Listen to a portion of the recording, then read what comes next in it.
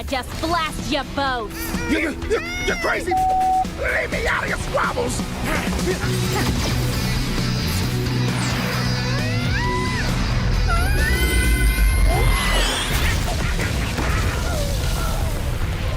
That was dirty! Haven't you heard? I do things my way. I really don't like being used as bait, you know. Anyway, let's return that to Erudicio. Oh, I have something special in store for them down the road. So I'll take this as payment.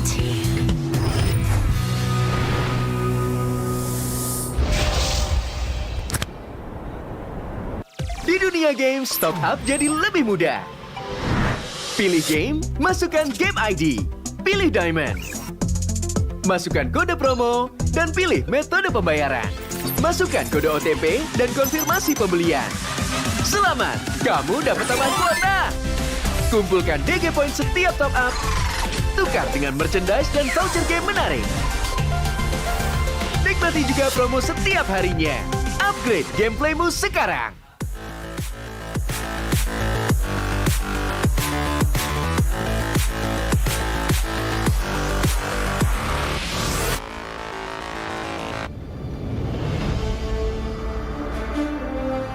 In the previous guide, we learned the basics of the new emblem system. This time, we will take a closer look at the core talents from the Mage, Assassin, Marksman, and Support emblems. Core talent unlocked with the Mage emblem. By upgrading the Mage emblem, you can unlock Lethal Ignition. The new Lethal Ignition now deals adaptive damage, making it a great option for any hero with heavy-hitting combos. With the change to adaptive damage, heroes with high physical damage can now use this talent to enhance their damage, such as Saber and Natalia. Saber's first skill and ultimate combo can easily trigger the effect from Lethal Ignition, dealing much more damage to enemy heroes. Core talent unlocked with the Assassin emblem. By upgrading the Assassin emblem, you can unlock Killing Spree. Now that the talent is no longer reserved for the Assassin emblem, it becomes a good choice for any hero who can perform chain kills. Heroes with magic damage like Karina and Julian can now take this talent as well. Karina's ultimate resets after she kills an enemy hero. When equipped with Killing Spree, she will recover HP from each kill, allowing her to stay healthy and go after more kills. Core talent unlocked with the Marksman emblem. By upgrading the Marksman emblem, you can unlock Weakness Finder. The new Weakness Finder talent is no longer reserved for ranged heroes. It works well for heroes with high attack speed, as it can improve their laning and slowing abilities. A hero like Minzathar can take Weakness Finder because his second skill increases the attack speed of his basic attacks. When combined with equipment that can provide more attack speed, he can reliably trigger the slow effect to prevent enemies from escaping. Core talent unlocked with the Support emblem. By upgrading the Support emblem, you can unlock Focusing Mark. The Focusing Mark talent works the same as before. It allows support heroes to increase the damage their teammates can deal to the target enemy. Kaj's ultimate can be used to drag key enemies to his team. When equipped with Focusing Mark, the ultimate will also increase the damage the target takes, allowing Kaj's team to quickly burst down the helpless target. Choose the core talent based on the strengths of each hero to maximize their effectiveness. We look forward to seeing players discover new ways to play their favorite heroes on their way to becoming a legend.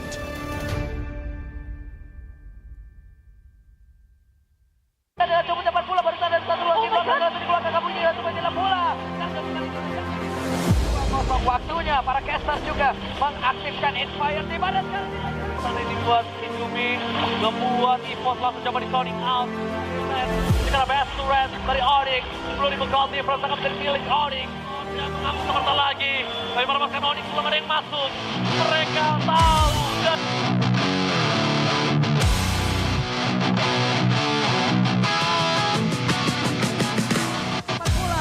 satu agar recall tapi barusan dengan pergerakan Kimurela untuk menggila dengan coba cepat pula barusan ada satu lagi langsung dikeluarkan kabunyi untuk menggila pula Karja untuk kali ini lejap tapi sekarang dapat kill berhasil ditentangkan triple kill looking for pen yang untuk Hais akan mereka berhasil bisa menorehkan satu poin kill lagi ataupun satu kemenangan.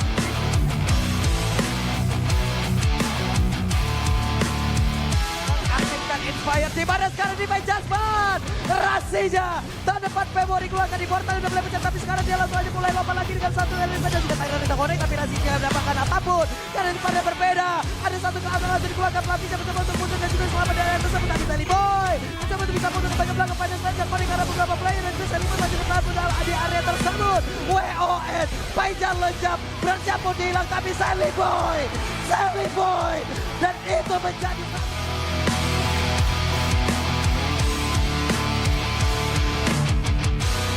Dan seperti yang Pulung bilang tadi, kenapa dia pick Dewa, ada late game ensure. Yap. Final sudah dikeluarkan. Suelo ada flicker tadi terlihat yang tersebut. Dan peperangan kembali terjadi. Karsnya hilang, tempo sampai dikeluarkan. Tapi Vincentnya masih berarti. Terkena satu damage. Cutout menuju ke berat. Objektif game terjadi. Double kill from Bull. Dan Fluffy terperangkap di sana sendiri. Tidak ada menemani. Dan bahkan Kapten Marky belum.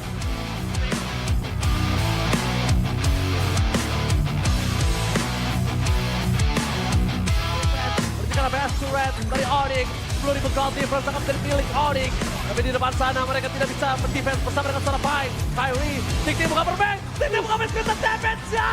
Kyrie langsung menghilangkan Dino. Di depan sana, Onyx benar-benar memporak-porandakan.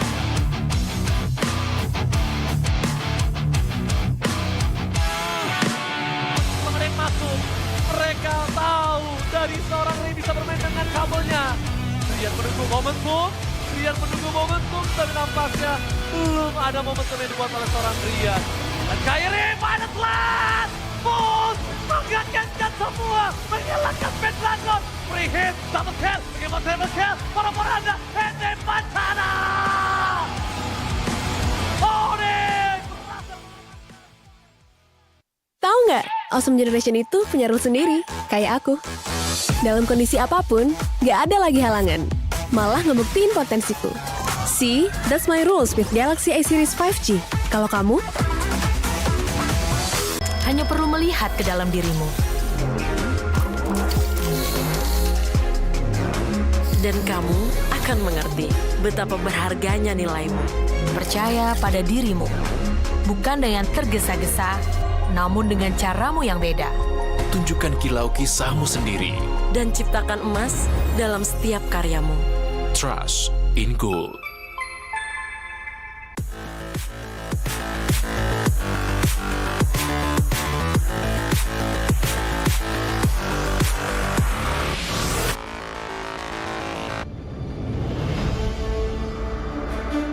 In the previous guide, we learned the basics of the new emblem system. This time, we will take a closer look at the core talents unlocked with the basic common emblem, tank emblem, and fighter emblem. Core talents unlocked with the basic common emblem.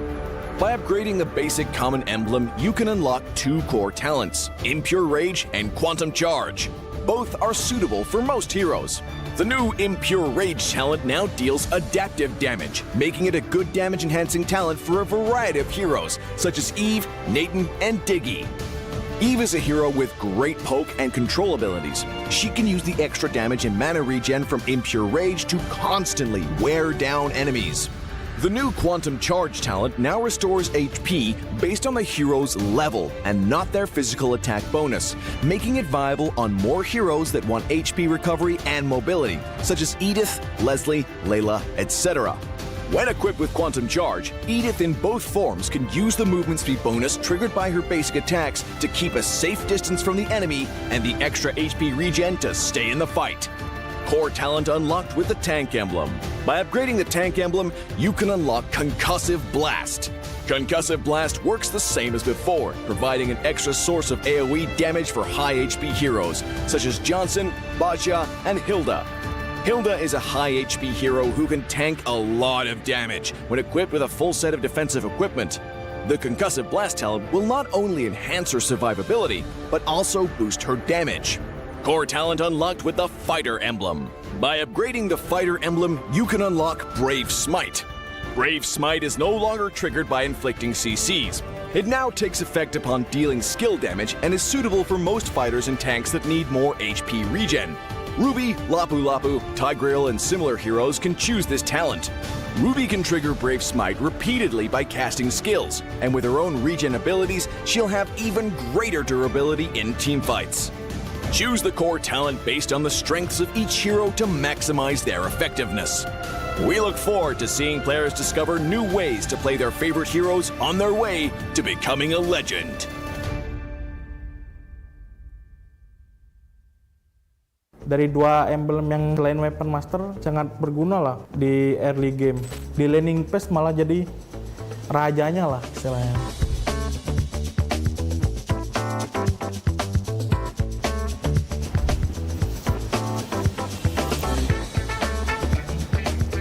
Kok kedapet di lampu? Oke. Halo, gua Kadera. Selamat datang di Project Next. Butuh tutor main God Lane setelah update patch emblem. Nggak akan ada yang lebih bagus dari episode ini, karena gua akan bahas dua hal penting dari patch ini untuk para God Laner. Yang pertama, kombinasi-kombinasi terbaik talent utama untuk God Laner. Dan hero God Laner apa yang akan meta di patch kali ini. Nah, sekarang kita coba ke kombinasi pertama ya. Di sini gua pakai hero Beatrix. Rekomendasi dari gua yaitu yang pertama pakai Rapture, terus yang kedua Weapon Master, dan yang terakhir Weakness Finder. Oke, itu jadi kita langsung coba di in game nya. Kan tadi kan pilihan emblem kita ada Rapture sama Weakness Finder. Nah, kalian nggak usah takut buat apa ya, ngepok gitu, karena kalau kita ngehit musuh nih, mereka dapat slow sama mereka nggak bisa ngepok balik gitu. Jadi kayak kalian di lane nggak bakal sering kepok. Terus yang Weapon Master itu kan nunggu dari item kan. Jadi dari dua emblem yang selain Weapon Master sangat berguna lah di early game buat survive. Nah gitu guys. Kita coba ke kombinasi talent yang berikutnya ya. Di sini gue pakai hero 1-1. Rekomendasi dari gue yang pertama Swift, terus yang kedua Bergen Hunter, terus yang ketiga Weakness Finder. Oke, jadi emblem yang pertama kita kan ambil Swift kan tadi. Nah, di awal kita kayak udah berasa ada item tambahan satu, kayak knife nih, kan nambah 10% attack speed kan. Tapi tanpa kita harus beli knife-nya langsung, kita udah berasa kayak attack speed kita lumayan berasa lah gitu. Terus lagi buat 1-1 ya, dengan adanya Weakness Finder, kalian malah jadi lebih gampang kebuka. Nah, setiap kalian ngelempar skill 1, terus di combo sama pasif Weakness Finder, musuhnya kayak nggak bisa lari, kena slow, terus kena 3 kali stuck skill satunya, dia bisa nge-stun. Jadi kemungkinan otomatis terbukanya lebih besar gitu. Bergen Hunter karena kita bisa jadi lebih cepet jadiin item kita. Swift Crossbow di wave 2 mungkin udah bisa kebeli ya, karena ada emblem yang ini. Jadi kayak kalian di laning phase malah jadi rajanya lah istilahnya. Oke, next kita coba ke kombinasi talent yang terakhir ya. Di sini kita pakai God Lane bertipe Magic, yaitu Harit. Kalian bisa ngambil yang Inspire. Terus yang selanjutnya Bergen Hunter. Terus yang terakhir Impurage. Kita udah di in game nih. Yang pertama kan Inspire yang ngebantu kalian nambah cooldown reduction. Jadi kalau sudah semisal kalian max emblem, terus kalian nambahin Inspire itu, kalian nggak perlu butuh yang namanya cooldown reduction lagi di item kalian. Jadi kayak beliin aja item yang paling mahal, Blood Wings contohnya, kayak gitu. Kita jelasin lagi di Impurage. Semisal nih kalian pakai Magic side lane, itu pasti kemungkinan jungler kalian assassin. Masa kalian mau egois, blue buff-nya diambil, nggak mau dikasih ke jungler assassin kan? Nggak mungkin kan? Nah, di Impurage ini kalian ngeakalin mana kalian. Di Impurage kalian bakal nerima balik 2% mana ya max kalian. Kayak contoh, gue pakai skill nih, terus ngehit atau nggak ngehit, pokoknya pakai skill bisa ngebalikin 2% max mana kalian, tapi ada cooldown 5 detik. Ayo coba update Project Next hari ini ya. Tapi kalau menurut lo tips dari gua kurang relevan karena lo pemain role lain, tenang aja, karena di next episode-nya akan dibahas mengenai kombinasi talent dan hero-hero meta di role lain. Dan jangan lupa share videonya ya. Gua Kadera, sampai jumpa di Land of Dawn. Unlimited.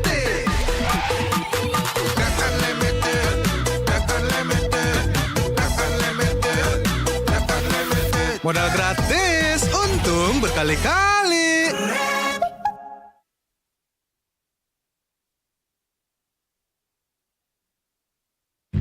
12-nya kemana? 12-nya ada di Blibli 12 tahun anniversary. Beli apa aja ada gratis ongkir 12 kali, cashback 12 kali, dan flash sale Rp12. Ayo belanja di Blibli sekarang.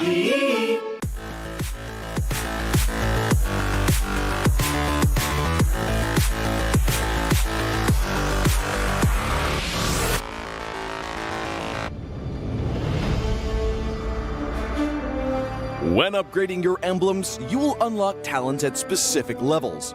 Different emblems will unlock different talents. You can choose an emblem by role and use the talents it unlocks directly as your default setup, or you can freely mix and match different emblems and talents to create a custom emblem setup. We're going to show you how to create your emblem setup for your heroes. Emblems. First, let's take a look at the revamped emblem system. There are now 7 emblems in the game, 1 basic common emblem and 6 role emblems. Different emblems can provide different attribute bonuses. It is recommended to use the emblem that matches a hero's role. Standard talents, Tier 1. After selecting an emblem, you can then choose from 8 standard talents at Tier 1.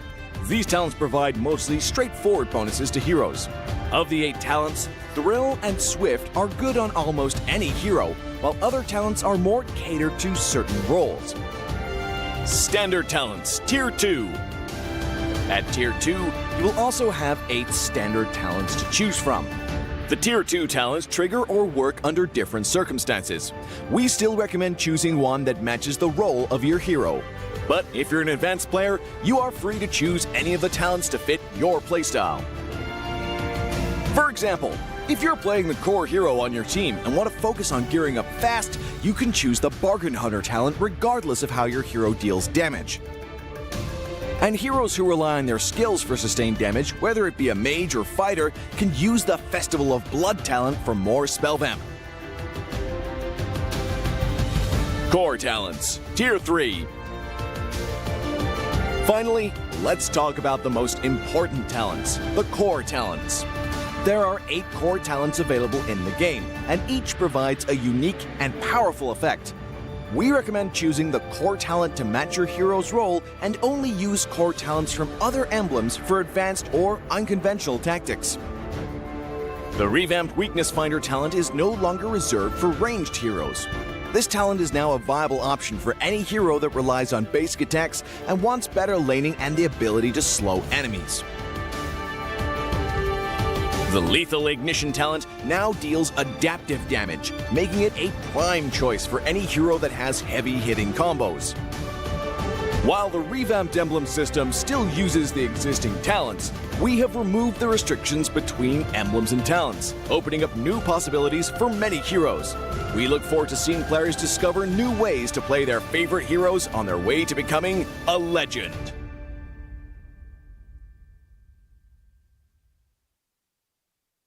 Menurut gua sih, update enemy ini sangat membantu kita para fighter ya. Karena kita bisa lebih fleksibel dalam pemilihan hero nantinya. Coy bisa langganan sini di band.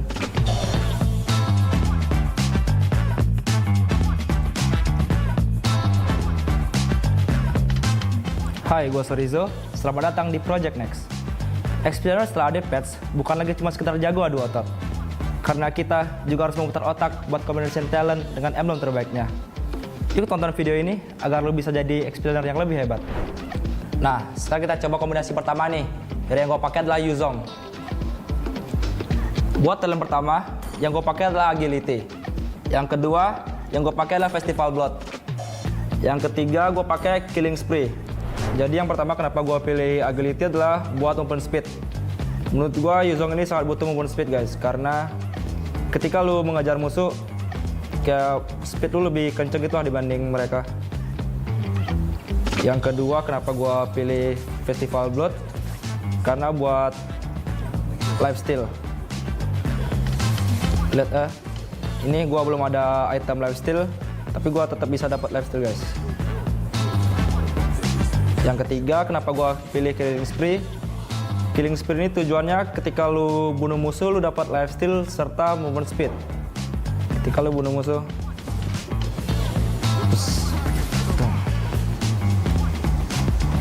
Efeknya keras banget guys. Dan kenapa gua seneng banget? Karena yang dulunya gua di Factor cuma bisa Festival Blood, sekarang udah bisa pakai Killing Spree juga guys yang di Assassin. Jadi kayak lu bisa combine gitu.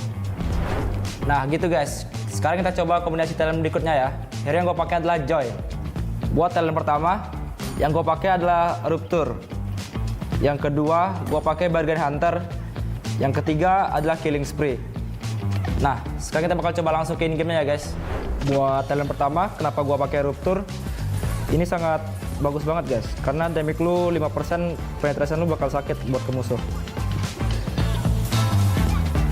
Contohnya, lebih sakit guys, dibanding lu nggak pakai, ini lebih sakit. Dan yang kedua, gua pakai Bargain Hunter. Fungsi dari Bargain Hunter ini adalah ketika lu harga item lu bakal jadi lebih murah guys. Dari yang harga 100% lu beli di harga 95%. Contohnya ini ya, Genius One. Ini harga aslinya adalah 2000 jadi 1900 guys. Yang ketiga, gue pakai adalah Killing Spree. Fungsi dari Killing Spree ini, ketika lu bunuh musuh, lu mendapatkan 8% max HP dari musuh dan 15% movement speed selama 3 detik. Ini bagus banget guys, ketika lu dalam team fight yang gede, lu bisa survive. Ini sih OP banget sih guys. Ketika lu yang biasa cuma bisa pakai Bargain Hunter, sekarang lu bisa pakai bareng Killing Spree. Joy bisa langganan sini di band.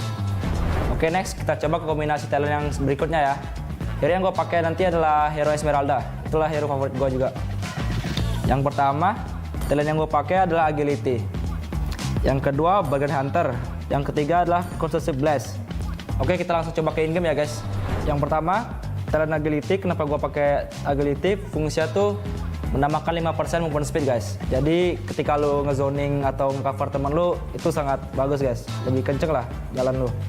Dan dikomboin dengan skill 1 Esmeralda, lu lebih cepet lah buat lu kemana-mana gitu, move lu. Yang kedua, kenapa gua pakai Bargain Hunter? Esmeralda ini early-nya membutuhkan item yang lebih cepat guys. Jadi gua pakai Bargain Hunter biar lu bisa beli item lebih murah lah di awal. Yang ketiga, kenapa gua pakai Counter 11? Ini ketika lu basic attack ada kayak efek ledakan gitu yang mengandung magic damage. Jadi ketika lu clear wave jauh lebih cepat dibanding yang lain guys. Contohnya kayak gini. Nih, tuh. Lebih cepat guys jadinya. Dengan ada status baru nih gue makin suka sih main Esmeralda. Nah, dari 3 kombinasi itu, kalau yang paling cocok ke gameplay gue sih Esmeralda ya, dengan talent Agility, Bargain Hunter, dan Consusive Blast. Nah, menurut gua sih update enemy ini sangat membantu kita para fighter ya. Karena kita bisa lebih fleksibel dalam pemilihan hero nantinya. Gimana nih para XP-laner? Udah siap main meta terbaru belum? Yuk langsung update ke Project Next dan cobain ya. Nah, buat kalian yang main role selain XP, tenang aja. Karena di next episodenya akan dibahas mengenai kombinasi talent dan hero meta di role lainnya. Jangan lupa share videonya ya. Gua Sorizo, sampai jumpa di Land of Dawn.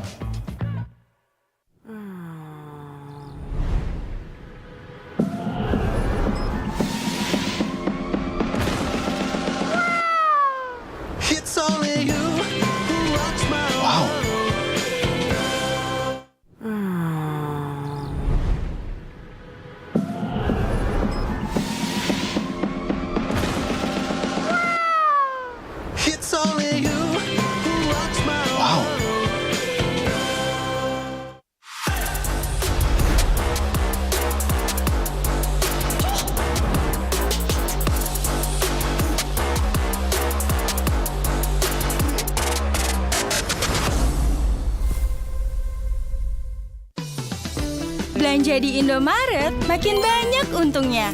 Kumpulkan cashback poin jadi untung terus. Makin sering belanja, makin banyak poin yang kamu dapatkan. Dapat diskon, jadi untung terus. Bayar belanjaanmu dengan poin yang kamu punya. Belanja jadi gratis, jadi untung terus. Dan untung terus dapat banyak promo. Jadi member Indomaret Poinku sekarang. Untungnya non-stop.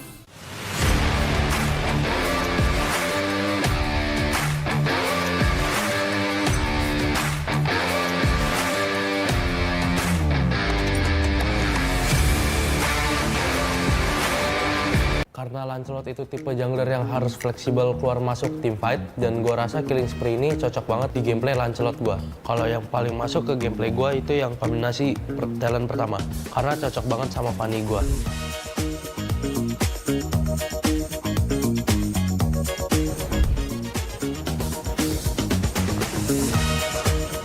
Hai, gue Super Ken. Selamat datang di Project Next. Kali ini gue mau ngasih beberapa rekomendasi kombinasi talent setelah update patch emblem nih. Dan gue yakin kalian bisa tiru ini biar rank kalian naik terus. Di sini gue akan bahas hal terpenting dari patch ini untuk pemain jungler nih. Nah, tonton sampai akhir ya guys. Nah, sekarang kita coba ke kombinasi pertama nih. Hero yang gue pakai, hero andalan gue yaitu Fanny. Emblem yang pertama di hero Fanny gue pakai Rapture. Emblem ini berfungsi untuk menambahkan physical penetration.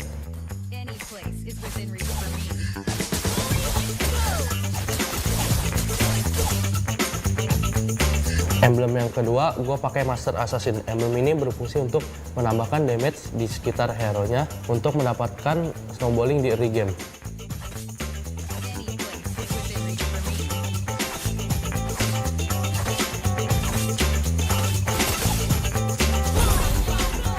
Emblem yang ketiga gue pakai Killing Spree. Emblem ini dapat memulihkan HP dan movement speed untuk bisa keluar dari team fight.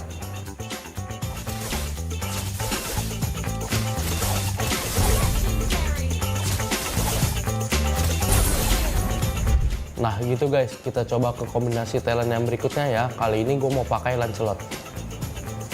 Kembali menggunakan Rapture sebagai talent pertama. Hal ini dimaksudkan untuk jungler typical damage dealer agar bisa dapat 5% damage penetration.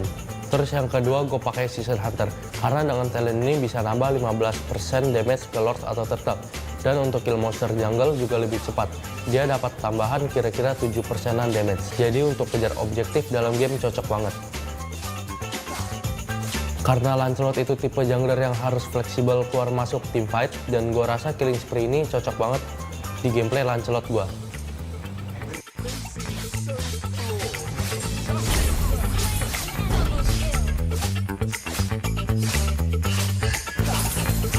Oke, next kita coba ke kombinasi talent yang terakhir ya guys. Gue di sini pakai Fredrin.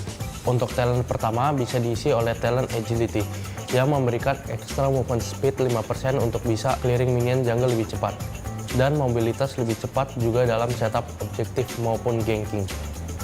Season Hunter akan memberikan benefit damage tambahan sebanyak 15% untuk objektif, baik itu Turtle maupun Lord. Untuk ke minion jungler, damage tambahan hanya berlaku setengahnya saja atau sekitar 7,5%.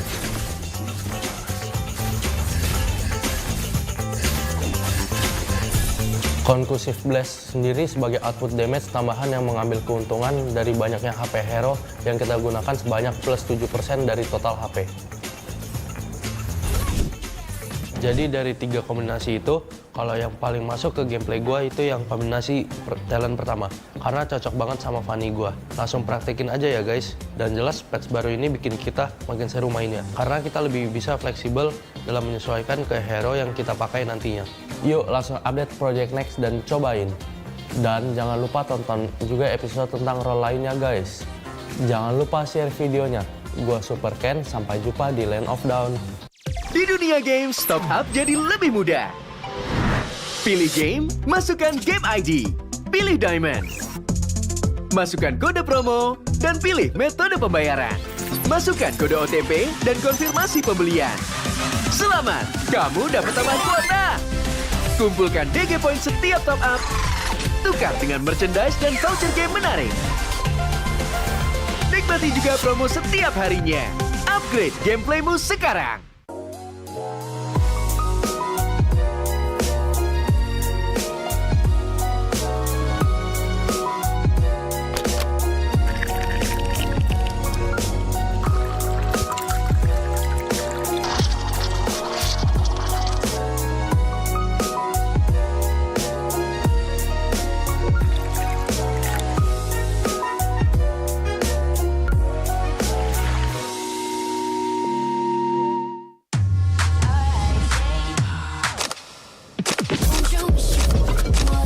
Don't you wish your phone was fun like this? Don't you wish your phone looked more like this?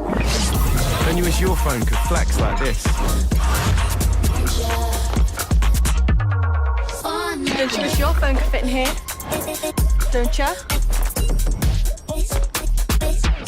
Samsung Galaxy Z Fold 5 and Z Flip 5. Pre-order now.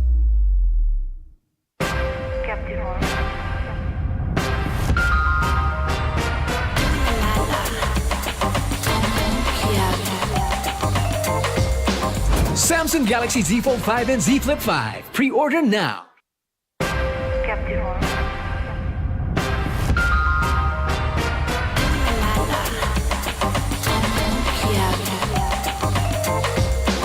Samsung Galaxy Z Fold 5 and Z Flip 5. Pre-order now.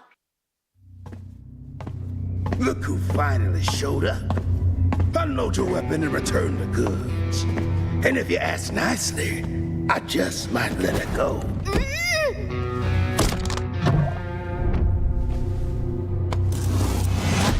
Who said I was returning it? You little... We had a deal! I just came here to test my new toys. They ain't even loaded. Staring down the barrel and you're still daydreaming about being an inventor? Huh?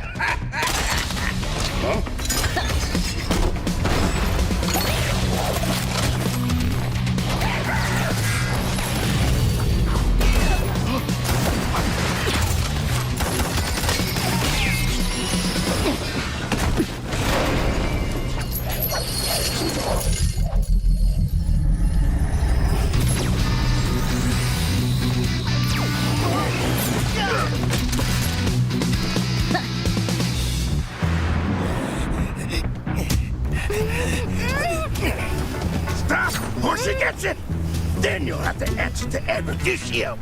Eruditio? Well, isn't that perfect? I got a bone to pick with them. So how about I just blast you both? You're crazy! Leave me out of your squabbles!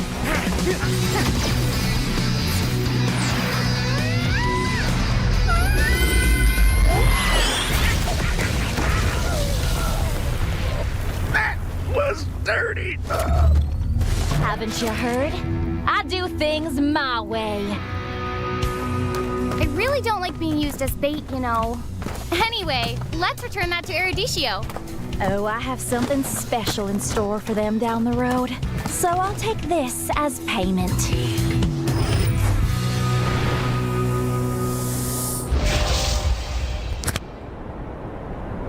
Di dunia games, top up jadi lebih mudah. Pilih game, masukkan game ID. Pilih Diamond. Masukkan kode promo, dan pilih metode pembayaran. Masukkan kode OTP dan konfirmasi pembelian. Selamat, kamu dapat tambahan kuota. Kumpulkan DG Point setiap top up. Tukar dengan merchandise dan voucher game menarik. Nikmati juga promo setiap harinya. Upgrade gameplaymu sekarang.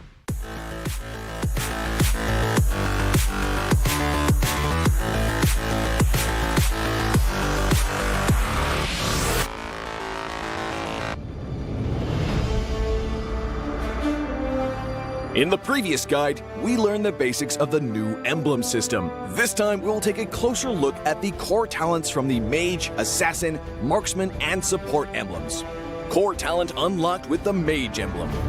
By upgrading the Mage emblem, you can unlock Lethal Ignition.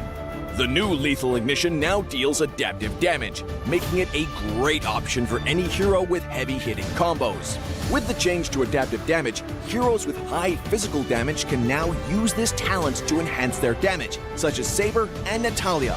Saber's first skill and ultimate combo can easily trigger the effect from Lethal Ignition, dealing much more damage to enemy heroes.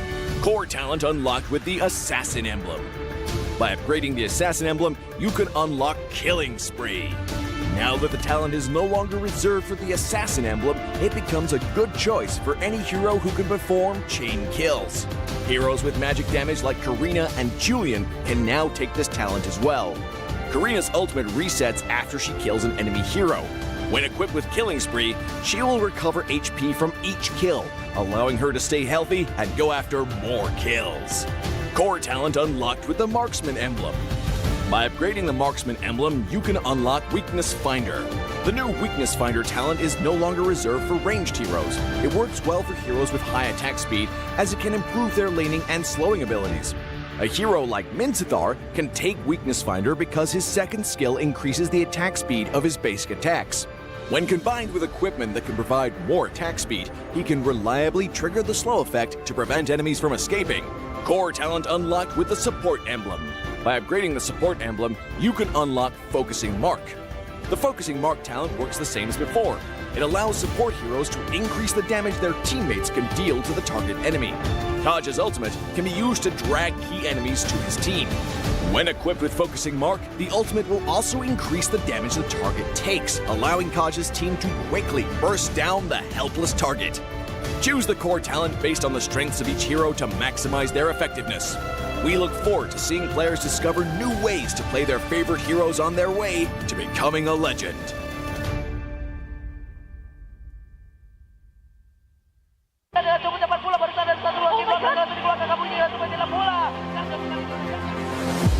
Waktunya para caster juga mengaktifkan Inspire di mana sekarang ini buat Indomie membuat EVOS langsung coba di sounding out.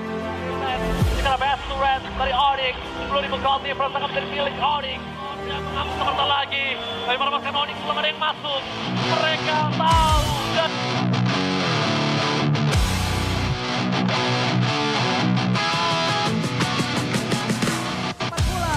satu antar recall dari barusan. Lihat pergerakan Kimo Rela itu bagilah dengan coba cepat pula barusan dan satu lagi belakang langsung dikeluarkan kamu ini langsung bagilah pula. Karena untuk kali ini lejap tapi sekarang double kill berhasil diciptakan triple kill. Loki power pad yang untuk high akankah mereka berhasil bisa menorehkan satu poin kill lagi ataupun satu kemenangan.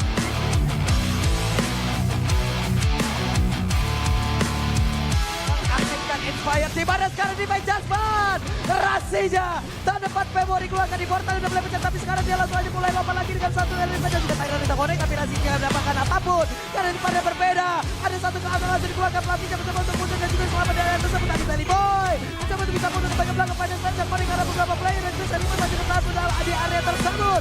WON Paijan lejap bercampur hilang tapi Sally Boy dan itu menjadi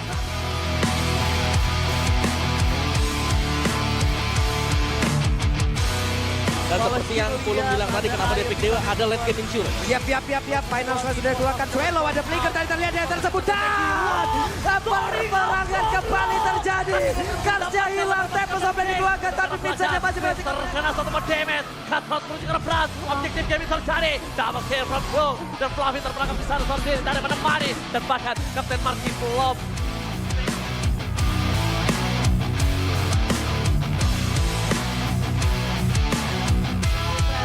Karena best turret dari Onyx 10.000 gold difference akan menjadi milik Onyx. Tapi di depan sana mereka tidak bisa mendefense bersama dengan secara baik. Kyrie, Tikti buka bermain, Tikti buka main screen damage-nya.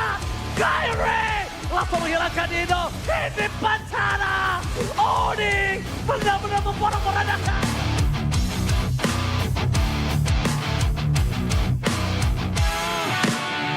Mereka masuk, mereka tahu dari seorang Ray bisa bermain dengan kabelnya.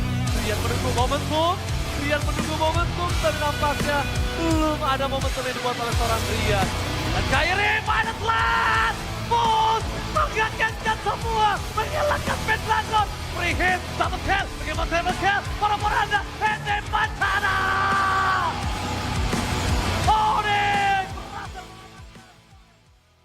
Tahu nggak, Awesome Generation itu punya rule sendiri, kayak aku. Dalam kondisi apapun, nggak ada lagi halangan. Malah ngebuktiin potensiku. See, that's my rules with Galaxy A Series 5G. Kalau kamu? Hanya perlu melihat ke dalam dirimu. Dan kamu akan mengerti betapa berharganya nilaimu. Percaya pada dirimu. Bukan dengan tergesa-gesa, namun dengan caramu yang beda. Tunjukkan kilau kisahmu sendiri.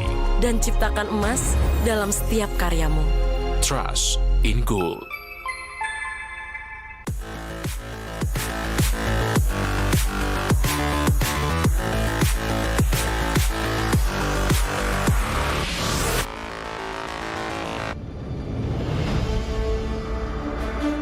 In the previous guide, we learned the basics of the new emblem system.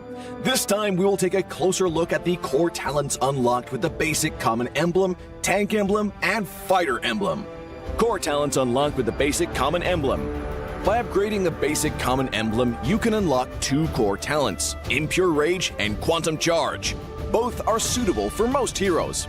The new Impure Rage talent now deals adaptive damage, making it a good damage-enhancing talent for a variety of heroes, such as Eve, Nathan, and Diggy. Eve is a hero with great poke and control abilities. She can use the extra damage and mana regen from Impure Rage to constantly wear down enemies.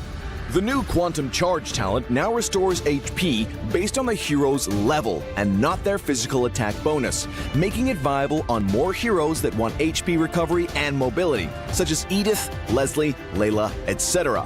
When equipped with Quantum Charge, Edith in both forms can use the movement speed bonus triggered by her basic attacks to keep a safe distance from the enemy and the extra HP regen to stay in the fight. Core talent unlocked with the tank emblem. By upgrading the tank emblem, you can unlock Concussive Blast. Concussive Blast works the same as before, providing an extra source of AoE damage for high HP heroes, such as Johnson, Baja, and Hilda.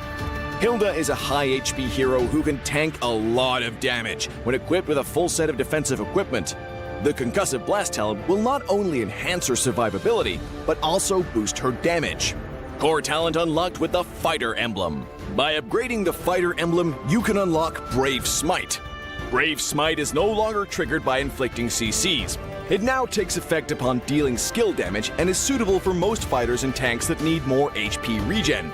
Ruby, Lapu Lapu, Tigreal, and similar heroes can choose this talent. Ruby can trigger Brave Smite repeatedly by casting skills, and with her own regen abilities, she'll have even greater durability in teamfights. Choose the core talent based on the strengths of each hero to maximize their effectiveness. We look forward to seeing players discover new ways to play their favorite heroes on their way to becoming a legend.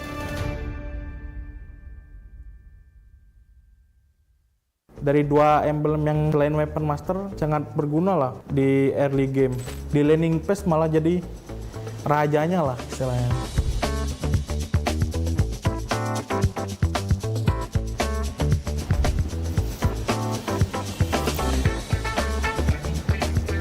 Kok kedap-kedip lampu? Oke. Halo, gua Kadera. Selamat datang di Project Next. Butuh tutor main Godland setelah update patch emblem. Nggak akan ada yang lebih bagus dari episode ini, karena gue akan bahas 2 hal penting dari patch ini untuk para Godlander. Yang pertama, kombinasi-kombinasi terbaik talent utama untuk Godlander. Dan hero Godlander apa yang akan meta di patch kali ini.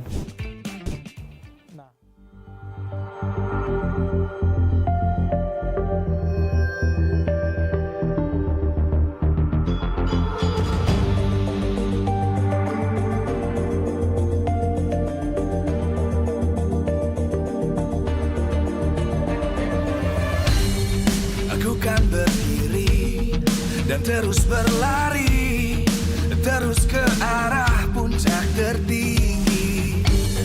Ku takkan berhenti, hanya sampai di sini.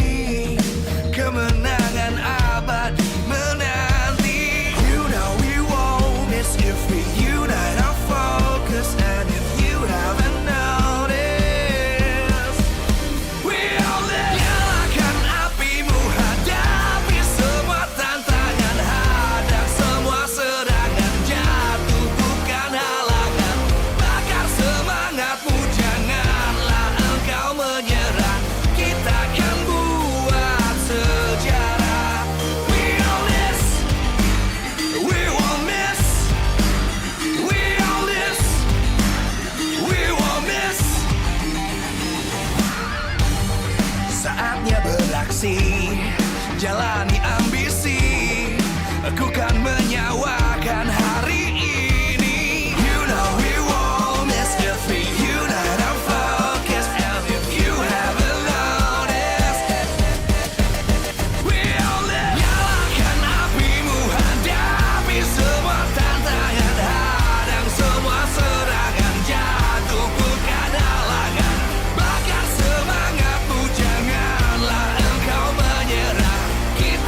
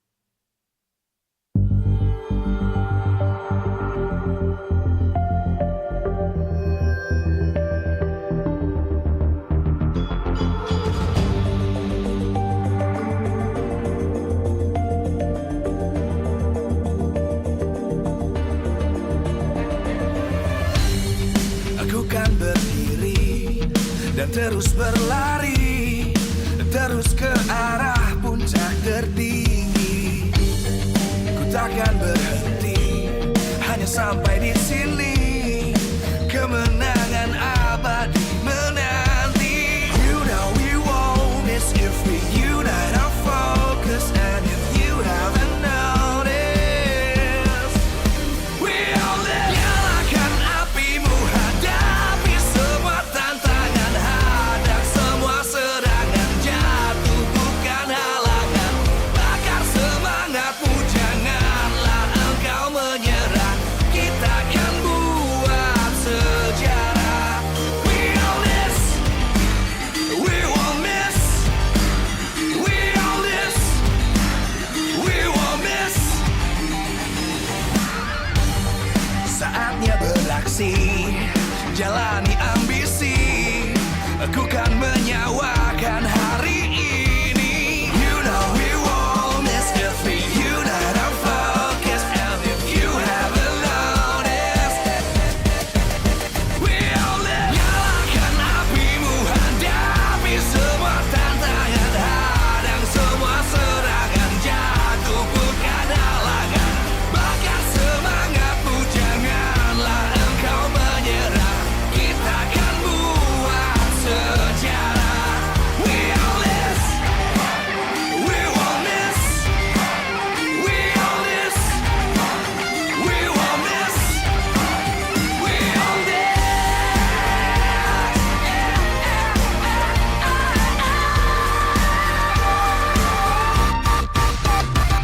Nyalakan apimu, hadapi semua tantangan, hadang semua serangan, jatuh bukan halangan.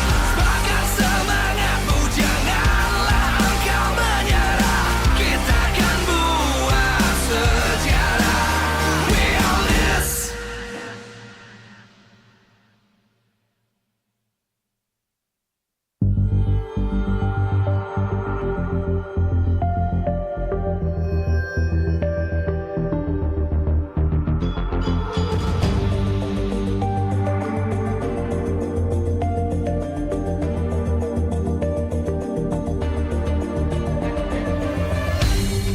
Aku kan berdiri dan terus berlari, terus ke arah puncak tertinggi.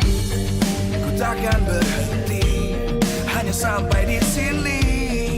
Kemenangan abadi menanti. You know we won't miss if we unite our focus. And if you haven't noticed, we all live. Nyalakan apimu, hadapi semua tantangan, hadang semua serangan, jatuh bukan halangan. Bakar semangatmu, janganlah engkau menyerah. Kita akan buat sejarah. We all this, we won't miss. We all this, we won't miss. Saatnya beraksi, jalani ambisi. Aku kan menyawakan hari ini. You know we won't miss if we unite our focus. And if you haven't noticed, we all live. Nyalakan apimu, hadapi semua tantangan, hadang semua serangan, jatuh bukan halangan. Bakar semangatmu, janganlah engkau menyerah. Kita akan buat sejarah.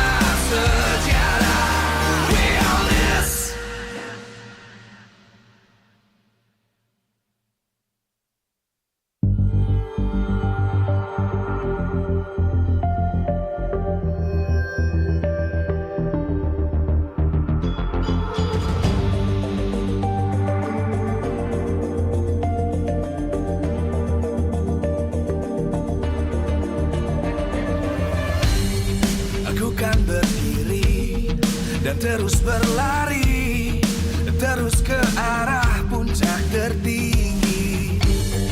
Ku takkan berhenti, hanya sampai di sini. Kemenangan abadi menanti. You know we won't miss if we unite our focus. And if you haven't noticed, we all live. Nyalakan apimu, hadapi semua tantangan, hadang semua serangan, jatuh bukan halangan. Bakar semangatmu, janganlah engkau menyerah. Kita akan buat sejarah. We all this, we won't miss. We all this, we won't miss. Saatnya beraksi, jalani ambisi. Aku kan menyawakan hari ini. You know we won't miss if we unite our focus. And if you haven't noticed, we all live. Nyalakan apimu, hadapi semua tantangan, hadang semua serangan, jatuh bukan halangan. Bakar semangatmu, janganlah engkau menyerah. Kita akan buat sejarah. We all this, we won't miss. We all this, we won't miss. We all this.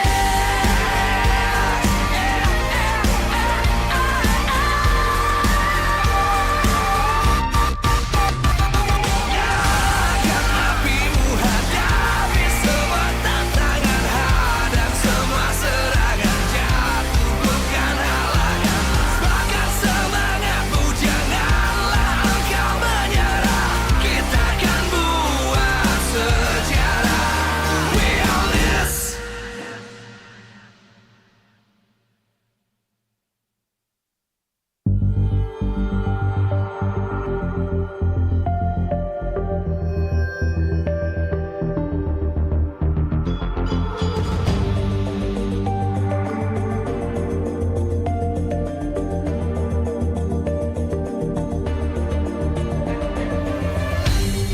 Aku kan berdiri dan terus berlari, terus ke arah puncak tertinggi.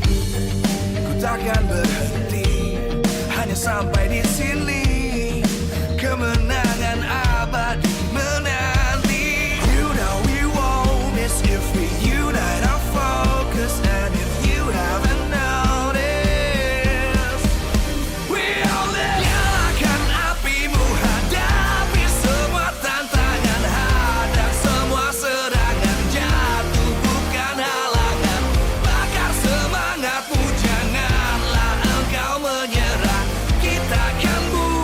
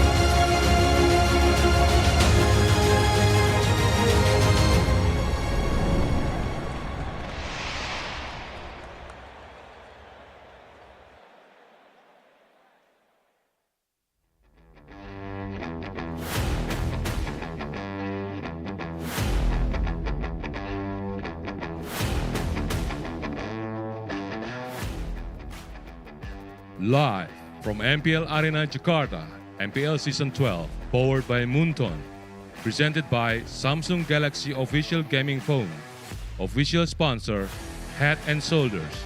Official mobile internet partner, Telkomsel. Official gold partner, UBS Gold. We own this.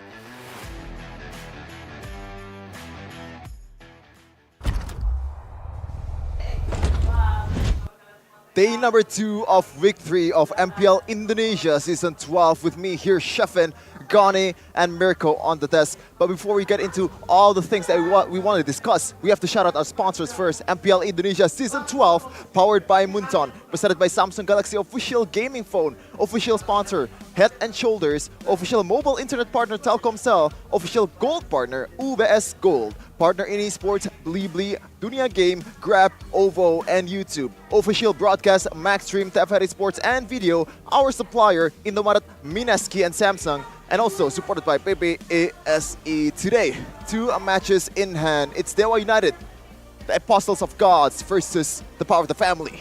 Well, if we're talking about the first match, right, we have to talk about the 2 junglers that is quite identical. Ray and Nile, similar storyline. Both junglers came from MDL and both really likes the Joy, Fanny, Haya, Lancelot, Ling. Very similar. So let's see here, what will they bring today? I think looking at the way that they've been playing, it's a very similar style, but the team as a whole has been very different, right? Because for the side of Nile, Geek Fam really enjoys the pick-off style. Very slow tempo with Beloy. Meanwhile, on the other side, Leo Murphy likes these team fights, these brawls in the mid-game to the late game.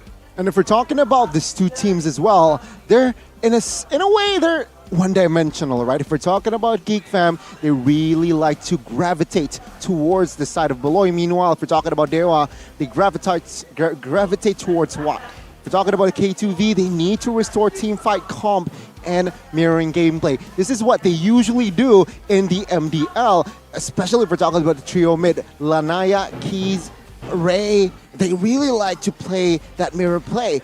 But MPL, it seems like they struggle to somehow mirror that strat, and of course they need to anticipate Glook from strategy from Geek, because it seems like Glook is somehow still a very, very scary presence. Yeah, somehow, right? Because Glue is not in any kind of priority for other EXP laners out there, but I like the mirroring part here because this is a whole lot of different game in MPL compared to MDL. As you said earlier in Nile and Lanaya's interview, the discipline is just way different.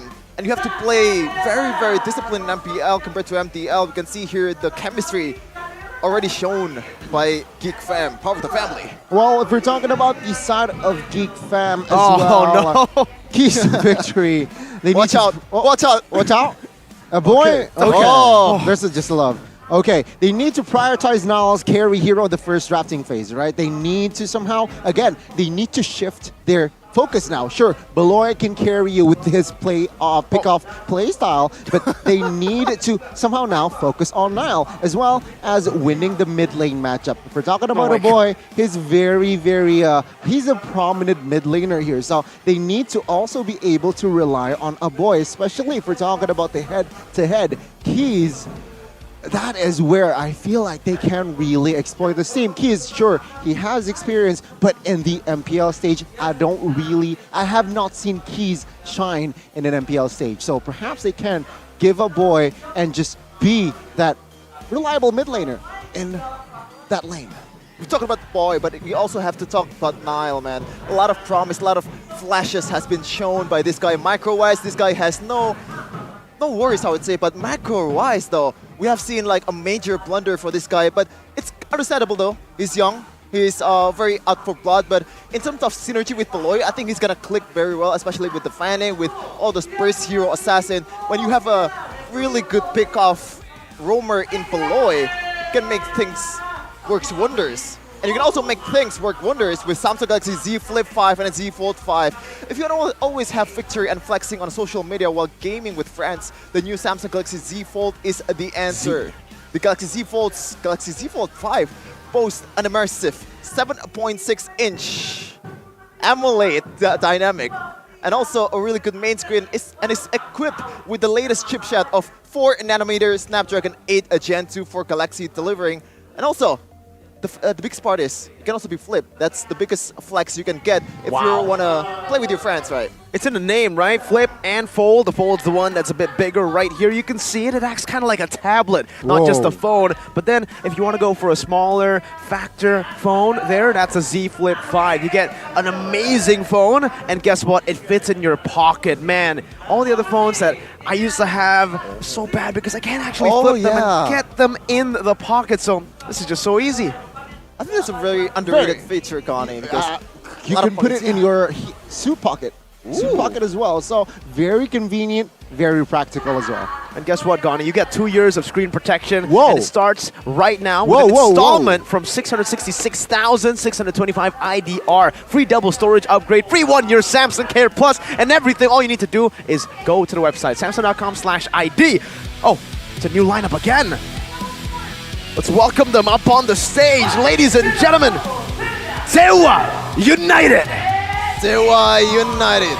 After a very promising week 1, they kind of crumble in week 2 and they'll start to make things different here in week number 3. With a new lineup in hand, also Leo Murphy's veterancy, they need to make things happen. Yeah, they really need to make things happen, especially after their loss yesterday going up against EVOS. But it seems like here, no Pendragon, and it feels like they are already going up against the Geeks, still with their main 5 with Nile and Marky. Not their main 5, they got Marky back in the fray. Maybe they're looking to shape this lineup as their best lineup. Oh, Beloy! Don't give us a jump scare like that. Ladies and gentlemen, welcome Beloyski and Geek Fam. Beloyski and the family. Big Bro Beloy with the brothers here. BBB is the name of the game. Triple B the house. Yeah, but again, they need to shift their focus now towards Nile. Nile has this certain potency, right, in his play style that perhaps can lead this team to greatness as well. And let's talk about the coaches as well. Jack Lee, not bad at all as a debut season in MPL. Oh, someone's missing.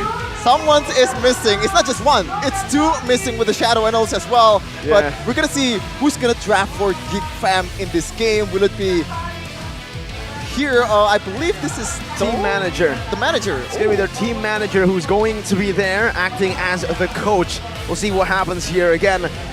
We know exactly what happened last week to Coach Reno, or Renz. Ooh, nice Gojo pose, sir. But for the Shadow Analyst, I feel like he's still lingering somewhere there on the stage, lurking, crawling on all fours. Crawling on all fours, okay. Whoa. Interesting hint there, interesting reference. Yeah, but Nile, I believe the jitters are gone. It's only been 2 weeks for this guy to taste the MPL atmosphere, and I believe he can display his full potential, his full micro prowess, and also macro this time as well, fixing all his mistakes and blunders in week number 2. You know what? I love that Mirko earlier touched on the team fight that Dewa United can bring. Leo Murphy, as you all know, really likes the Kufra, really likes the heavy roam. But in this current patch, right, if we're talking about these healers, it's also very viable. And I feel like he needs to evolve. Going up against Beloyski, who likes to pick off, it doesn't really help here. I mean, Dewa United last 2 matches, not looking too great. So, again, they either need to somehow change their playstyle or they really need to shine what they're already good at. Now, again, with the change of rosters, though, is it the wise move? I don't know. Ooh, is it the wise move though? Looking at the history of week number 2 for Dewa United, impact player Keys and Lanaya, and you might think, you know, not much of an impact if they lose, right? But you gotta realize that these games, it's not close games, right? Sure, game number 1, it might seem like a dominant display for Bigatron and Onyx. But in game number 2, especially with Onyx, they actually takes the charge in early to mid game. They just have to fix the late game shot calls from Leo Murphy, those pick-off compositions that he has. Making the right decision in the late game is much more important than getting that snowball in the early game, I would say. I think we were able to see 2 different ways to beat Dewa United there, from Bigatron Alpha and Onyx. For Bigatron Alpha, they nailed Watt down. They took him out, banned out his heroes, denied him of a comfort pick, and then ganked his lane, giving Super Saiyan so much more space, but ultimately crashing and breaking Dewa United's ultimate weapon in that gold lane. But for Onyx, they took a different approach. They said, bring it on. Give Watt those comfort heroes, give Watt that mid game, let's brawl it out, and we'll still win it anyways. Oh, nasty take there.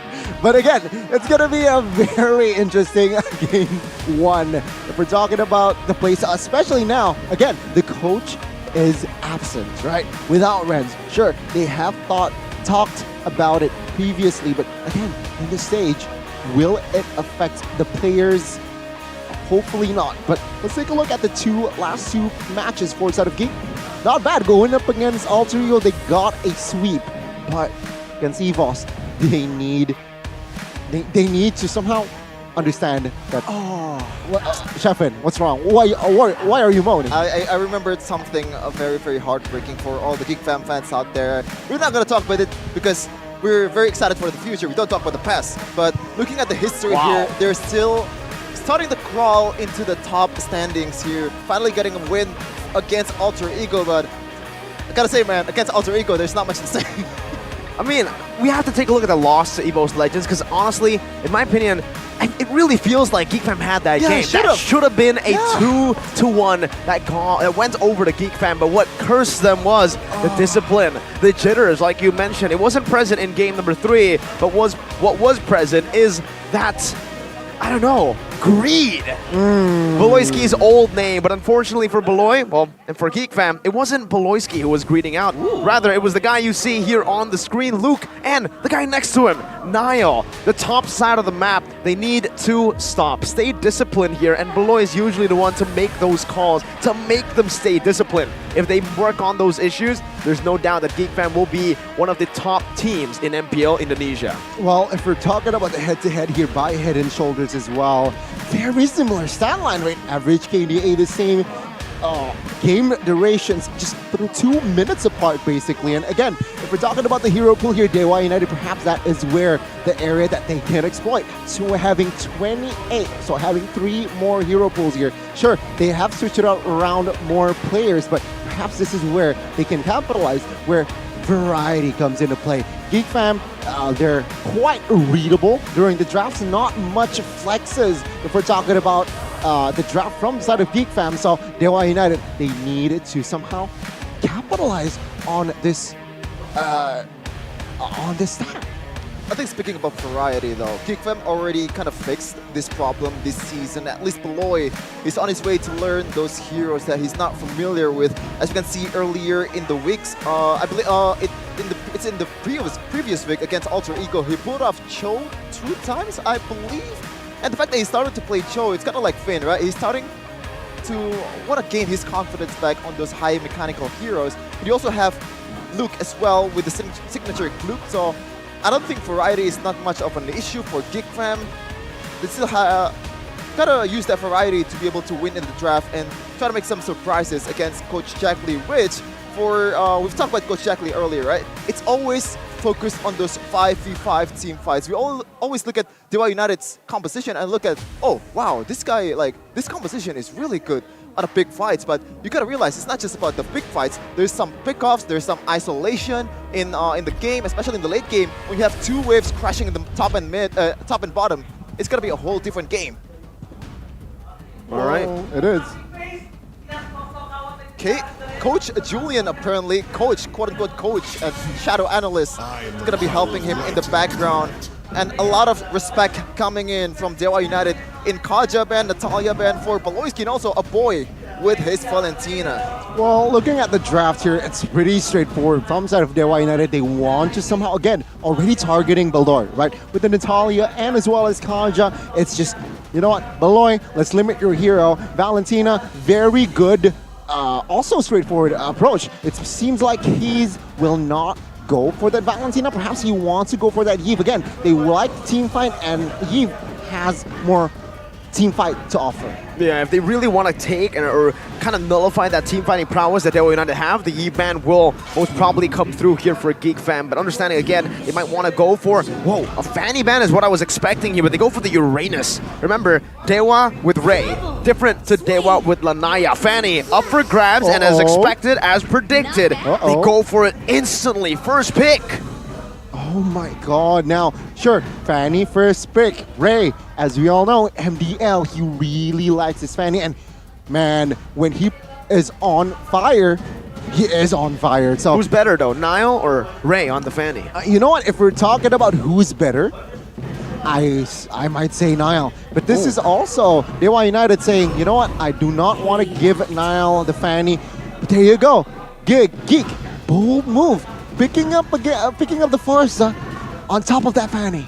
Please do not pick Franco here.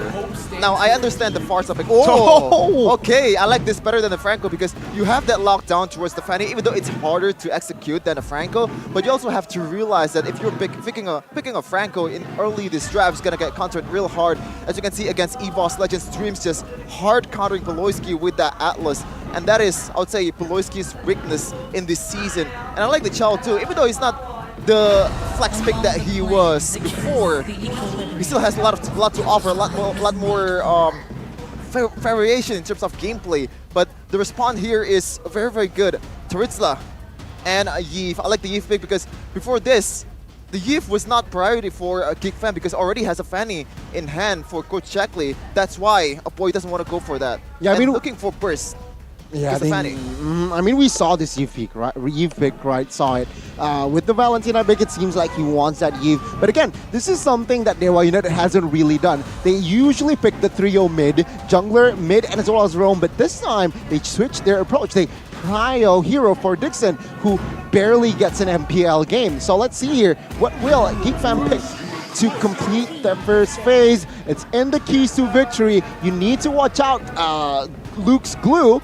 And there you go, Luke to close out first phase. Luke's glue, sometimes you might even say it's glue's Luke, right? Because of how much power he has on this hero, a signature pick for him. But this time, we gotta remember, it's a glue pick into a lane counter. It's a good lane matchup for Dixon. Sure, he is inexperienced in the MPL, but it doesn't change the fact that the Taritzla does amazing against the glue. Taritzla was already a good counter pick before. Now with the glue nerfs, it's even harder to lane against a Taritzla. Here though, new ammunition for Geek Fam. Joining Onyx Prodigy in 2022, Nile reached the semifinals in MPL Indonesia Season 7. And currently, Nile has strengthened Geek Fam's power. And within a lone status from Onyx Prodigy. Oh, that's interesting. I thought he was just bought out, but he's still a lone player, so he's technically still an Onyx player. So what's the story there? Is it because Onyx doesn't want to let go of Nile? Because I believe that's not necessary because you already have Kyrie and Albert as two junglers of your team. You could have just let Nile go to Geek Fam and let him just be permanent there. Like, what's the story? Yeah, that's a good... Maybe it's a win-win where Geek Fam doesn't really want to gamble in buying Nile out. So, you know what? We don't know, but let's focus on the draft again. Kufra has been banned out again. Like we mentioned earlier, Leo Murphy likes the team fight playstyle. He really likes to initiate the hard, heavy hitting tanks. But to close out the bans, they will commit to a Beatrix ban here. So what does this signify? It signifies that perhaps they might pick up the Brody? I think Brody here just makes sense for inside of Geek Fam. It does make sense, but... Going up against like Fanny, right? Yeah, but against Yves and Taritzla, Exactly. That's the point that I was going to make. Against the Yves and Taritzla, very difficult to play this... To play this Brody. We're going to take a look at the ban first, though. Remember, last ban coming in for Dewa. We saw the Lancelot hovered over in the third pick by Geek Fam before they ultimately went for the glue. So the Lancelot should be the choice, and it is the choice that they do go for here, trying to nail down Nail. Or Nile. Okay. I like to say Noel than Nile, by the way. But we got a comment from the man himself. I'm happy to play in MPL. The victory against AE is a beginning for my discipline. Good words from Nile because in terms of discipline, he has a lot to work on. But the counter pick immediately with the Martis countering all the CCs, all the burst damage, also that mobility from Vanny, from Ray. So it's a good matchup for Geek Fam, and I like that they're still saving up that gold lane pick for the last pick. Just try to read out what Dewa United's wanna do. But not much option, to be honest, because gold lane has not been picked for both. Yeah, I mean, Claude is the automatic pick here for side of Dewa United. Why? They want to add more AoE. They are committing to a play style that is heavy towards that team fight, right? With the penalty zone, with the real world relation, what did they add? They add that blazing duet. So it's gonna be semi-pick-off and as well as team fight. But Geek Fam, is this carry a forced carry pick? I would say so, because you have two very, very hard frontliners in Terizla and Arlet. The best way to counter it is with a proper DPS that can burst down those frontliners. And even though it does quite bad against Fanny and Yves, if you can rush that Wind of Nature, I think you can do just fine in a big team fight. Wow, man. I mean, looking at the draft, it's a very hard draft to pull off for Geek Fam. A lot more room for error for Dewa. They can make these mistakes and still be able to win it out. But remember, for Geek Fam, it's all lies on Beloyski. 2 games on Cho, 2 wins last time. If he can replicate that, then it's going to be a story for the ages. Choloyski. That you're forcing it too much, but I am happy if Beloyski is going to perform on this Chow. Let's check out the emblem for Beloyski. Pull yourself together. So he's looking for more engages, more flickers. But here we go, game number 1 of Geek Fam versus Dewa United. Let's see here. Again, a very interesting emblem here from Leo Murphy. Not interesting, but very straightforward, right? Very honest. He is building towards that just tank. He adds firmness. He wants tenacity as well. And that Arlet, why? He wants to, see? He wants to invade. Take a look at this. Oh my god. Again, just covering, providing cover for the side of Ray here against Beloyski, who is, oh my god, he was quite annoying. But then again, it's just the early game. Again, something to note that Watt is somehow insecure. He wants himself to be safe from that crowd control. He opted for that purified pickup. Okay, interesting emblem here from Ray. Usually a Fanny player that wants to burst goes for lethal ignition rather than the killing spree. That it looks like he knows that the threat is just way too much for him to handle. And if he goes for a kill, he can get out with a bit of XP bonus from that killing spree. The top lane though, it's pretty good lane matchup for Marky. Yeah, pretty good. Again, if we're talking about the XP here, okay, Terizla opted to add more adaptive penetration, but the glue here, he wants QC, well, he just wants to move around, wants to stay in his lane, and going up against Terizla, it's very tough, right? If you just go and brawl in that EXP, so he understands that it's not necessary. But let's see here, the approach from the side of Terizla. Dixon hasn't really been as aggressive as I expected. He's just been clearing out the wave and then rotating over. And now, though, he's giving some good space for K's now to go into that XP lane. Both mid laners are already rotating towards the first turtle. Meanwhile, Watts and Marky just has a little bit of a tango up top, clearing it out, but Geek Fam should have a bit more pressure to play with this. Ray mirroring up top. Very disciplined gameplay from Dewa United. Understanding they do not have what it takes. Oh, penalty zone onto Luke. Split going to be used up right now as Luke is able to escape for a bit, but it's first blood over to Leo Murphy. Dewa United stealing away the orange buff up top as well. I think that's a W, Chef, and I'll take a look at here as well. Watch, just using that blazing duet for farming. But again, it's a win, Dewa United. They take the orange buff away. Sure, they lost a turtle, but in that team fight, one member was taken down. That was Luke. And that's already dub. Take a look at the economy here. It's favoring Dewa United. Take a look at the talent's prediction here. Split, as Gluck would say. 3-3. Meanwhile, in the English task here, Dewa United versus Geek Fam. I don't know why you guys picking Dewa United though. It's just more complete, right? They have someone that can split push in that family. They have 4 members that can team fight as well and deal a lot of AoEs. Take a look at the catch. Oh, going on to Leo Murphy here. Good flicker out. Thought that might just be an easy pickoff for Geek Fam, knowing they still have that decimation in hand for Nile. But again, Dewa United, they've been doing a good job at understanding the assessment and just overall, I would say, kind of outplaying Beloyski here, who, again, will not have that Way of the Dragon, and so Watt is free to just walk up and get out. Ray, bottom lane, trying to invade, but on this fan, you gotta be careful up against that Martis. I like the spotlight here to Leo Murphy because we've seen, we already talked about this, the keys of victory, the mirroring gameplay from Leo Murphy, and especially if you're playing against a Chow and you're playing an Arlet, every time you mirror, it's always a W for you in terms of damage rate and also just limiting the potential of that Chow in a team fight. You know what, in hindsight, I thought that Watt's Purify is a little bit overkill, but it's very effective now. Beloyski can't really target Watt. The only viable target that is in his target is Keys, and Keys can jump out of that Way of Dragon with a real world revelation. Yeah, because for me, I think I'm more worried about Marky than I am about Watt. I think the Purify was a good option to go for up against the Chol, but remember, this is Marky on a flicker, and now Leo Murphy understands that, jumps in, RWM locking him down, Blazing Duet in the final slash. Marky's still able to evade for a lot though, but it's still going to be a kill. He walked back into the RWM, flickered back in. GeekFam still able to secure the neutral objective on the other side of the map. And it's the same story as the first minute. Both teams just trading and mirroring each other's movements. I mean, the trade, I think, favoring towards Dewa United Esports, especially when Watt gets all the gold plating in the top lane. And if he's a gold laner, might be getting a turret as well. So this is a complete W for Dewa United Esports. So reading that movement from Beloyski, considering that he doesn't want to go for protection for Marky, doesn't want to peel for Marky, and choosing to go for an objective team fight. So good read by Dewa. Yeah, I'm glad we touched on the mirror play that Dewa United Esports used to do back in MDL. Now this is more of their identity, right? They lost the turtle twice, but it's all for they traded. They got the top side, they got the kill towards Marky, they got the lane as well.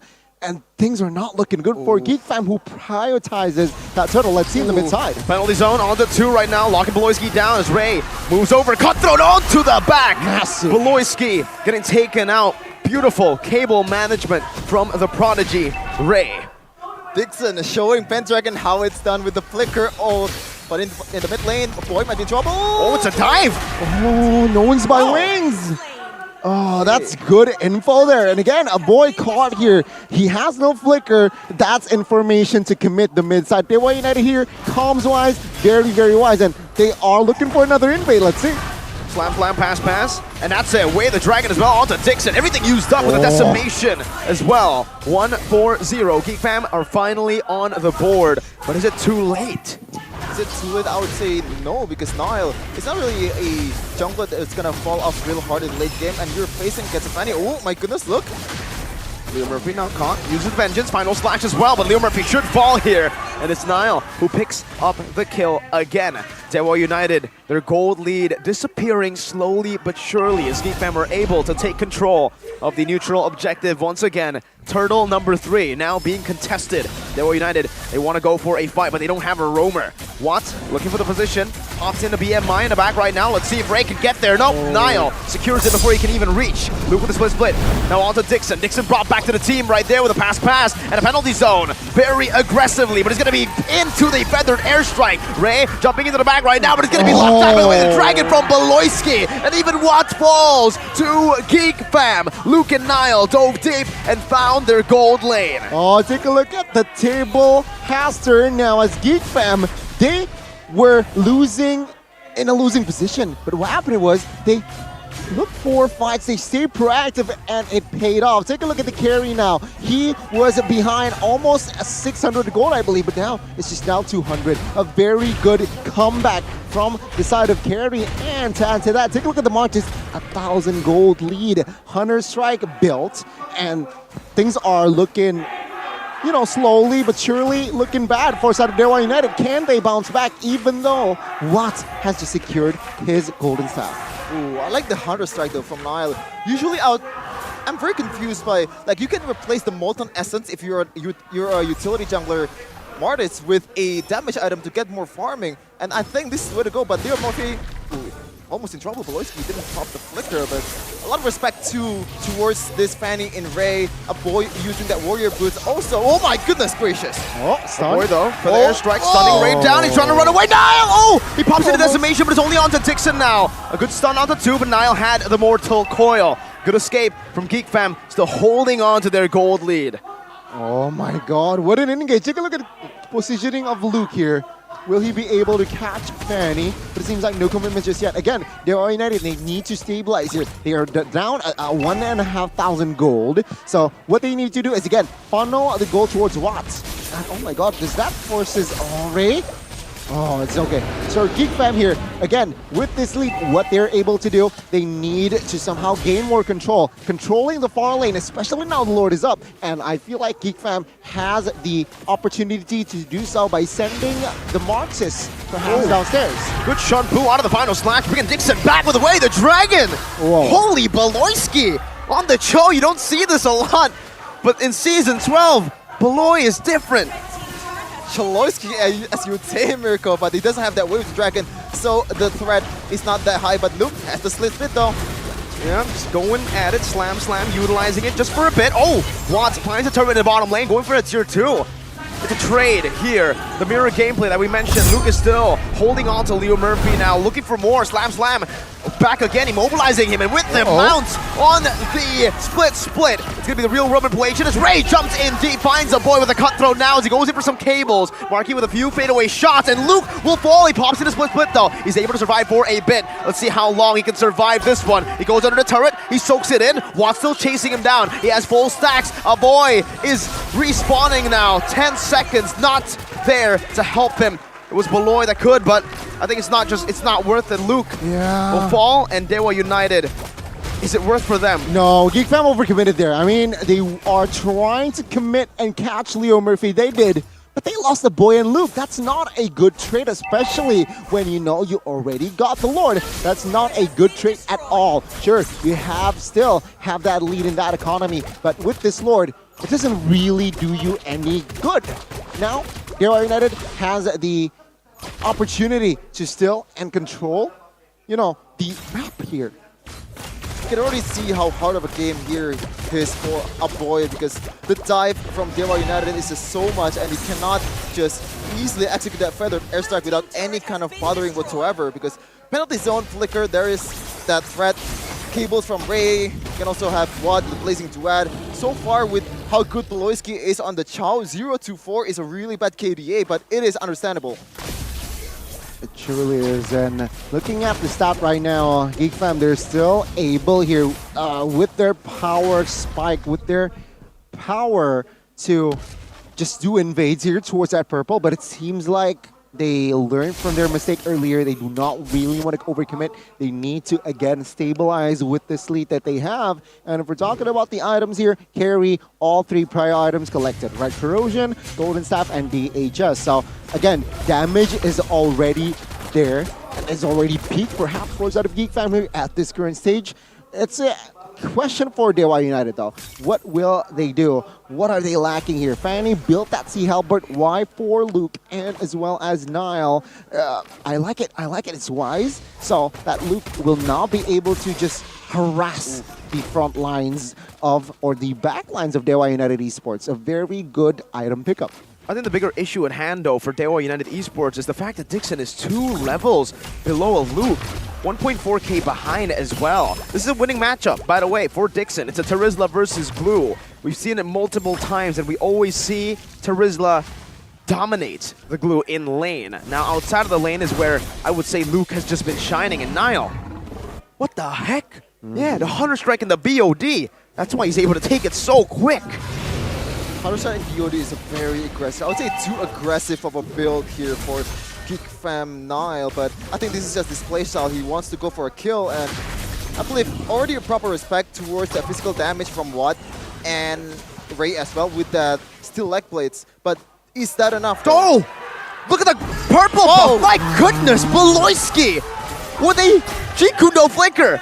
He read that out, and now Beloyski is going to be caught for a bit. Leo Murphy's looking for the final slash, able to find Marky right now. It's a real world manipulation, and even the penalty zone gets at it. Marky falls here. Beloyski's next on the chopping block, but is able to dash out of the wall, getting out of range, getting out of harm's way. Luke disengaging for the team right now, but Niall is able to pick up the Lord. Luke diving deep, losing a lot of HP, but is still able to escape with a split. Ultimately, definitely worth it for Geek Fam. My goodness, Beloy, I don't know if you guys saw the map, but he just G-Kundo flickered into the bush, knowing Ray was there without any vision. Holy moly. That's what I am concerned about here. Dewa United, they need to be able to protect Ray, especially when he wants to take the purple. But again, they need to defend this Lord. Dewa United, I feel like Geek Fam here has the room to penetrate with the power that they have right now. Boy here, still killless, but it seems like with the items that he has collected, that Feather Airstrike already will be felt by the members of Dewa United. The damage is not much though, because he has already built that Winter Truncheon, knowing that he's one of the most vulnerable member of Geek Fam Esports here. But it's gonna be Beloyski looking for engage with his conceal. Okay. That's a charge down in the bottom lane. They don't even need someone to help out. Wade the Dragon onto Leo Murphy. Beloyski now caught penalty zone. Going to be able to lock him down for a bit. He has the immortality though. Loses it here. Let's see if they can actually take him down with a real world manipulation. Marky is in the midst of it all right now. Jumps into the nature, but it gets cut down. And now it's going to be a blazing duet all the way to the back, zoning a boy. Marky a bit too far. Third death in this game, but Geek Fam are still able to hold on to that lead. They'll be able to pressure this purple buff that is coming up. Just try to stop Ray from being a nuisance. But it's still a W, I think, overall for Geek Fam. They have the towers, they have the turrets, but Marky though, I think that's not play for him. Just in the midst of it all, from the damage he received, able to get 2 kills, but I want to talk about the penalty zone. Was that necessary to just chase Beloy down? You know what, I think at that point, right, Dewa United, they need, desperately they need a win. And I feel like going against and commit to a penalty zone on towards Beloyski, who has already that Immortal, I feel like is worth it because he lost his life and that Immortal. So in the next few minutes, Geek Fam will be able to somehow target Beloyski more efficiently, right? And let's talk about the keys to victory earlier, Geek Fam. About the mid lane, Aboy, right? We touched on that they need to win the mid lane matchup, but it seems like Aboy here who is sitting at a 0-6. Not a good stat if you compare it to Keys who's on that Eve. 405, again, very effective. They really like to... with the conceal, but... G-Kundo and the flicker dodged away from. Final splash on the 3 members right now, but Marky's still going to be able to gun him down, taking a lot of damage, blazing right off the back line with a nature as well. It's a Winter Truncheon bought by a boy right now as Luke pops in a split, but gets belted down by the likes of what? Now the flicker forward from Marky! And he finds redemption, slays Watt, and just like that, bottom lane is wide open for the taking. Dewa United have lost 3 in this team fight. How does this always happen, Gone Miracle? Every time Beloyski makes a mistake, somehow, someway, Geek Fam will able to capitalize on that mistake from Beloyski. How the hell did they win the team fight? And I think one of the main problems there is just Keys pulling the trigger way too fast on that real-world manipulation, not getting anyone in his domain. Yeah, that's a little bit too premature, and this domino effect, right? Geek Fam now has a 4,000 goal lead in minute 16, and they have the Lord, they have the map as well. Things are looking bad towards here forward side of Dewa United Esports, and again, now Ray, what is he able to do? He's just split push and waiting for the right moment. Now let's take a look here. Full items already for Clog, so damage-wise, Watts can dish out the damage, but why isn't he as proactive as expected? It's because the zoning from Martis and as well as Fox are very hard for him to jump in, but now he'll play again. This time no flicker though, so it's a bit safer for the rest of Dewa, but it doesn't change the fact that the Lord is still down in the bottom lane. Now try to be cleared out by Watt as full stacks. Baits out a second skill from a boy, Ray. With the cables, no purple buff. 3 seconds on that purple buff as Geek Fam will definitely invade and take it away from Dewa United. Ray has been placed in this position before, but not against the likes of Geek Fam. Now this is where things starts to get hard for Geek Fam. The only engage mechanic that I can think of that's very reliable is that Beloyski Brave the Dragon, and he doesn't have a flicker. That's gonna be hard for them to siege the base. And especially when you have a marquee, you have a carry that doesn't really have a lot of range, it's gonna be harder for you to make plays to deal some damage towards the members of Dewa United Esports. You gotta have to wait for Watt to dive in, or maybe Leo Murphy to dive in deep, a bit too deep too, to make Marquee quote-unquote playable here. And Dewa United Esports, they have all the tools that they need to be able to defend this inhibitor. They have good wave clear in Watt, in case. They also have a good split push mechanic with Ray. I would say the saving grace for GeekFam right now is just, yeah, this play. I want them to read Ray's movement, and they're doing it right now. I mean, very good approach here from side of GeekFam. We've seen GeekFam leading. We've seen GeekFam holding a game and just completely lose it in towards that late game. So it seems like GeekFam here, in this current game in particular, they have saved lives and really learned from their mistakes, right? I mean, going up against EVOS, they are in a similar position. Oof. They have the map, but they completely lost it when they are pushing, so they need to be careful of that. Dewa United Esports, on the other hand, they need to exploit this split push composition that they have. Let's hear 30 seconds towards the next Lord, the Evolved Lord, mind you. And if GeekFam has complete control, Dewa United even so, regardless they have the Claude, it's going to be very hard for them to defend. Knowing that only 2 base turrets are left. See, this is what I'm talking about. Ray needs to completely rinse and repeat this approach. Just split push the far lane, forcing GeekFam, just a member, or perhaps 2, to have control that far lane. How do you do that without a purple buff though, right? I mean, it's been taken away from him almost every single time, right, as GeekFam took control of the map. And now Dewa United, they're kind of forced to fight or flight. It's just that for Dewa United. If they don't take a fight, if they don't win a fight, it's over. But if they leave this Lord, GeekFam will just utilize it and keep on sieging Dewa United down. Dewa will have to gamble this. We'll have to go for a 50-50 team fight. Interesting placement here for Beloy. He wants to read Ray's movement in camping that blue buff of his own, but I don't think it's gonna work because Ray already has experience with that a couple of times, and it's not gonna fall down to the same trap.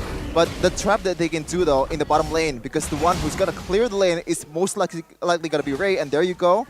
He's gonna try to clear it, and he's gonna, okay. I thought he was gonna go for like that that rune that gives him the vision, but he doesn't go for it right now. GeekFam though, in terms of like 5v5 big team fights, I think they have a disadvantage here because you have penalty zone, you have a lot of ults coming in from Dewa United Esports that's more useful in this kind of 5v5 team fights. They need to split them up. They need to isolate them. And right now, Beloy's doing a good job at doing exactly that. Lee Murphy finding an opening penalty zone, and even the final slash into the real world manipulation. Right. It's an AoE battle. One on the back dealing damage, now jumping back to the BMI, but they're all still caught in the real world manipulation as Luke mounts it back. Ray's able to find a cutthroat to the back. Lee Murphy with a good stun onto Beloy, who now uses the shampoo, able to escape for a bit. Luke now getting chased down. Another final slash onto Niall. He loses his immortality. He buys the winner truncheon, both Luke and Niall, but it is inevitable. Dewa United are taking them out one by one. Heck, they even got the Evolved Lord. SOS! As I said, the discipline is not there for GeekFam. They have all the tools to make a forced error from Dewa United Esports. They have all the ways, but they're still trying to end here. Winner truncheon used up by a boys, made it out and in the back. You can't sell anything for the immortality. It's a wipeout. Whenever you count Dewa out is when they strike. 1-0. Dewa United. Oh my goodness. It's just deja vu. Deja vu, Chef and GeekFam, whenever they're in the lead. They just bottle it. They choked. What happened? Choked big time, and this is why the Lord Dance is important. Ray, he showed it in the map bottom side, but again, he just slowly push it. He doesn't clear the full wave. He goes back and rotates back, and that is the signal for Dewa United that they're ready to fight. Meanwhile, if you see the members of GeekFam, they're quite scattered, Shepin. I don't see coordination in that Lord's Dance fight. I don't understand. I really don't understand. They have utility jungler too. They can freeze the Lord as long as possible with, you know, Nile tanking all the damage from the Lord. Meanwhile, Dewa United cannot do that. Oh. What's the point there? Like, Don't you're gonna cry, lose in Sheffin. It's okay here. Grab some tissue. Like, I'm still positive. Like, there's still a lot of positive that can be taken from Geek Fam, especially in the early to mid game. It's just the execution in the late game. This is what separates an elite team and a good team. In late game, those slower dances, those macro decisions, it's very, very vital for you, especially when you don't have a big AoE threat like Terizla, like Yves. You're gonna have to be more creative in your approach. You have a Chao, it's only a one-man lockdown and you have to use it before you're going to take the Lord. Oh my goodness. The comeback, right? I mean, again, Dewa United, they stayed composed, which I had a feeling that they will stay composed. And I don't know, that Lord Dance was very crucial in the game, right? Where Geek Fam, they just, it happens to them yet again where they're in the lead, they have the control, but they weren't able to just execute that last endgame bit. It was very disappointing. Very, it's within their identity. This season. I don't think it's within their identity though, Gani. I think for, well, this season, you're right. Maybe that might be the case here. But for Geek Fam, for Beloyski, the Lord Dance has always been where he thrives. That's where they get the prio and the pressure. That's why when they had that Lord Dance going, especially considering the far lane was already pushed out all the way. Remember, there was no base turret in that bottom lane. They had prio in that far lane, but they just weren't able to execute because they got caught in Dewa United's team fight. Wow. I think it's a mix of Geek Fam's blunder and also the brilliance of Dewa United Absolutely. in that Lord Dance, because the punish towards Marky is very, very good. They know that it's a carry. He doesn't have a lot of dashes to deal with or escape ability, and the range is just not there. When you already have that real manipulation placed perfectly onto Marky, all Dixon has to do is just penalty zone onto the front line with a flicker, and it's GG. Like, your DPS is gone. Like, there's nothing you can do about that. And if you flicker out of that, you can't flicker out of the final slash, right? There's only one flicker, and that's why a big question for me, a big doubt as a carry player myself, is was it really worth it to gamble on that flicker? Was it safer to go for Purify? I think flicker is still the way to go, because you don't a lot of, how do I say it? Like, I think you should know better, man. I think flicker should be better at that time, because against Purify an and a Terizla? Yes, because he's still gonna come at you. It's better to evade one CC than just stays in that CC with. How do I explain it? I think it's about preference, right? Preference here. If you're a marksman player, I think it's just preference. Are you safer with the flicker? Because again, there's a Fanny.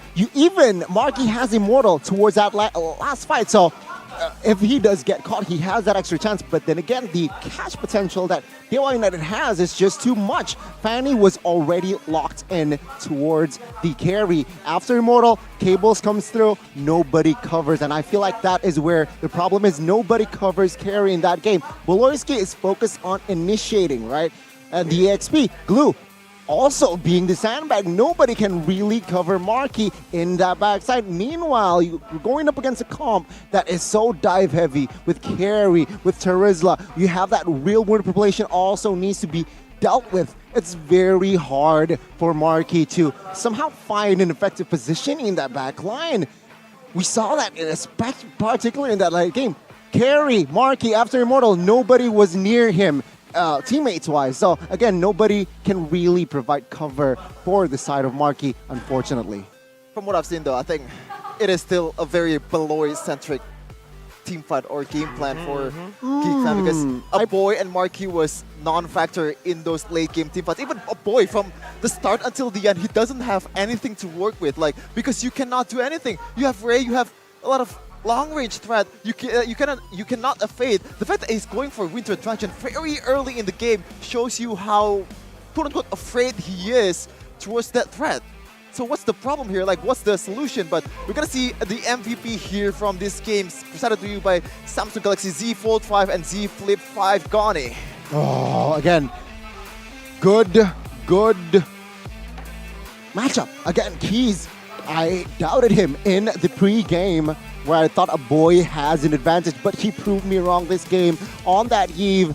And with the 708 stat, 100% KP, mind you mentioned it earlier, a very effective Eve. He even went greedy. He built Blood Wings towards the end. Why? He wants that extra shield and as well as that extra magic power. That is a greedy item to build. That is where you know you're confident enough going up against a boy who wasn't really at his best in this game on that Farsa. You know what? Let's just add salt to the wound, add that Blood Wings. And my God, did he perform his positioning? He was very hard to catch going up against the Martis and as well as Cho. And mind you, he does not bring the Purify. So Beloyski, if he catches Keys, practically it's dead. But it seems like with 0 deaths, it proves that Beloyski wasn't able to catch Keys in this game. Well, it's pick your poison Gone, because you also have what with the Purify 2, which is on its own is very big threat towards the backline of Geek Fam. But I believe this is not greed in shown by Case. This is just confidence, because you really know that they cannot do anything against you, especially when you already have that real-world manipulation. Mind you, the placement of this real-world manipulation was not that great in the mid-game too, but we're gonna see here the highlight on what's happened in early to mid-game to late game. Well, again, in the early game, it was just a Martis game, right? If we talking about Martis, it's a very early game team. You can see here, very hard to catch Martis, and Nile was just eating everything in sight. He was at 1.5 kills here towards the mid game. Take a look at Nile. Again, the decimation was just so valuable in that early game, which I feel like Geek Fam, they were able to exploit and extract that Martis to its utmost potential. Again, here, 0 deaths for now. A very good approach, but this is where Geek Fam starts to somehow falter, right? Again, overzealousness, they got a kill. No, but again, Marky, nobody can really cover this guy. Insta-death as well, and that is a problem here. This is where I feel like Beloyski again, well, Geek Fam, they somehow overcommit. Marky here, very, very vulnerable position. Sure, they got a kill, but if you trade your marksman for your EXP and roam, I feel like that's worth it all day. And this is where I feel. Take a look at Marky. He has Immortal. He flickered. Take a look. Nobody is in Marky's area. He was just a sitting duck. A boy tried to cover, but then again, his resources was just done. And after that, no marksman, no carry. That's in for Dewa United to go all in. Let's fight. They have no damage. And there you go. Nile 503 stat was unstoppable basically, but it wasn't enough for him to take the game. A very good approach from Dewa United, very composed. This is where I feel like you guys here, players, if you lost your mid game, it doesn't matter. You can come back with that Lord Dance. Take a look at what Dewa United did. That's a very good approach when you're losing what you need to do. Again, take a look at the item builds here. Claude, very a standard build, right? He even built the Windtalker towards the late to really ensure the turret. But what I really love here is Ray. He respects. He went for penetration with that Hunter Strike and as well as Malefic. He built that BOD as well for extra physical damage, but he does not underestimate Glue. He still built that Sea Halberd very early mid-game there. So again, Luke wasn't able to really cause a nuisance in the jungles of Dewa United. Sure, they were leading. Sure, they were. The map was red at that point, but then again, it nullifies some power from Luke. And I feel like Marky here, very crucial as well. His positioning, well, then again, he's on a carry. Very hard for him to really shine. 4 deaths, sure, 4 kills as well. But again, Dewa United displayed a very calm and composed losing early and mid. I like it. And emblem-wise here, nothing to stand out-ish. Very stable, very clear-cut as well. Yves here, Keys opted for that tenacity as well as the Farsa here. Very similar. One is Impure Rage, one is lethal because of the DPS from Yves, because of the burst from Farsa. Again, nothing too out of the ordinary, but you know what? The PYT from Cho here caught me a little bit off guard, but that, it's preference. It's preference. Yeah, you get faster cooldowns here and there. You get more technically more mobility or when conceal. you initiate because of that, right? Yeah, the conceal, even the flicker here, but which is evident as well. Yeah, right? I do have to say though, I have to disagree with you, Chef. And when you said that the Winter Truncheon was built a bit too early, I think a boy needed that Winter Truncheon, knowing how much dive was going to come his way. A flicker alone would not be able to save him, and that's the reason he was able to actually outplay and win in a lot of the skirmishes in the mid-game. Through that Winter Truncheon, when Watt dove in, he was baited and then punished by Marky. If what actually was able to dish out damage to a boy. If a boy didn't go for Winter Truncheon, that would have been a free kill, and then out goes Claude. Okay, like what I want to say is a bit too early compared to the usual Farstar game. You know, maybe I didn't word that properly, but I feel like Nile, he goes for an assassin emblem. I think there's a bit more different approach that you could take. Just go for more of a utility jungler bit because you already have a lot of damage coming in from a boy and Marky, and you have to play through those heroes. You have to feed them the kills. And I think peeling them is a better strategy in this case because like there's just way too much things that you have to tank against the Dewa United Esports composition. I think we need to talk a little bit about that itemization from Nile because I think it was very greedy. Greedy? The Aggressive. BOD? Wow, no, it's not aggressive. It's just greedy. Just The straight BOD? up greedy. The BOD. Well, the killing spree, the assassin emblem already started off very greedy. You mentioned it, but transitioning into a damage build when you're not super far ahead. 5-0 is very ahead, but still with 5-0. Remember, Martis is probably the hardest fall-off hero in Mobile Legends. Yeah. You can dominate and get a Savage in the 10th minute of the And game. still lose the game. But once you get to 15 minute, you're done. You're useless. I would actually say that, you know, aside from contesting neutral objectives, in these skirmishes, when the enemy team is able to finally take in and soak in your Mortal Coil and your basic attacks, you're kind of useless, right? So it's all about that early game and then transitioning into a tank. But Nile was greedy. He wanted to end in the mid game. Oh, okay. Yeah. And as Zane said too, right? Like Baby MOBA Zane, the guy with the beard, or the guy without the beard? No longer bearded Zane, man. MOBA Zane or Baby Zane? I'm sorry, man. You gotta bring back the beard. I'm sorry. Like gotta be honest with you, man. But what do you mean? Martis without Martis is falling off real hard, and I think. What am I gonna say earlier? Like it's very awkward to play Martis in the late game because in the late game, what matters is that movement speed, those chasing potential, and when you don't have your decimation in hand, when you don't stack those ulti, it's just quite frankly hard to play. Yeah. You're very awkward. You can be like bursted down or just poked down real hard, especially against a Yves, against a Watt with a Claude, which has a lot of mobility as well. It's hard. It's really hard. That's why I think he should have gone for more of a utility build. We can see here Pro Build Series Connie for Ray. Yeah, I mean, he opted for that Festival of Blood, as we all know. Why?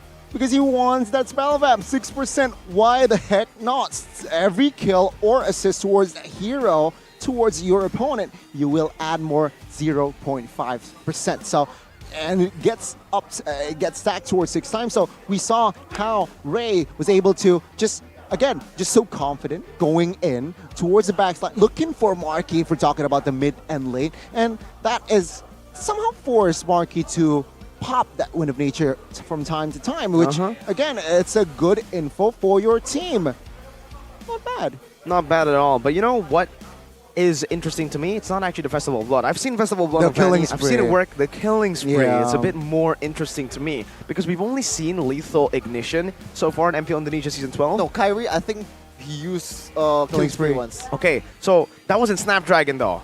Was it? I actually forgot. I believe it was because I remember mentioning that as well. See, with the killing spree, what's the difference, right? You can see the way he plays. With the lethal ignition, usually you go in for the burst. Here, it's multiple outputs of damage, I would say, but it's always in and out. Utilizing the killing spree, again, when you get more movement speed, HP as well, and you can escape from these team fights and then come back around where usually, again, lethal ignition, you go in, you get one, you're out.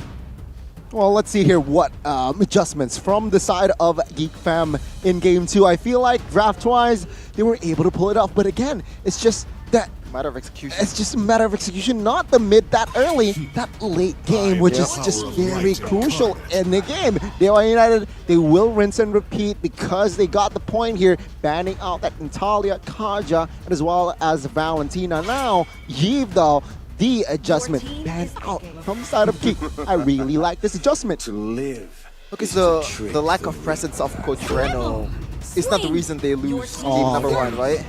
Because, like, they had it, man. Like, I'm sorry for saying this over and over again. Oh, excuse me? Well, like, to be honest, like, it kind of works in the early to mid game. It's just, like, excuse me? Again. Okay. Like, for Dewa United, I think they just go for like another Terizla, another Yves here. No, Yves was banned. No, this time Okay, Yves okay. banned, right? So Terizla, maybe, but Paquito. Let's talk about Paquito here.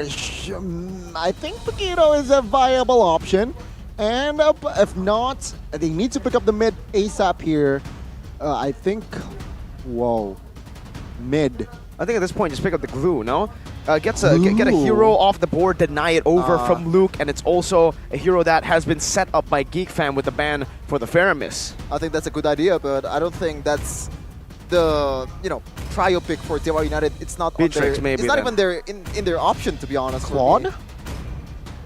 Claude is again. still viable because you're up against a Farsight, Claude Paquito? which does pretty well Uranus. against a Chao as well, but Uranus, the hero that was banned in the first game, Dixon, will try to make something happen with this hero. But against, oh wow, this is interesting because Uranus is pretty good against, it's just the same story in the XP lane matchup from the game 1 too, Mirko. You said that Terizla does well against Glue. Like, I would disagree that Terizla dominates the Glue, but this time around, I would say, yes, Uranus dominates Glue.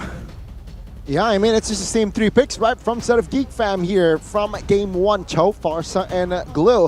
If talking about the power pick, it's somehow different, right? Sure, theory-wise, yeah, Glue might lose, but it's a power pick for Luke. Somehow it might work. Now let's see here, the Kadita ban out in the second phase. Another mid laner ban out here, asking a huge question towards Keys. You're the MVP. Game 1, we took out your Yves, we took out Faramis, we took out Kadita. We might commit to another mage ban. What are you going to play? Angela mid? Question mark? Okay, so Dewa United has the option to go for another assassin ban here in Lancelot, just like game number 1, just pretty much the same bans all time, but GeekFam has to figure out something different, but they don't want something different. It's the Kufra ban against Leo Murphy, so still try to make Beloyski pop off, and he did pop off in game number 1. Unfortunately, it's only in early to mid game, but we're gonna see the late game execution for this guy, Big Boy Beloy. All right, interesting choice here with the Kufra ban. They're trying to, again, nullify that. For K's, I think he might actually go for something like a Lilia later on. It's something we don't see a lot, but right now, there's not a lot of options open for Dewa United. And K's, back in MDL, hey, that was one of his comfort picks. Getting that mid control, remember, is crucial for Dewa United. But now, final ban, it should still be the Lancelot. If you want to take it away from Niall, yeah. If you want to just span his heroes, like the Ling, like the Lancelot, and even denying the Fanny, might as well go all the way. Commit. So I think this is not going to be a Martis. Helkert? Oh, Helkert last pick, question mark for Geek. Is that a viable option here? For Niall. For Niall. I mean, he already banned out the Kufra. You know what, let's see. But I do agree with you here. Lilia just makes sense with the potential engage from Glue and Cho. Lilia will build Ice Queen Wand. It will slow you down, so a very good pickup here is that Lilia. But if they want to go somehow conventional, quote unquote, they go for Angela mid. Ooh, I'm not a big fan of that. Okay, the word conventional on Angela mid apparently is quote unquote, quote unquote. Yeah, a thing in MPL Season 12. It's interesting, right? The meta is just changing all over the place, but I don't agree with the Lilia part here. But there's just not much options to play with. Will it be... Novaria. Oh, okay, I kind of forgot. I completely forgot about Novaria. I was thinking about, which long-range mage or mid laner that you can pull off here. Oh, Chang'e way too risky, but I kind of forgot about Novaria. But in this case, I feel like it's not going to be Martis again. Or will it be? I think it's going to be very unconventional. Maybe a Bane or Paquito? Oh, yeah, there you go. They're hovering over the Bane. It needs to be utility, some sort of disengage, some sort of peel maybe. I was thinking Fredrin, perhaps. But now that they're hovering the Bane, it should just be this that gets locked in. Now, for Bane, doesn't fall off that hard. Actually, that's a pretty solid late game as well. Does so much damage on that bounce from skill 1. And it's pretty sustainable, good clear. Solid choice for GeekFam as they round up their drafts. Uranus, Novaria, Ruby versus the Bane. Blue and the Cho. Not a fan of the Bane pick here, even though I already predicted Bane because it's just too much a threat for you. And Bane, even though he has some long-range skills, eventually you'll still have to deal damage on the opponent's face. And when you have Ruby, which just instant punish with the Arm of Vended and skill 2, it's gonna be harder for you to make plays. Beatrix too. Well, it's going to be very interesting here, seeing that it is match point for side of Dewa United now. Let's take a look at spell check here. 3 flickers, 4 flickers from side of Geek Fam, so it's a 4v3. Dixon now, he will be on that Purify. But again, a very comfortable Novaria flicker. Now let's see the emblems. Emblem check, talent spec, nothing to stand out. Let's talk about it later in game. Okay, let's go to game number 2 with Geek Fam. Force in game 3 versus Dewa United Esports. Here we go. Let's see the epic conclusion here in this match.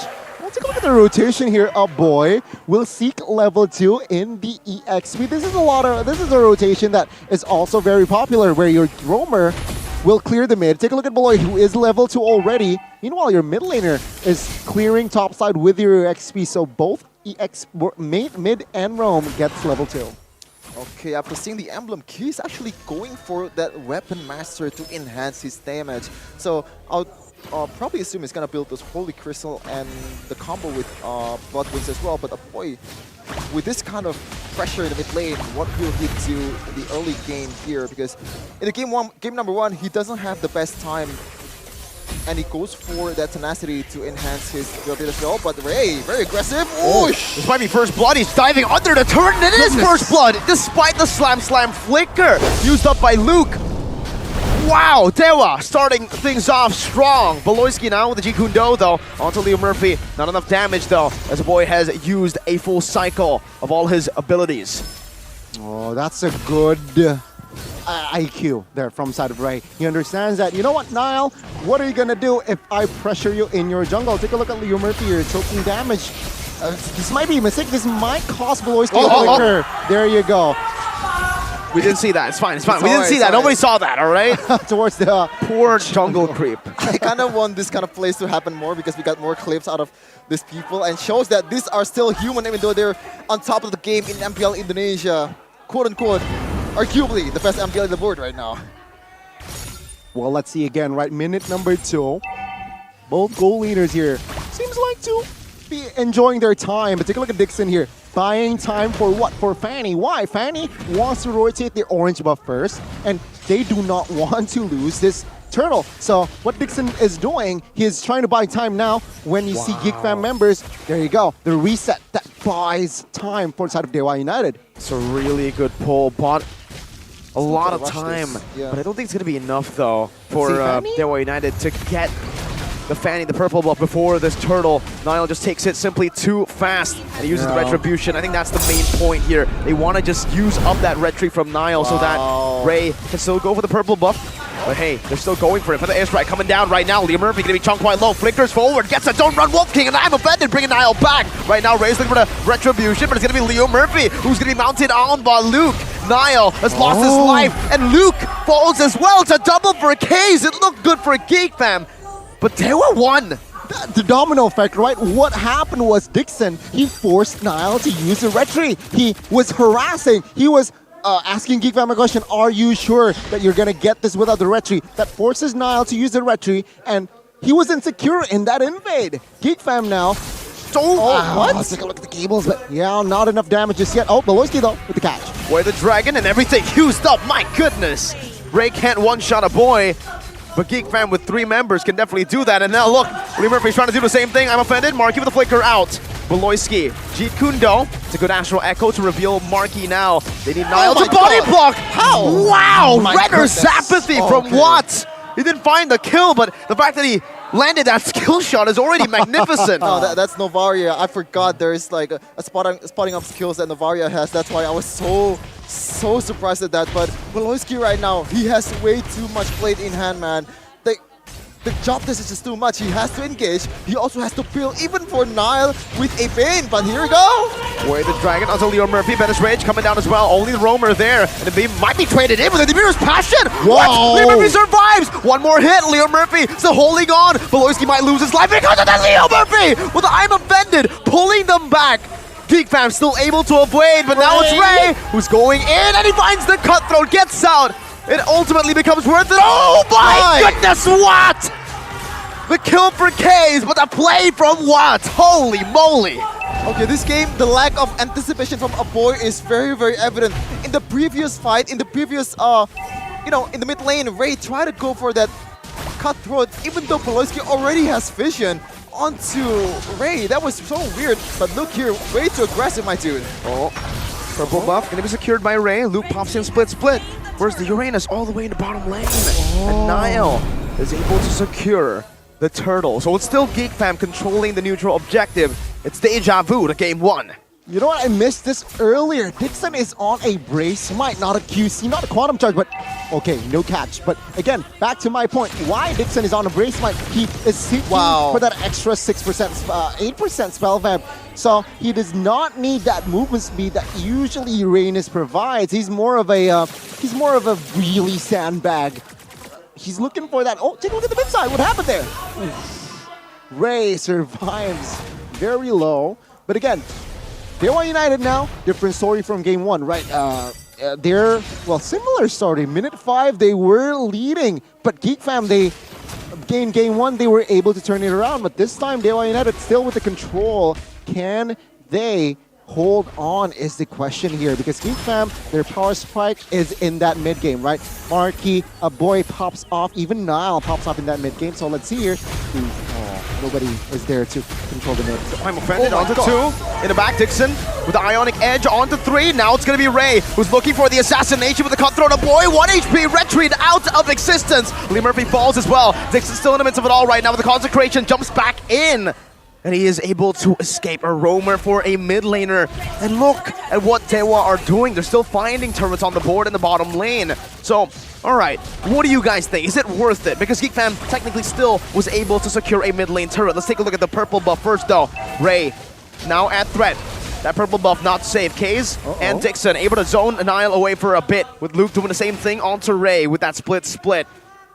But Dewa United have successfully zoned Geek Fam away from this purple buff. Gotta say, man, I am really not a fan for Nile's build. Hunter Strike early, so early in the game. If you want to go for more like movement speed and a little bit of damage, I think War X might work better, because you also have that little bit of HP boost there, but Hunter Strike doesn't provide you with more survivability like War X. I think you should have gone even for like something like Bruce Ford Breastplate. If you want to go very, very aggressive, tanking all the damage from this Fanny, from this Watt, like, you have to show the proper respect. Even in game 1, you already built that steel leg blitz, but in this case, there's just no respect whatsoever to the physical damage from both of these heroes.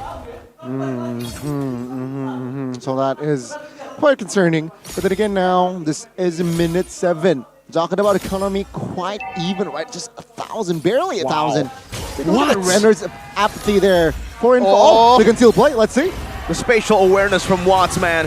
That's a move in the front. Beloyski able to find the kick there, but it's still him gunned down. Both roamers falling. Feathered airstrike zoning Watts away. They're able to clear out this wave for now.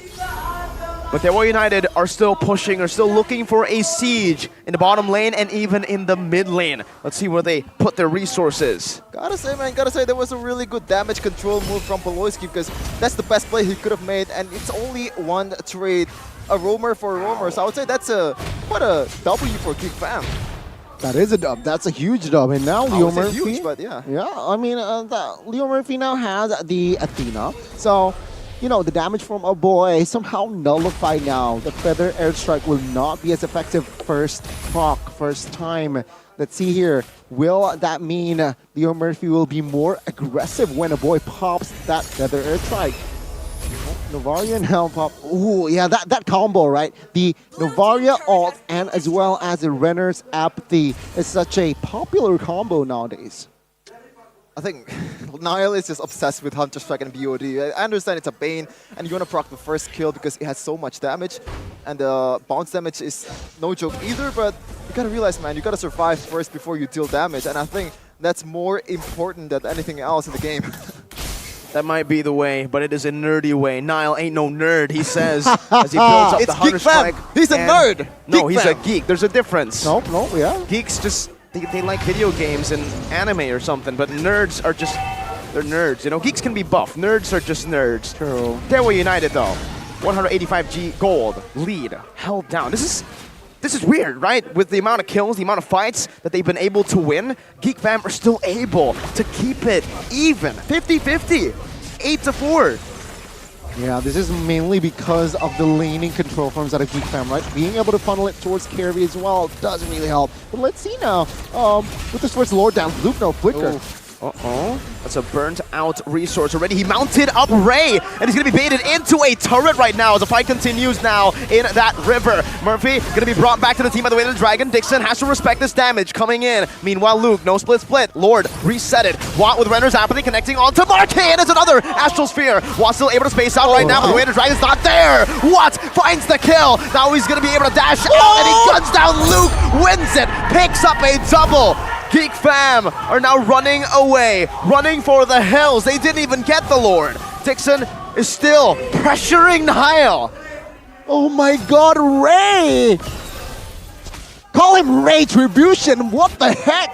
He just came and retreated. Geek Fam, again, similar story in game 1, where that Lord Dance was very crucial. Now Dewa United, 3,000 gold. Oh, goodness gracious. I don't know about... Oh!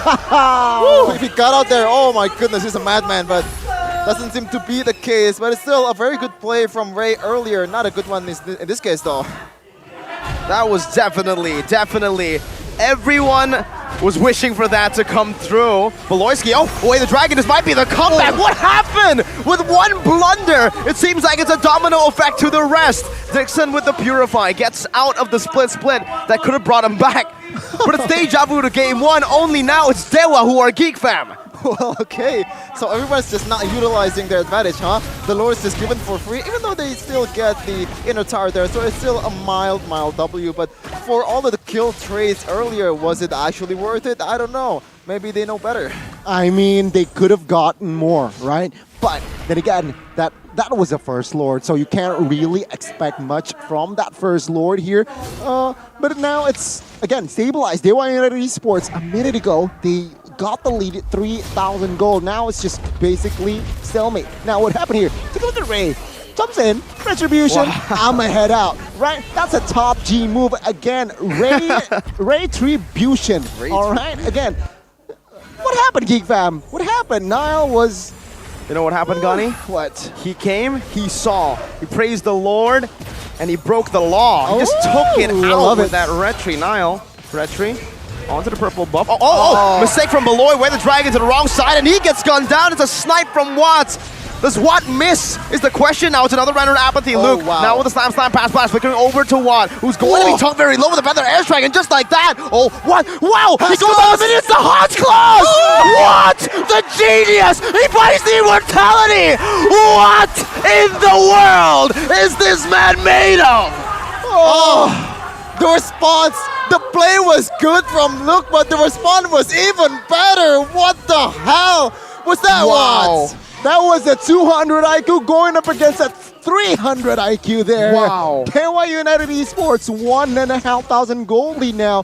Question is, minute 13. They need to stabilize, okay? That's the combo. That's the deadly combo there. Novaria, Beatrix. My goodness. I'm sorry, guys. I don't know what you're talking about. I haven't moved on from the play. That's why his name is Watts. You just don't know. You always exclaim Watts whenever he's playing. Okay, so 6-1-2 so far. Not much of a threat from Geek Fam. Even Beloyski hasn't made any plays towards what? Only one play that can connect through, and he has to find another to be able to succeed in this game because things are looking more than bleak from Geek Fam. They have all the long artilleries that they have. Dewa United Esports can take this fight as slow as possible. Poke, and go back. Kite as well. That's the way to go for Dewa United. That is definitely the way to go here. One thing for sure here, with that Ice Queen Wand and the Hands of Keys, so again, Geek Fam, when they're piled up, they need to be careful of that slow effect. They can't really somehow be really clumped up in a sense, because then that will be capitalized by Dewa United Esports. There you go. Case in point, let's see. What, the mid base turn here? Okay, nothing much. Lord will charge, so do they have enough firepower here from the side of Dewa United? I don't think so. Because they have a Forester, they have the carry that can clear the Lord path. So it's just going to be another reset. But Oh no, you hate to see it. Another mistake from Beloyski. Nibiru there, another Astral Sphere onto a boy. Oh, what? Solo kill, Luke? He didn't get to pop the split. It's over, just like that. Dewa United are looking for the base now. Only 3 members left. Renner, Apathy, Nile able to sidestep from it. Mini waves crashing in. Leo Murphy with an I'm offended. Bringing Marquis back, but he has it with a nature right now as Ray dives in deep. And it's an Astral Sphere from the back. Dewa United on the base. Minions cleared out. They need to respect this. A boy is still fighting for dear life. 6,000 gold lead. Further airstrike coming down onto the mini waves. But what? Again with a flicker. He's able to find a kill again. As they silence the doubters, they claim a clean sweep against Geek Fam. The newcomers is back on track with this win against Geek Fam. A lot of homework to do for Geek Fam though. The discipline just was not there for them in any case possible. What are the geeks in the hands in the face of the apostles of gods? It seems like Dewa United, they managed to find a sweep here in this match. The first game, it was back and forth, right? But in the second game, Dewa United, they succeed to put the nail in the coffin, saying, let's get this done. They're lighting up the show with all the what that they have. Okay, that was a bad joke, but yeah, what? What is that? And that is what? The answer to the question. The sportsmanship has been shown here for Dewa United. At the end of the day, at the time of the game, they're still friends. In the game though, they're definitely enemies for sure. And they've shown a pretty good MLBB match in this case. What's the solution here for Geek Fam? I don't think this is the lack of Reno too. This is all the matter of execution. I agree. And it seems like what they need to do here is just rinse and repeat from the side of Wata. But Geek Fam, now I'm seeing this glue as a...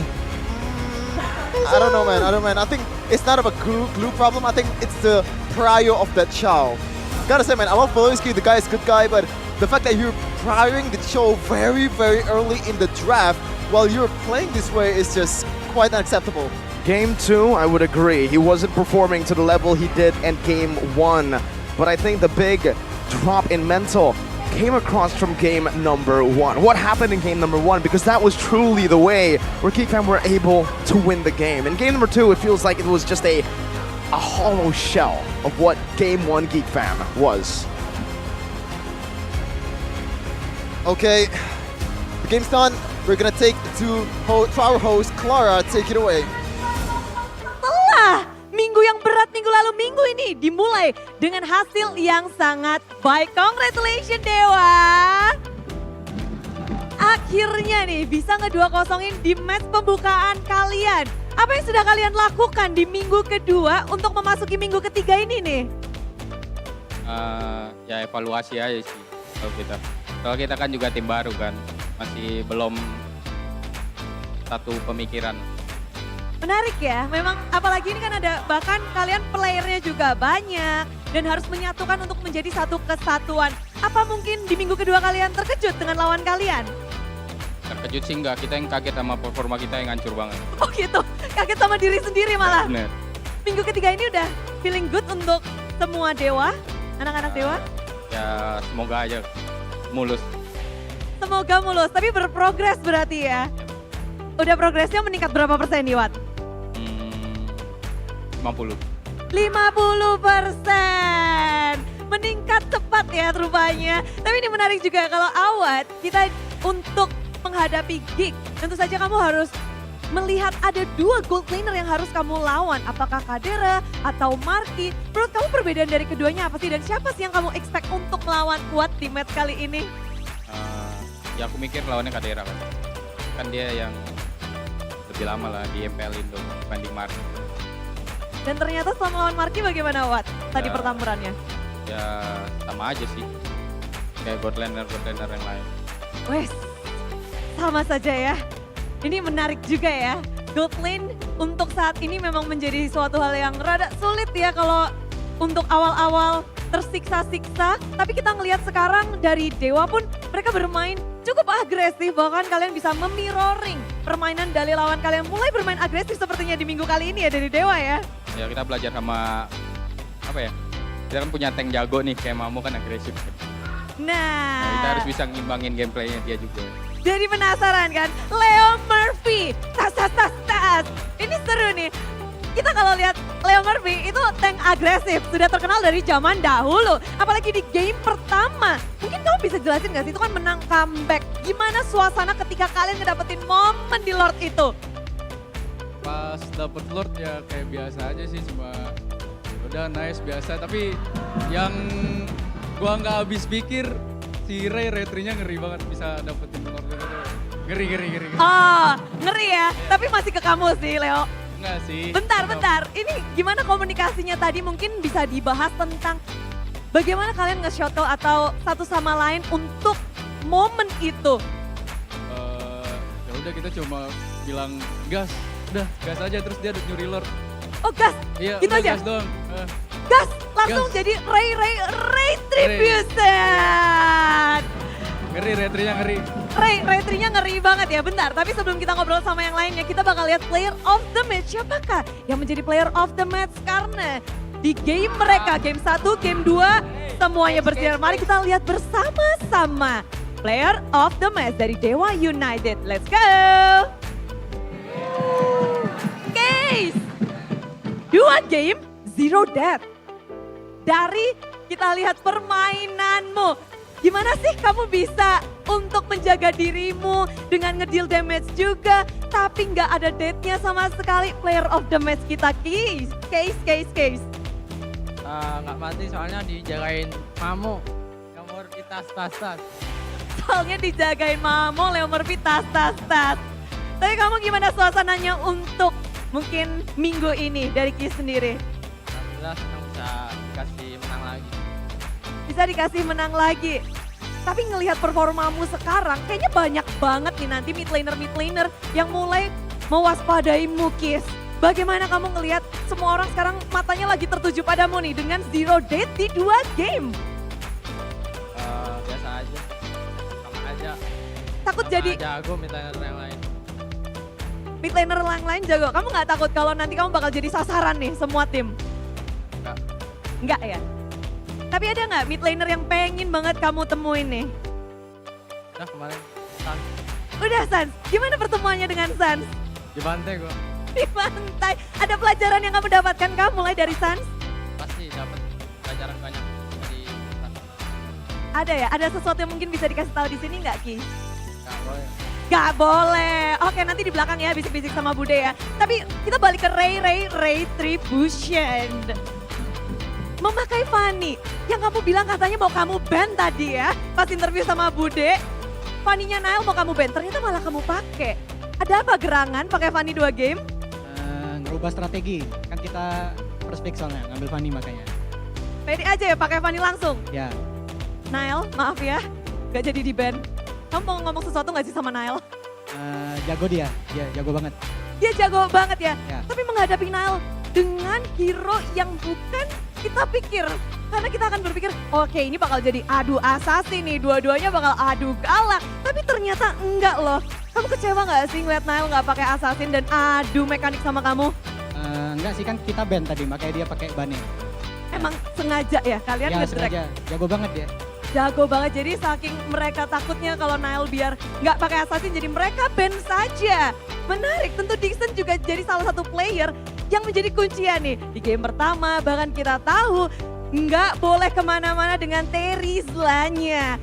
Menjadi salah satu kunci juga ya bener ya untuk daerah Lord momen, comeback momen itu, momen yang kamu buat. Gimana sih kamu untuk ngebuat momen untuk timmu? Sama aja sih, kayak gas. Gas. Satu suara banget ya. Gas. Ini menarik dan kita bisa ngeliat kalau gimana sih penyesuaianmu. Kita tahu EXP lane dari Dewa United kalian punya 2. Menyesuaikan untuk berganti-ganti itu mudah gak sih untuk kalian? Khususnya untuk kamu Dixon. Boleh ulang Putih? Ada 2 EXP laner dari Dewa. Kalian harus berganti-gantian gitu. Ada kesulitan gak sih tentunya untuk menyesuaikan satu sama lain? Enggak sih. Ya, band juga bagus sih. bagus ya, semuanya sama-sama bagus, jadi siapapun yang bermain bagus aja. Benar. Menyesuaikan, ini menarik juga, akankah mereka berganti player di next match-nya? Karena mereka sering banget ya, tentu menjadi rahasia. Mungkin ada yang mau disampaikan untuk anak-anak Dewa dan yang ada di rumah untuk ngedukung kalian? Siapa? Leo Marvin, ayo, Ray, lempar-lempar. Makasih yang udah support, yang langsung datang, yang online. Ya makasih lah, tanpa kalian kita gak bisa 2-0. Support kalian, gak bisa bikin 2-0, luar biasa. Ada yang mau tambahin lagi? Gak ada? Selamat beristirahat, congratulations 2-0. Dan kita akan langsung breakdown game mereka pada para caster. Silahkan break it down.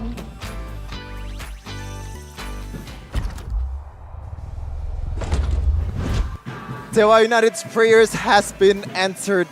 A clean 2-0 sweep against Geek FM Indonesia. This is their first 2-0. I don't know. Let's talk about it. It's okay, Sheffin. It's okay, Sheffin. It's just unfortunate that all the teams that you support just suddenly perform from bad to worse. From bad to worse. My God, I don't know about that, but yeah. Geek, Chelsea fans. So Geek fam, we apologize for having him support you Who do you guys. support NBA? I support no one actually. Oh, so bad. Oh, no.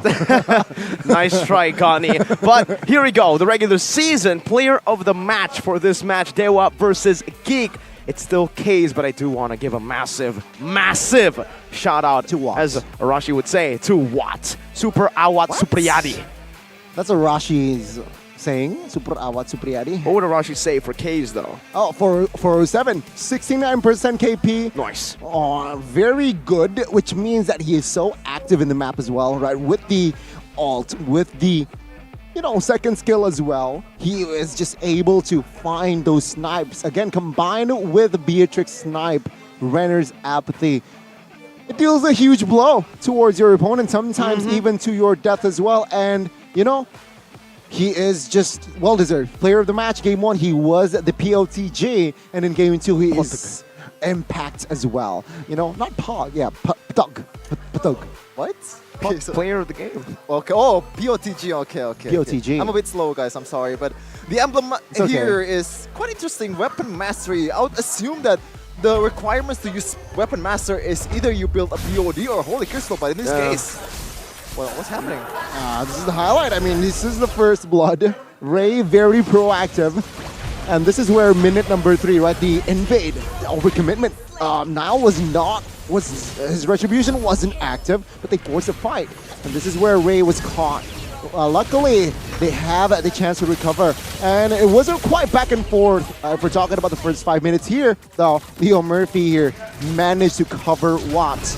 Sure, he has the positioning, right? And again, this is the follow-up that Ray, oh my God, so good. Oh, how did he, the enhanced hitbox. This is why the combination of Novaria and Beatrix is such a deadly manner. Eterna pointed this out and it's just shown again.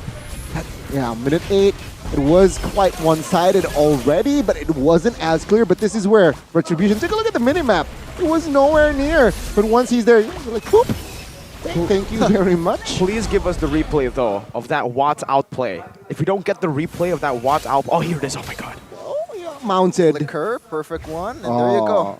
Yeah, the reaction, right? Immortality. Oh, that was just outsmarted and outclassed. But the Lord Part earlier was weird, though. Like, everyone's was so low. The commitment was not needed. Like, you have to reset that. Maybe it's just... They already think that it was way too late to reset. That's why they're really committed to it. But Ray, though, as a Fanny, doing this, as like sieging the base, like he's done all he can. Yeah, my bad. He didn't buy the immortality. That was Leo Murphy.